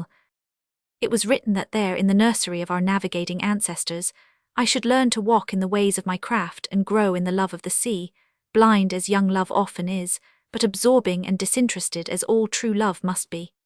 I demanded nothing from it, not even adventure. In this I showed, perhaps, more intuitive wisdom than high self-denial. No adventure ever came to one for the asking. He who starts on a deliberate quest of adventure goes forth, but to gather Dead Sea fruit, unless, indeed, he be beloved of the gods and great amongst heroes, like that most excellent cavalier Don Quixote de la Mancha, by us ordinary mortals of a mediocre animus that is only too anxious to pass by wicked giants for so many honest windmills. Adventures are entertained like visiting angels. They come upon our complacency unawares. As unbidden guests are apt to do, they often come at inconvenient times, and we are glad to let them go unrecognized, without any acknowledgement of so high a favor. After many years, on looking back from the middle turn of life's way at the events of the past, which, like a friendly crowd, seem to gaze sadly after us hastening towards the Cimmerian shore, we may see here and there, in the grey throng, some figure glowing with a faint radiance, as though it had caught all the light of our already crepuscular sky. And by this glow we may recognize the faces of our true adventures, of the once unbidden guests entertained unawares in our young days. If the Mediterranean, the venerable, and sometimes atrociously ill-tempered, nurse of all navigators, was to rock my youth, the providing of the cradle necessary for that operation was entrusted by fate to the most casual assemblage of irresponsible young men, all, however, older than myself, that, as if drunk with provencal sunshine, frittered life away in joyous levity on the model of Balzac's Histoire d'Estrees, qualified by a dash of romance de cape et d'épée. She who was my cradle in those years had been built on the river of Savona by a famous builder of boats, was rigged in Corsica by another good man, and was described on her papers as a tartan of 60 tons. In reality, she was a true balancelle, with 2 short masts raking forward and 2 curved yards, each as long as her hull. A true child of the Latin lake, with a spread of 2 enormous sails resembling the pointed wings on a seabird's slender body, and herself, like a bird indeed, skimming rather than sailing the seas. Her name was the Tremolino. How is this to be translated? The Quiver? What a name to give the pluckiest little craft that ever dipped her sides in angry foam. I had felt her, it is true, trembling for nights and days together under my feet, but it was with the high-strung tenseness of her faithful courage. In her short but brilliant career she has taught me nothing, but she has given me everything. I owe to her the awakened love for the sea that, with the quivering of her swift little body, and the humming of the wind under the foot of her lateen sails, stole into my heart with a sort of gentle violence, and brought my imagination under its despotic sway. The Tremolino. To this day I cannot utter or even write that name without a strange tightening of the breast, and the gasp of mingled delight and dread of one's first passionate experience. 41. We formed, to use a term well understood nowadays in every social sphere, a syndicate owning the Tremolino, an international and astonishing syndicate. And we were all ardent royalists of the snow-white legitimist complexion, heaven only knows why. In all associations of men, there is generally one who, by the authority of age and of a more experienced wisdom, imparts a collective character to the whole set. If I mention that the oldest of us was very old, extremely old, nearly 30 years old, and that he used to declare with gallant carelessness, "I live by my sword," I think I have given enough information on the score of our collective wisdom. He was a North Carolinian gentleman, J1000. KB were the initials of his name, and he really did live by the sword as far as I know. He died by it, too, later on in a Balkanian squabble, in the cause of some Serbs or else Bulgarians, who were neither Catholics nor gentlemen, at least not in the exalted but narrow sense he attached to that last word. Poor J1000, KB, Americain, Catholique, et gentilhomme, as he was disposed to describe himself in moments of lofty expansion, are there still to be found in Europe gentlemen keen of face and elegantly slight of body, of distinguished aspect, with a fascinating drawing-room manner, and with a dark, fatal glance, who live by their swords, I wonder. His family had been ruined in the Civil War, I fancy, and seems for a decade or so to have led a wandering life in the Old World. As to Henry C., the next in age and wisdom of our band, he had broken loose from the unyielding rigidity of his family, solidly rooted, if I remember rightly, in a well-to-do London suburb. On their respectable authority he introduced himself meekly to strangers as a black sheep. I have never seen a more guileless specimen of an outcast, never. However, his people had the grace to send him a little money now and then. Enamoured of the south of Provence, of its people, its life, its sunshine and its poetry, narrow-chested, tall and short-sighted, He strode along the streets and the lanes, his long feet projecting far in advance of his body, and his white nose and gingery mustache buried in an open book. For he had the habit of reading as he walked. How he avoided falling into precipices, off the quays, or down staircases is a great mystery. The sides of his overcoat bulged out with pocket editions of various poets. When not engaged in reading Virgil, Homer, or Mistral, in parks, restaurants, streets, and such like public places, he indited sonnets in French to the eyes, ears, chin, hair, and other visible perfections of a nymph called Therese, the daughter, honesty compels me to state, of a certain Madame Leonore who kept a small café for sailors in one of the narrowest streets of the old town. No more charming face, clear-cut like an antique gem, and delicate in colouring like the petal of a flower, had ever been set on, alas, a somewhat squat body.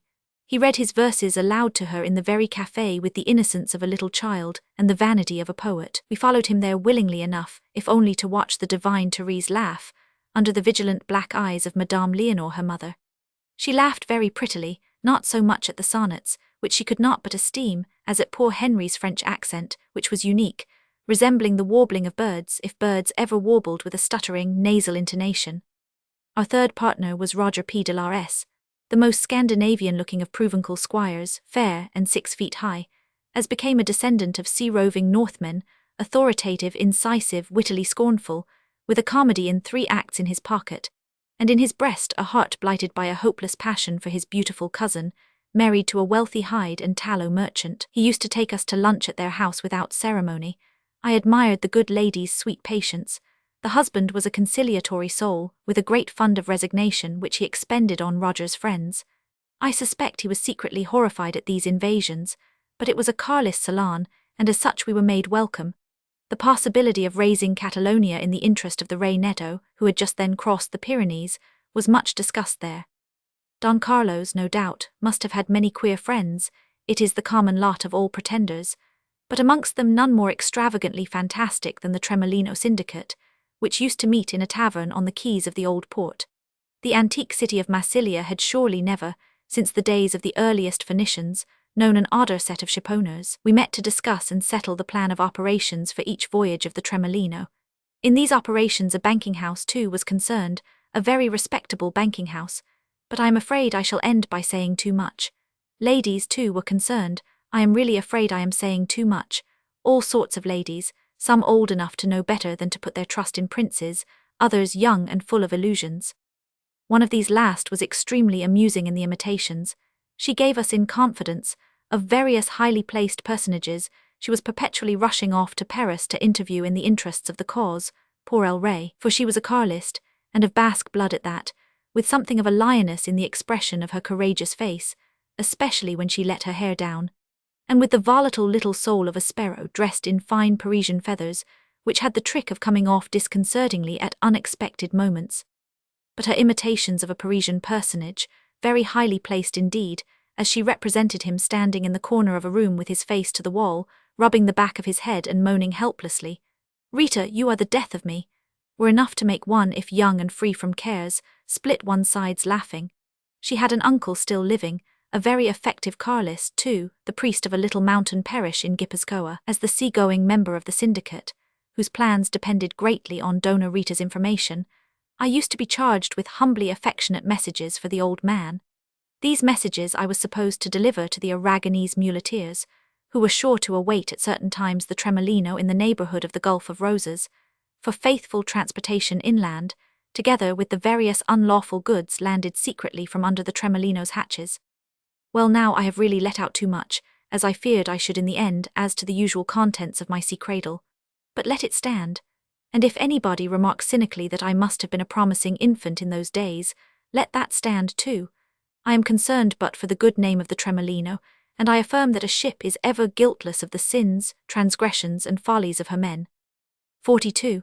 It was not Tremolino's fault that the syndicate depended so much on the wit and wisdom and the information of Dona Rita. She had taken a little furnished house on the Prado for the good of the cause, poor El Rey. She was always taking little houses for somebody's good, for the sick or the sorry, for broken-down artists, cleaned-out gamblers, temporarily unlucky speculators, via armies, old friends, as she used to explain apologetically with a shrug of her fine shoulders. Whether Don Carlos was one of the old friends, too, it's hard to say. More unlikely things have been heard of in smoking rooms. All I know is that one evening, entering incautiously the salon of the little house just after the news of a considerable carlist success had reached the faithful, I was seized round the neck and waist and whirled recklessly 3 times round the room, to the crash of upsetting furniture and the humming of a valse tune in a warm contralto voice. When released from the dizzy embrace, I sat down on the carpet, suddenly without affectation. In this unpretentious attitude I became aware that J1000, KB, had followed me into the room, elegant, fatal, correct and severe in a white tie and large shirt front. In answer to his politely sinister, prolonged glance of inquiry, I overheard Dona Rita murmuring with some confusion and annoyance, "Vous êtes bête mon cher. Voyons, car n'a aucune consequence." Well, content in this case to be of no particular consequence, I had already about me the elements of some worldly sense. Rearranging my collar, which, truth to say, ought to have been a round one above a short jacket, but was not, I observed felicitously that I had come to say goodbye, being ready to go off to sea that very night with the Tremolino. Our hostess, slightly panting yet and just a shade dishevelled, turned tartly upon J1000. KB, desiring to know when he would be ready to go off by the Tremolino, or in any other way, in order to join the royal headquarters. Did he intend, she asked ironically, to wait for the very eve of the entry into Madrid? Thus, by a judicious exercise of tact and asperity, we re-established the atmospheric equilibrium of the room long before I left them a little before midnight, now tenderly reconciled, to walk down to the harbour and hail the Tremolino by the usual soft whistle from the edge of the quay. It was our signal, invariably heard by the ever-watchful Dominic, the padrone. He would raise a lantern silently to light my steps along the narrow, springy plank of our primitive gangway. "And so we are going off," he would murmur directly my foot touched the deck. I was the harbinger of sudden departures, but there was nothing in the world sudden enough to take Dominic unawares. His thick black moustaches, curled every morning with hot tongs by the barber at the corner of the quay, seemed to hide a perpetual smile. But nobody, I believe, had ever seen the true shape of his lips. From the slow, imperturbable gravity of that broad-chested man, you would think he had never smiled in his life. In his eyes lurked a look of perfectly remorseless irony, as though he had been provided with an extremely experienced soul, and the slightest distension of his nostrils would give to his bronzed face a look of extraordinary boldness. This was the only play of feature of which he seemed capable, being a southerner of a concentrated, deliberate type. His ebony hair curled slightly on the temples. He may have been 40 years old, and he was a great voyager on the inland sea. Astute and ruthless, he could have rivaled in resource the unfortunate son of Laertes and Anticle. If he did not pit his craft and audacity against the very gods, it is only because the Olympian gods are dead. Certainly no woman could frighten him. A one-eyed giant would not have had the ghost of a chance against Dominic Cervoni, of Corsica, not Ithaca, and no king, son of kings, but of very respectable family, authentic caporali, he affirmed. But that is as it may be. The caporali families date back to the 12th century. For want of more exalted adversaries, Dominic turned his audacity fertile in impious stratagems against the powers of the earth, as represented by the institution of custom houses, and every mortal belonging thereto, scribes, officers and guardacostas afloat and ashore. He was the very man for us, this modern and unlawful wanderer with his own legend of loves, dangers and bloodshed. He told us bits of it sometimes in measured, ironic tones. He spoke Catalonian, the Italian of Corsica and the French of Provence with the same easy naturalness. Dressed in short togs, a white starched shirt, black jacket and round hat, as I took him once to see Dona Rita, he was extremely presentable. He could make himself interesting by a tactful and rugged reserve set off by a grim, almost imperceptible, playfulness of tone and manner. He had the physical assurance of strong-hearted men. After half an hour's interview in the dining room, during which they got in touch with each other in an amazing way, Rita told us in her best grande dame manner, "Mais il est parfait, cet homme." He was perfect, on board the Tremolino, wrapped up in a black cabin, the picturesque cloak of Mediterranean seamen, with those massive moustaches and his remorseless eyes set off by the shadow of the deep hood. He looked piratical and monkish, and darkly initiated into the most awful mysteries of the sea. 43. Anyway, he was perfect, as Dona Rita had declared. The only thing unsatisfactory, and even inexplicable, about our Dominic was his nephew César. It was startling to see a desolate expression of shame veil the remorseless audacity in the eyes of that man superior to all scruples and terrors. "I would never have dared to bring him on board your balancelle," he once apologized to me. "But what am I to do? His mother is dead and my brother has gone into the bush. In this way, I learned that our Dominic had a brother. As to going into the bush, this only means that a man has done his duty successfully in the pursuit of a hereditary vendetta. The feud which had existed for ages between the families of Cervoni and Branaski was so old that it seemed to have smouldered out at last. One evening Pietro Branaski, after a laborious day amongst his olive trees, sat on a chair against the wall of his house with a bowl of broth on his knees and a piece of bread in his hand. Dominic's brother, going home with a gun on his shoulder, found a sudden offence in this picture of content, and rest so obviously calculated to awaken the feelings of hatred and revenge. He and Pietro had never had any personal quarrel, but as Dominic explained, all our dead cried out to him. He shouted from behind a wall of stones, "Oh, Pietro, behold what is coming!" And as the other looked up innocently, he took aim at the forehead and squared the old vendetta account so neatly that, according to Dominic, the dead man continued to sit with the bowl of broth on his knees and the piece of bread in his hand. This is why, because in Corsica your dead will not leave you alone, Dominic's brother had to go into the marquee, into the bush on the wild mountainside, to dodge the gendarmes for the insignificant remainder of his life, and Dominic had charge of his nephew with a mission to make a man of him. No more unpromising undertaking could be imagined. The very material for the task seemed wanting. The Cervonists, if not handsome men, were good sturdy flesh and blood, but this extraordinarily lean and livid youth seemed to have no more blood in him than a snail. Some cursed witch must have stolen my brother's child from the cradle and put that spawn of a starved devil in its place, Dominic would say to me. Look at him, just look at him. To look at César was not pleasant. His parchment skin, showing dead white on his cranium through the thin wisps of dirty brown hair, seemed to be glued directly and tightly upon his big bones, without being in any way deformed. He was the nearest approach which I have ever seen or could imagine to what is commonly understood by the word monster. That the source of the effect produced was really moral I have no doubt. An utterly, hopelessly depraved nature was expressed in physical terms, that taken each separately had nothing positively startling. You imagined him clammily cold to the touch, like a snake. The slightest reproof, the most mild and justifiable remonstrance, would be met by a resentful glare, and an evil shrinking of his thin, dry upper lip, a snarl of hate to which he generally added the agreeable sound of grinding teeth. It was for this venomous performance rather than for his lies, impudence, and laziness that his uncle used to knock him down. It must not be imagined that it was anything in the nature of a brutal assault. Dominic's brawny arm would be seen describing deliberately an ample horizontal gesture, a dignified sweep, and César would go over suddenly like a ninepin, which was funny to see. But once down he would writhe on the deck, gnashing his teeth in impotent rage, which was pretty horrible to behold. And it also happened more than once that he would disappear completely, which was startling to observe. This is the exact truth. Before some of these majestic cuffs, César would go down and vanish. He would vanish heels overhead into open hatchways, into scuttles, behind upended casks, according to the place where he happened to come into contact with his uncle's mighty arm. Once it was in the old harbour, just before the Tremolino's last voyage. He vanished thus overboard to my infinite consternation. Dominic and I had been talking business together aft, and César had sneaked up behind us to listen, for amongst his other perfections, he was a consummate eavesdropper and spy. At the sound of the heavy plop alongside horror held me rooted to the spot, but Dominic stepped quietly to the rail and leaned over, waiting for his nephew's miserable head to bob up for the first time. "Oh, César," he yelled contemptuously to the spluttering wretch, "catch hold of that mooring hawser, Charogny."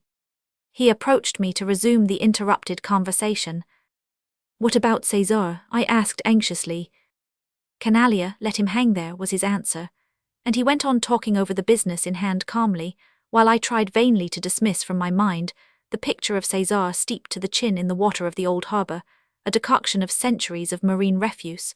I tried to dismiss it, because the mere notion of that liquid made me feel very sick. Presently Dominic, hailing an idle boatman, directed him to go and fish his nephew out, and by and by César appeared walking on board from the quay, shivering, streaming with filthy water, with bits of rotten straws in his hair, and a piece of dirty orange peel stranded on his shoulder. His teeth chattered, his yellow eyes squinted balefully at us as he passed forward. I thought it my duty to remonstrate. "Why are you always knocking him about, Dominic?" I asked. Indeed, I felt convinced it was no earthly good, a sheer waste of muscular force.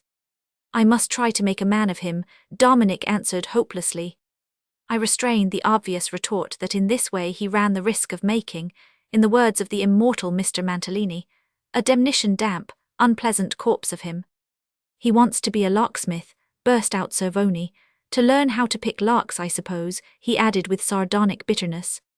Why not let him be a locksmith, I ventured. Who would teach him? He cried. Where could I leave him? He asked with a drop in his voice, and I had my first glimpse of genuine despair. He steals, you know, alas, parta madon, I believe he would put poison in your food and mine, the viper. He raised his face and both his clenched fists slowly to heaven. However, César never dropped poison into our cups. One cannot be sure, but I fancy he went to work in another way. This voyage, of which the details need not be given, we had to range far afield for sufficient reasons. Coming up from the south to end it with the important and really dangerous part of the scheme in hand, we found it necessary to look into Barcelona for certain definite information. This appears like running one's head into the very jaws of the lion, but in reality it was not so. We had one or two high, influential friends there, and many others humble but valuable because bought for good hard cash. We were in no danger of being molested. Indeed, the important information reached us promptly by the hands of a custom-house officer, who came on board full of showy zeal to poke an iron rod into the layer of oranges, which made the visible part of our cargo in the hatchway. I forgot to mention before that the Tremolino was officially known as a fruit and corkwood trader. The zealous officer managed to slip a useful piece of paper into Dominic's hand as he went ashore, and a few hours afterwards, being off duty, he returned on board again athirst for drinks and gratitude. He got both as a matter of course. While he sat sipping his liqueur in the tiny cabin, Dominic plied him with questions as to the whereabouts of the guarda-costas. The preventive service afloat was really the one for us to reckon with, and it was material for our success and safety to know the exact position of the patrol craft in the neighbourhood. The news could not have been more favourable. The officer mentioned a small place on the coast some 12 miles off, where, unsuspicious and unready, she was lying at anchor, with her sails unbent, painting yards and scraping spars. Then he left us after the usual compliments, smirking reassuringly over his shoulder. I had kept below pretty close all day from excess of prudence. The stake played on that trip was big. We are ready to go at once, but for César, who has been missing ever since breakfast, announced Dominic to me in his slow, grim way. Where the fellow had gone, and why, we could not imagine. The usual surmises in the case of a missing seaman did not apply to César's absence. He was too odious for love, friendship, gambling, or even casual intercourse, but once or twice he had wandered away like this before. Dominic went ashore to look for him, but returned at the end of 2 hours alone and very angry, as I could see by the token of the invisible smile under his moustache being intensified. We wondered what had become of the wretch, and made a hurried investigation amongst our portable property. He had stolen nothing. He will be back before long, I said confidently. 10 minutes afterwards, one of the men on deck called out loudly, I can see him coming. César had only his shirt and trousers on. He had sold his coat, apparently for pocket money. You knave, was all Dominic said with a terrible softness of voice. He restrained his collar for a time. Where have you been, vagabond? He asked menacingly. Nothing would induce César to answer that question. It was as if he even disdained to lie. He faced us, drawing back his lips and gnashing his teeth, and did not shrink an inch before the sweep of Dominic's arm. He went down as if shot, of course. But this time I noticed that, when picking himself up, he remained longer than usual on all fours, baring his big teeth over his shoulder and glaring upwards at his uncle with a new sort of hate in his round, yellow eyes. That permanent sentiment seemed pointed at that moment by a special malice and curiosity. I became quite interested. If he ever manages to put poison in the dishes, I thought to myself, this is how he will look at us as we sit at our meal. But I did not, of course, believe for a moment that he would ever put poison in our food. He ate the same things himself. Moreover, he had no poison, and I could not imagine a human being so blinded by cupidity as to sell poison to such an atrocious creature. 44. We slipped out to sea quietly at dusk, and all through the night everything went well. The breeze was gusty, a southerly blow was making up. It was fair wind for our course. Now and then Dominic slowly and rhythmically struck his hands together a few times, as if applauding the performance of the Tremolino. The balancelle hummed and quivered as she flew along, dancing lightly under our feet. At daybreak I pointed out to Dominic, amongst the several sail in view running before the gathering storm, one particular vessel. The press of canvas she carried made her loom up high end on, like a grey column standing motionless directly in our wake. "Look at this fellow Dominic," I said. "He seems to be in a hurry." The padrone made no remark, but wrapping his black cloak close about him stood up to look. His weather-tanned face, framed in the hood, had an aspect of authority and challenging force, with the deep-set eyes gazing far away fixedly without a wink, like the intent, merciless, steady eyes of a seabird. "Kai va piano va sano," he remarked at last, with a derisive glance over the side, in ironic allusion to our own tremendous speed. The Tremolino was doing her best, and seemed to hardly touch the great burst of foam over which she darted. I crouched down again to get some shelter from the low bulwark. After more than half an hour of swaying immobility, expressing a concentrated, breathless watchfulness, Dominic sank on the deck by my side. Within the monkish cowl his eyes gleamed with a fierce expression which surprised me. All he said was, "He has come out here to wash the new paint off his yards, I suppose." "What?" I shouted, getting up on my knees. "Is she the guarda-costa?" The perpetual suggestion of a smile under Dominic's piratical moustaches seemed to become more accentuated, quite real, grim, actually almost visible through the wet and uncurled hair. Judging by that symptom, he must have been in a towering rage, but I could also see that he was puzzled, and that discovery affected me disagreeably. Dominic puzzled. For a long time, leaning against the bulwark, I gazed over the stern at the grey column that seemed to stand swaying slightly in our wake, always at the same distance. Meanwhile Dominic, black and cowled, sat cross-legged on the deck, with his back to the wind, recalling vaguely an Arab chief in his burnous sitting on the sand. Above his motionless figure, the little cord and tassel on the stiff point of the hood swung about inanely in the gale. At last I gave up facing the wind and rain, and crouched down by his side. I was satisfied that the sail was a patrol craft. Her presence was not a thing to talk about, but soon, between two clouds charged with hail showers, a burst of sunshine fell upon her sails, and our men discovered her character for themselves. From that moment I noticed that they seemed to take no heed of each other, or of anything else. They could spare no eyes and no thought but for the slight column shape astern of us. Its swaying had become perceptible. For a moment she remained dazzlingly white, then faded away slowly to nothing in a squall, only to reappear again, nearly black, resembling a post stuck upright against the slaty background of solid cloud. Since first noticed she had not gained on us a foot. "She will never catch the Tremolino," I said exultingly. Dominic did not look at me. He remarked absently but justly that the heavy weather was in our pursuer's favour. She was 3 times our size. What we had to do was to keep our distance till dark, which we could manage easily, and then haul off to seaward and consider the situation. But his thoughts seemed to stumble in the darkness of some not-solved enigma, and soon he fell silent. We ran steadily, wing and wing. Cape San Sebastian nearly ahead seemed to recede from us in the squalls of rain, and come out again to meet our rush, every time more distinct between the showers. For my part, one was by no means certain that this Gablu, as our men alluded to her opprobriously, was after us at all. There were nautical difficulties in such a view which made me express the sanguine opinion that she was in all innocence simply changing her station. At this Dominic condescended to turn his head. "I tell you she is in chase," he affirmed moodily after one short glance astern. I never doubted his opinion, but with all the ardour of a neophyte and the pride of an apt learner I was at that time a great nautical casuist. "What I can't understand," I insisted subtly, "is how on earth with this wind she has managed to be just where she was when we first made her out. It is clear that she could not, and did not, gain 12 miles on us during the night, and there are other impossibilities." Dominic had been sitting motionless, like an inanimate black cone posed on the stern deck, near the rudder-head, with a small tassel fluttering on its sharp point, and for a time he preserved the immobility of his meditation. Then, bending over with a short laugh, he gave my ear the bitter fruit of it. He understood everything now perfectly. She was where we had seen her first, not because she had caught us up, but because we had passed her during the night while she was already waiting for us hove to, most likely, on our very track. "Do you understand already?" Dominic muttered in a fierce undertone. "Already, you know we left a good 8 hours before we were expected to leave, otherwise she would have been in time to lie in wait for us on the other side of the cape, and," he snapped his teeth like a wolf close to my face, "and she would have had us like that." I saw it all plainly enough now. They had eyes in their heads and all their wits about them in that craft. We had passed them in the dark as they jogged on easily towards their ambush with the idea that we were yet far behind.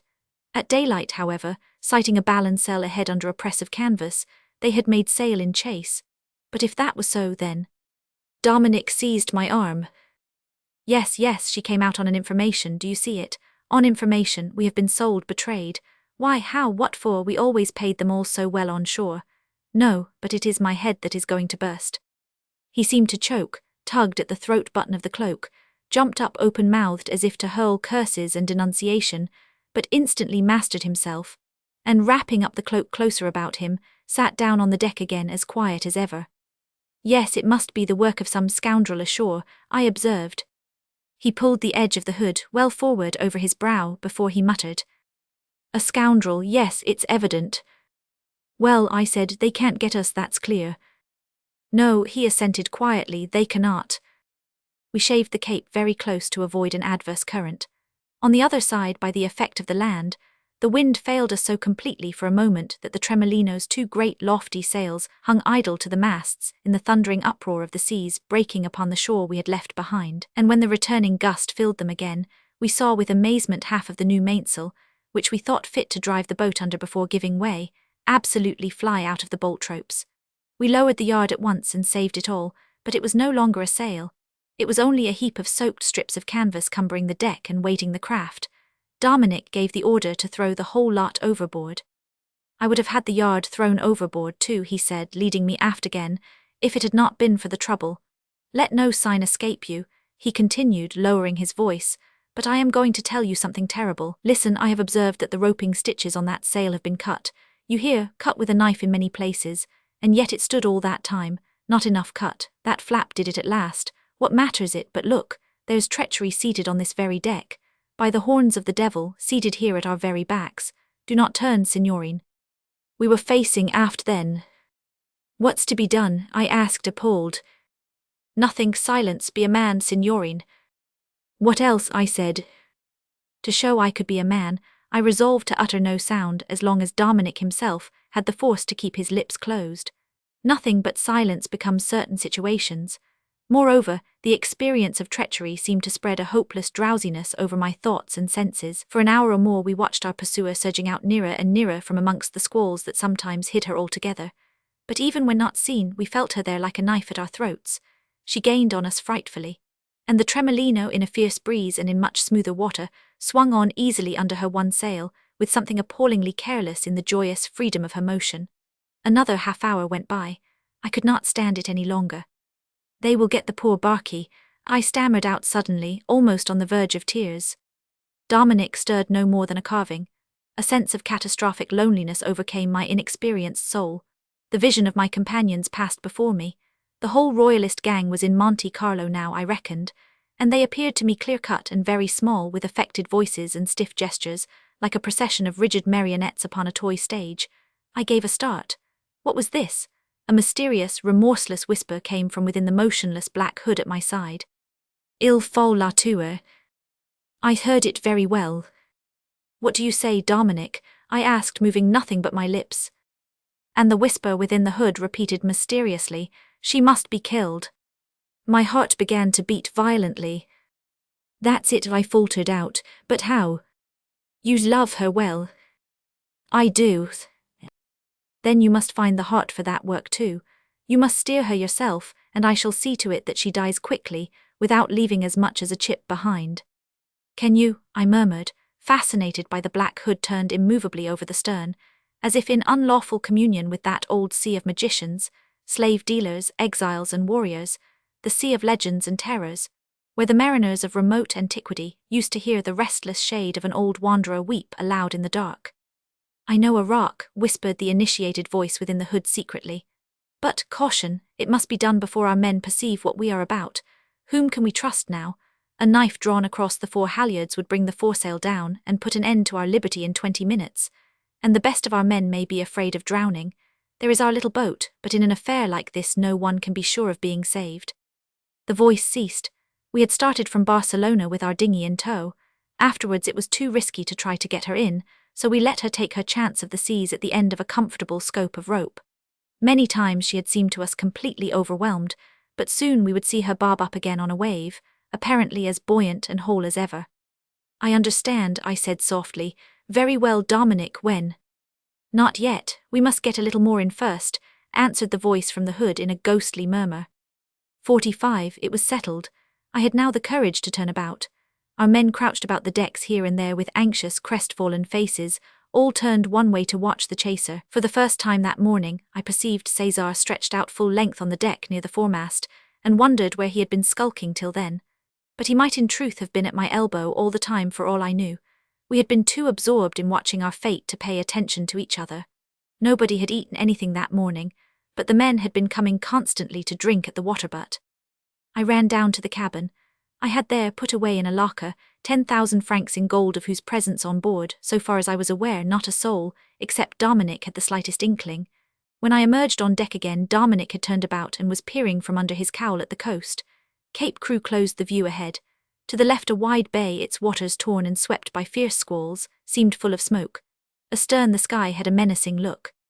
Directly he saw me, Dominic in a placid tone wanted to know what was the matter. I came close to him and, looking as unconcerned as I could, told him in an undertone that I had found the locker broken open and the money belt gone. Last evening it was still there. What did you want to do with it? He asked me, trembling violently. Put it round my waist, of course, I answered, amazed to hear his teeth chattering. Cursed gold, he muttered. The weight of the money might have cost you your life, perhaps. He shuddered. There is no time to talk about that now. I am ready. Not yet, I am waiting for that squall to come over, he muttered, and a few leaden minutes passed. The squall came over at last. Our pursuer, overtaken by a sort of murky whirlwind, disappeared from our sight. The Tremolino quivered and bounded forward. The land ahead vanished too, and we seemed to be left alone in a world of water and wind. Prenez la barre, monsieur, Dominic broke the silence suddenly in an austere voice. Take hold of the tiller. He bent his hood to my ear. The balancelle is yours, your own hands must deal the blow. I have yet another piece of work to do. He spoke up loudly to the man who steered. Let the signorino take the tiller, and you with the others stand by to haul the boat alongside quickly at the word. The man obeyed, surprised but silent. The others stirred and pricked up their ears at this. I heard their murmurs. What now? Are we going to run in somewhere and take to our heels? The padrone knows what he is doing. Dominic went forward. He paused to look down at César, who, as I have said before, was lying full length face down by the foremast, then stepped over him and dived out of my sight under the foresail. I saw nothing ahead. It was impossible for me to see anything except the foresail open and still, like a great shadowy wing. But Dominic had his bearings. His voice came to me from forward in a just audible cry. Now, signorino. I bore on the tiller as instructed before. Again I heard him faintly, and then I had only to hold her straight. No ship ran so joyously to her death before. She rose and fell as if floating in space and darted forward, whizzing like an arrow. Dominic, stooping under the foot of the foresail, reappeared and stood steadying himself against the mast, with a raised forefinger in an attitude of expectant attention. A second before the shark his arm fell down by his side. At that I set my teeth. And then, talk of splintered planks and smashed timbers.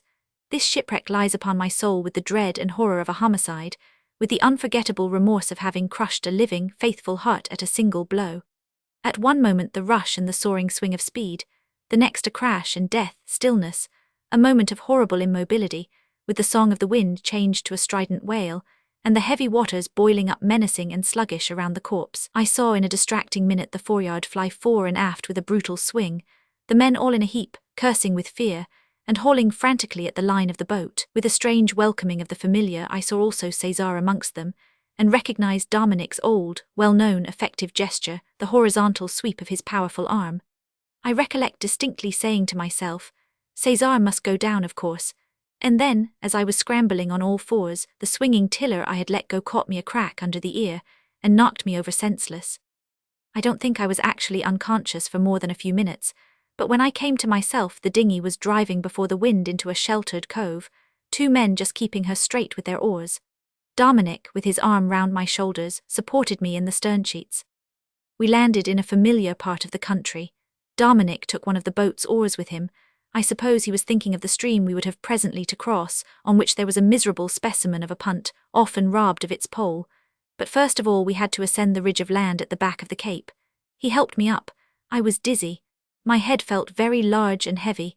At the top of the ascent I clung to him and we stopped to rest. To the right below us the wide, smoky bay was empty. Dominic had kept his word. There was not a chip to be seen around the black rock from which the Tremolino, with her plucky heart crushed at one blow, had slipped off into deep water to her eternal rest. The vastness of the open sea was smothered in driving mists, and in the centre of the thinning squall, phantom-like under a frightful press of canvas, the unconscious guardacosta dashed on, still chasing to the northward. Our men were already descending the reverse slope to look for that punt which we knew from experience was not always to be found easily. I looked after them with dazed, misty eyes. 1, 2, 3, 4. Dominic, where est César? I cried. As if repulsing the very sound of the name, the padrone made that ample, sweeping, knocking down gesture. I stepped back a pace and stared at him fearfully. His open shirt uncovered his muscular neck and the thick hair on his chest. He planted the oar upright in the soft soil, and rolling up slowly his right sleeve, extended the bare arm before my face. This, he began with an extreme deliberation whose superhuman restraint vibrated with the suppressed violence of his feelings, is the arm which delivered the blow. I am afraid it is your own gold that did the rest. I forgot all about your money. He clasped his hands together in sudden distress.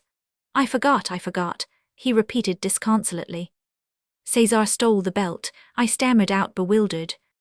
And who else, canalia? He must have been spying on you for days, and he did the whole thing, absent all day in Barcelona. Traditor sold his jacket to hire a horse. Ha ha, a good affair, I tell you it was he who set him at us. Dominic pointed at the sea, where the guardacosta was a mere dark speck. His chin dropped on his breast. On information, he murmured in a gloomy voice, a Cervoni, oh my poor brother. And you drowned him, I said feebly. I struck once and the wretch went down like a stone with the gold. Yes, but he had time to read in my eyes that nothing could save him while I was alive. And had I not the right, I, Dominic Cervoni, padrone, who brought him aboard your felucca, my nephew a traitor? He pulled the oar out of the ground and helped me carefully down the slope. All the time he never once looked me in the face.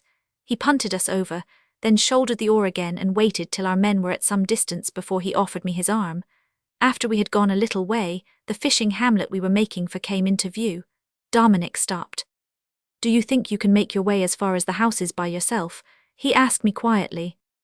Yes, I think so, but why? Where are you going, Dominic? Anywhere, what a question. Signorino, you are but little more than a boy to ask such a question of a man having this tale in his family. Ah, Traditor, what made me ever own that spawn of a hungry devil for our own blood? Thief, cheat, coward, liar, other men can deal with that. But I was his uncle, and so, I wish he had poisoned me, Charogny. But this, that I, a confidential man and a Corsican, should have to ask your pardon for bringing on board your vessel, of which I was padrone, a Cervoni who has betrayed you, a traitor. That is too much, it is too much. Well, I beg your pardon, and you may spit in Dominic's face because a traitor of our blood taints us all.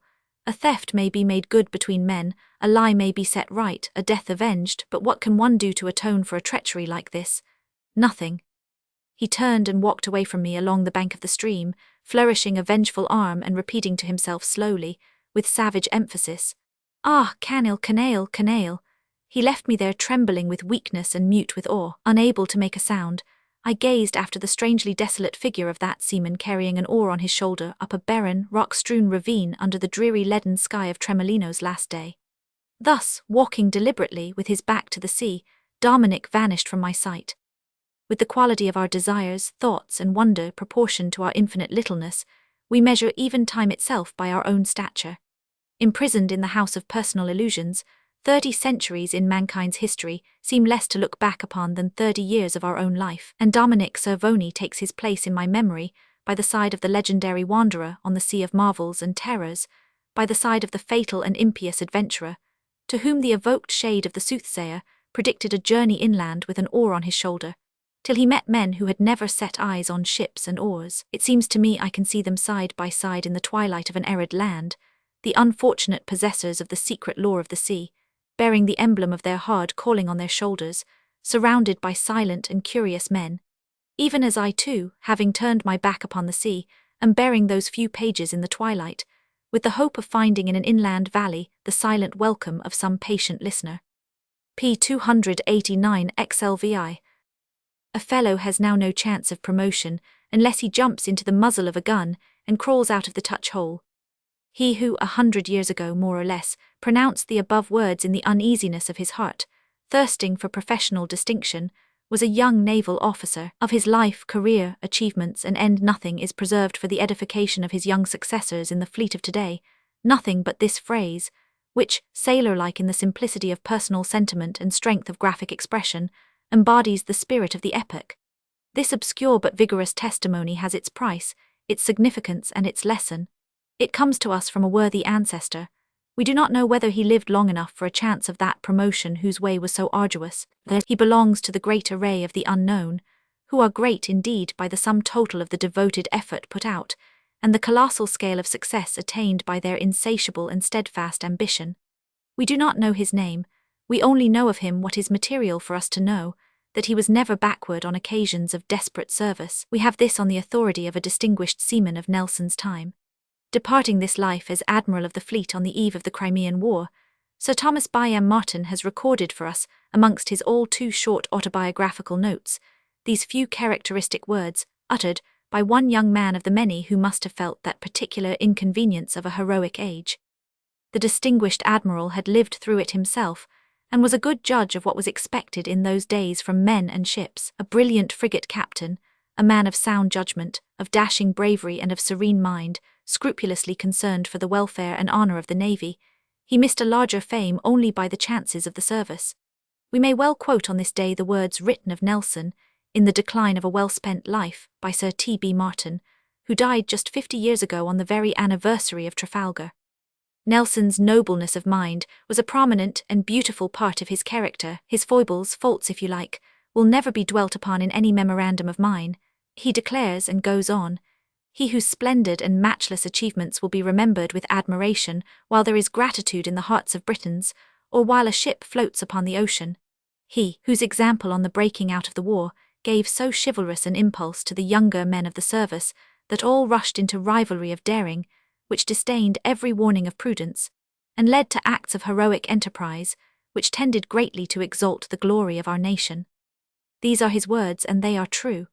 The dashing young frigate captain, the man who in middle age was nothing loth to give chase single-handed in his 74 to a whole fleet, the man of enterprise and consummate judgment, the old admiral of the fleet, the good and trusted servant of his country under 2 kings and a queen, had felt correctly Nelson's influence, and expressed himself with precision out of the fullness of his seaman's heart. Exalted, he wrote, not augmented, and therein his feeling and his pen captured the very truth. Other men there were ready and able to add to the treasure of victories the British Navy has given to the nation. It was the lot of Lord Nelson to exalt all this glory. Exalt, the word seems to be created for the man. 47. The British Navy may well have ceased to count its victories. It is rich beyond the wildest dreams of success and fame. It may well, rather, on a culminating day of its history, cast about for the memory of some reverses to appease the jealous fates which attend the prosperity and triumphs of a nation. It holds, indeed, the heaviest inheritance that has ever been entrusted to the courage and fidelity of armed men. It is too great for mere pride. It should make the seamen of today humble in the secret of their hearts, and indomitable in their unspoken resolution. In all the records of history, there has never been a time when a victorious fortune has been so faithful to men making war upon the sea, and it must be confessed that on their part they knew how to be faithful to their victorious fortune. They were exalted. They were always watching for her smile. Night or day, fair weather or foul, they waited for her slightest sign with the offering of their stout hearts in their hands, and for the inspiration of this high constancy they were indebted to Lord Nelson alone. Whatever earthly affection he abandoned or grasped, the great admiral was always, before all, beyond all, a lover of fame. He loved her jealously, with an inextinguishable ardour and an insatiable desire. He loved her with a masterful devotion and an infinite trustfulness. In the plenitude of his passion he was an exacting lover, and she never betrayed the greatness of his trust. She attended him to the end of his life, and he died pressing her last gift, 19 prizes, to his heart. Anchor, hardy anchor, was as much the cry of an ardent lover as of a consummate seaman. Thus he would hug to his breast the last gift of fame. It was this ardour which made him great. He was a flaming example to the wooers of glorious fortune. There have been great officers before, Lord Hood, for instance, whom he himself regarded as the greatest sea officer England ever had. A long succession of great commanders opened the sea to the vast range of Nelson's genius. His time had come, and after the great sea officers the great naval tradition passed into the keeping of a great man. Not the least glory of the Navy is that it understood Nelson. Lord Hood trusted him, Admiral Keith told him, "We can't spare you either as captain or admiral." Earl sent Vincent put into his hands, untrammeled by orders, a division of his fleet, and Sir Hyde Parker gave him 2 more ships at Copenhagen than he had asked for. So much for the chiefs. The rest of the navy surrendered to him their devoted affection, trust, and admiration. In return he gave them no less than his own exalted soul. He breathed into them his own ardor and his own ambition. In a few short years he revolutionized not the strategy or tactics of sea warfare but the very conception of victory itself. And this is genius. In that alone, through the fidelity of his fortune and the power of his inspiration, he stands unique amongst the leaders of fleets and sailors. He brought heroism into the line of duty. Verily he is a terrible ancestor. And the men of his day loved him. They loved him not only as victorious armies have loved great commanders, they loved him with a more intimate feeling as one of themselves. In the words of a contemporary, he had a most happy way of gaining the affectionate respect of all who had the felicity to serve under his command. To be so great and to remain so accessible to the affection of one's fellow men is the mark of exceptional humanity. Lord Nelson's greatness was very human. It had a moral basis. It needed to feel itself surrounded by the warm devotion of a band of brothers. He was vain and tender. The love and admiration which the navy gave him so unreservedly soothed the restlessness of his professional pride. He trusted them as much as they trusted him. He was a seaman of seamen. Sir T.B. Martin states that he never conversed with any officer who had served under Nelson without hearing the heartiest expressions of attachment to his person and admiration of his frank and conciliatory manner to his subordinates. And Sir Robert Stopford, who commanded one of the ships with which Nelson chased to the West Indies, a fleet nearly double in number, says in a letter, "We are half starved and otherwise inconvenienced by being so long out of port, but our reward is that we are with Nelson." This heroic spirit of daring and endurance, in which all public and private differences were sunk throughout the whole fleet, is Lord Nelson's great legacy, triply sealed by the victorious impress of the Nile, Copenhagen and Trafalgar. This is a legacy whose value the changes of time cannot affect. The men and the ships he knew how to lead lovingly to the work of courage, and the reward of glory have passed away. But Nelson's uplifting touch remains in the standard of achievement he has set for all time. The principles of strategy may be immutable. It is certain they have been, and shall be again, disregarded from timidity, from blindness, through infirmity of purpose. The tactics of great captains on land and sea can be infinitely discussed. The first object of tactics is to close with the adversary on terms of the greatest possible advantage. Yet no hard and fast rules can be drawn from experience, for this capital reason, amongst others, that the quality of the adversary is a variable element in the problem. The tactics of Lord Nelson have been amply discussed, with much pride and some profit, and yet truly they are already of but archaic interest. A very few years more and the hazardous difficulties of handling a fleet under canvas shall have passed beyond the conception of seamen who hold in trust for their country Lord Nelson's legacy of heroic spirit. The change in the character of the ships is too great and too radical. It is good and proper to study the acts of great men with thoughtful reverence, but already the precise intention of Lord Nelson's famous memorandum seems to lie under that veil which time throws over the clearest conceptions of every great art. It must not be forgotten that this was the first time when Nelson, commander-in-chief, had his opponents under way, the first time and the last. Had he lived, had there been other fleets left to oppose him, we would perhaps have learned something more of his greatness as a sea officer. Nothing could have been added to his greatness as a leader. All that can be affirmed is, that on no other day of his short and glorious career was Lord Nelson more splendidly true to his genius and to his country's fortune. 48. And yet the fact remains that, had the wind failed and the fleet lost steerage way, or worse still, had it been taken aback from the eastward, with its leaders within short range of the enemy's guns, nothing, it seems, could have saved the headmost ships from capture or destruction. No skill of a great sea officer would have availed in such a contingency. Lord Nelson was more than that, and his genius would have remained undiminished by defeat. But obviously tactics, which are so much at the mercy of irremediable accident, must seem to a modern seaman a poor matter of study. The commander-in-chief in the great fleet action that will take its place next to the Battle of Trafalgar in the history of the British Navy will have no such anxiety, and will feel the weight of no such dependence. For 100 years now, no British fleet has engaged the enemy in line of battle. 100 years is a long time, but the difference of modern conditions is enormous. The gulf is great. Had the last great fight of the English Navy been that of the 1st of June, for instance, had there been no Nelson's victories, it would have been well-nigh impassable. The great admiral's slight and passion-worn figure stands at the parting of the ways. He had the audacity of genius and a prophetic inspiration. The modern naval man must feel that the time has come for the tactical practice of the great sea officers of the past to be laid by in the temple of august memories. The fleet tactics of the sailing days have been governed by 2 points: the deadly nature of a raking fire, and the dread, natural to a commander dependent upon the winds, to find at some crucial moment part of his fleet thrown hopelessly to leeward.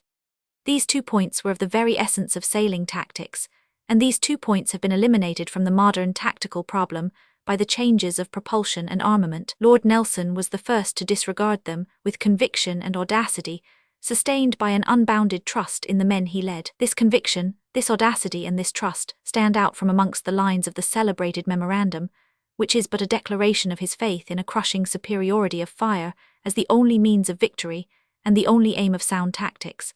Under the difficulties of the then existing conditions, he strove for that, and for that alone, putting his faith into practice against every risk. And in that exclusive faith, Lord Nelson appears to us as the first of the moderns. Against every risk, I have said, and the men of today, born and bred to the use of steam, can hardly realize how much of that risk was in the weather. Except at the Nile, where the conditions were ideal for engaging a fleet moored in shallow water, Lord Nelson was not lucky in his weather. Practically it was nothing but a quite unusual failure of the wind, which cost him his arm during the Tenerife expedition. On Trafalgar Day, the weather was not so much unfavorable as extremely dangerous.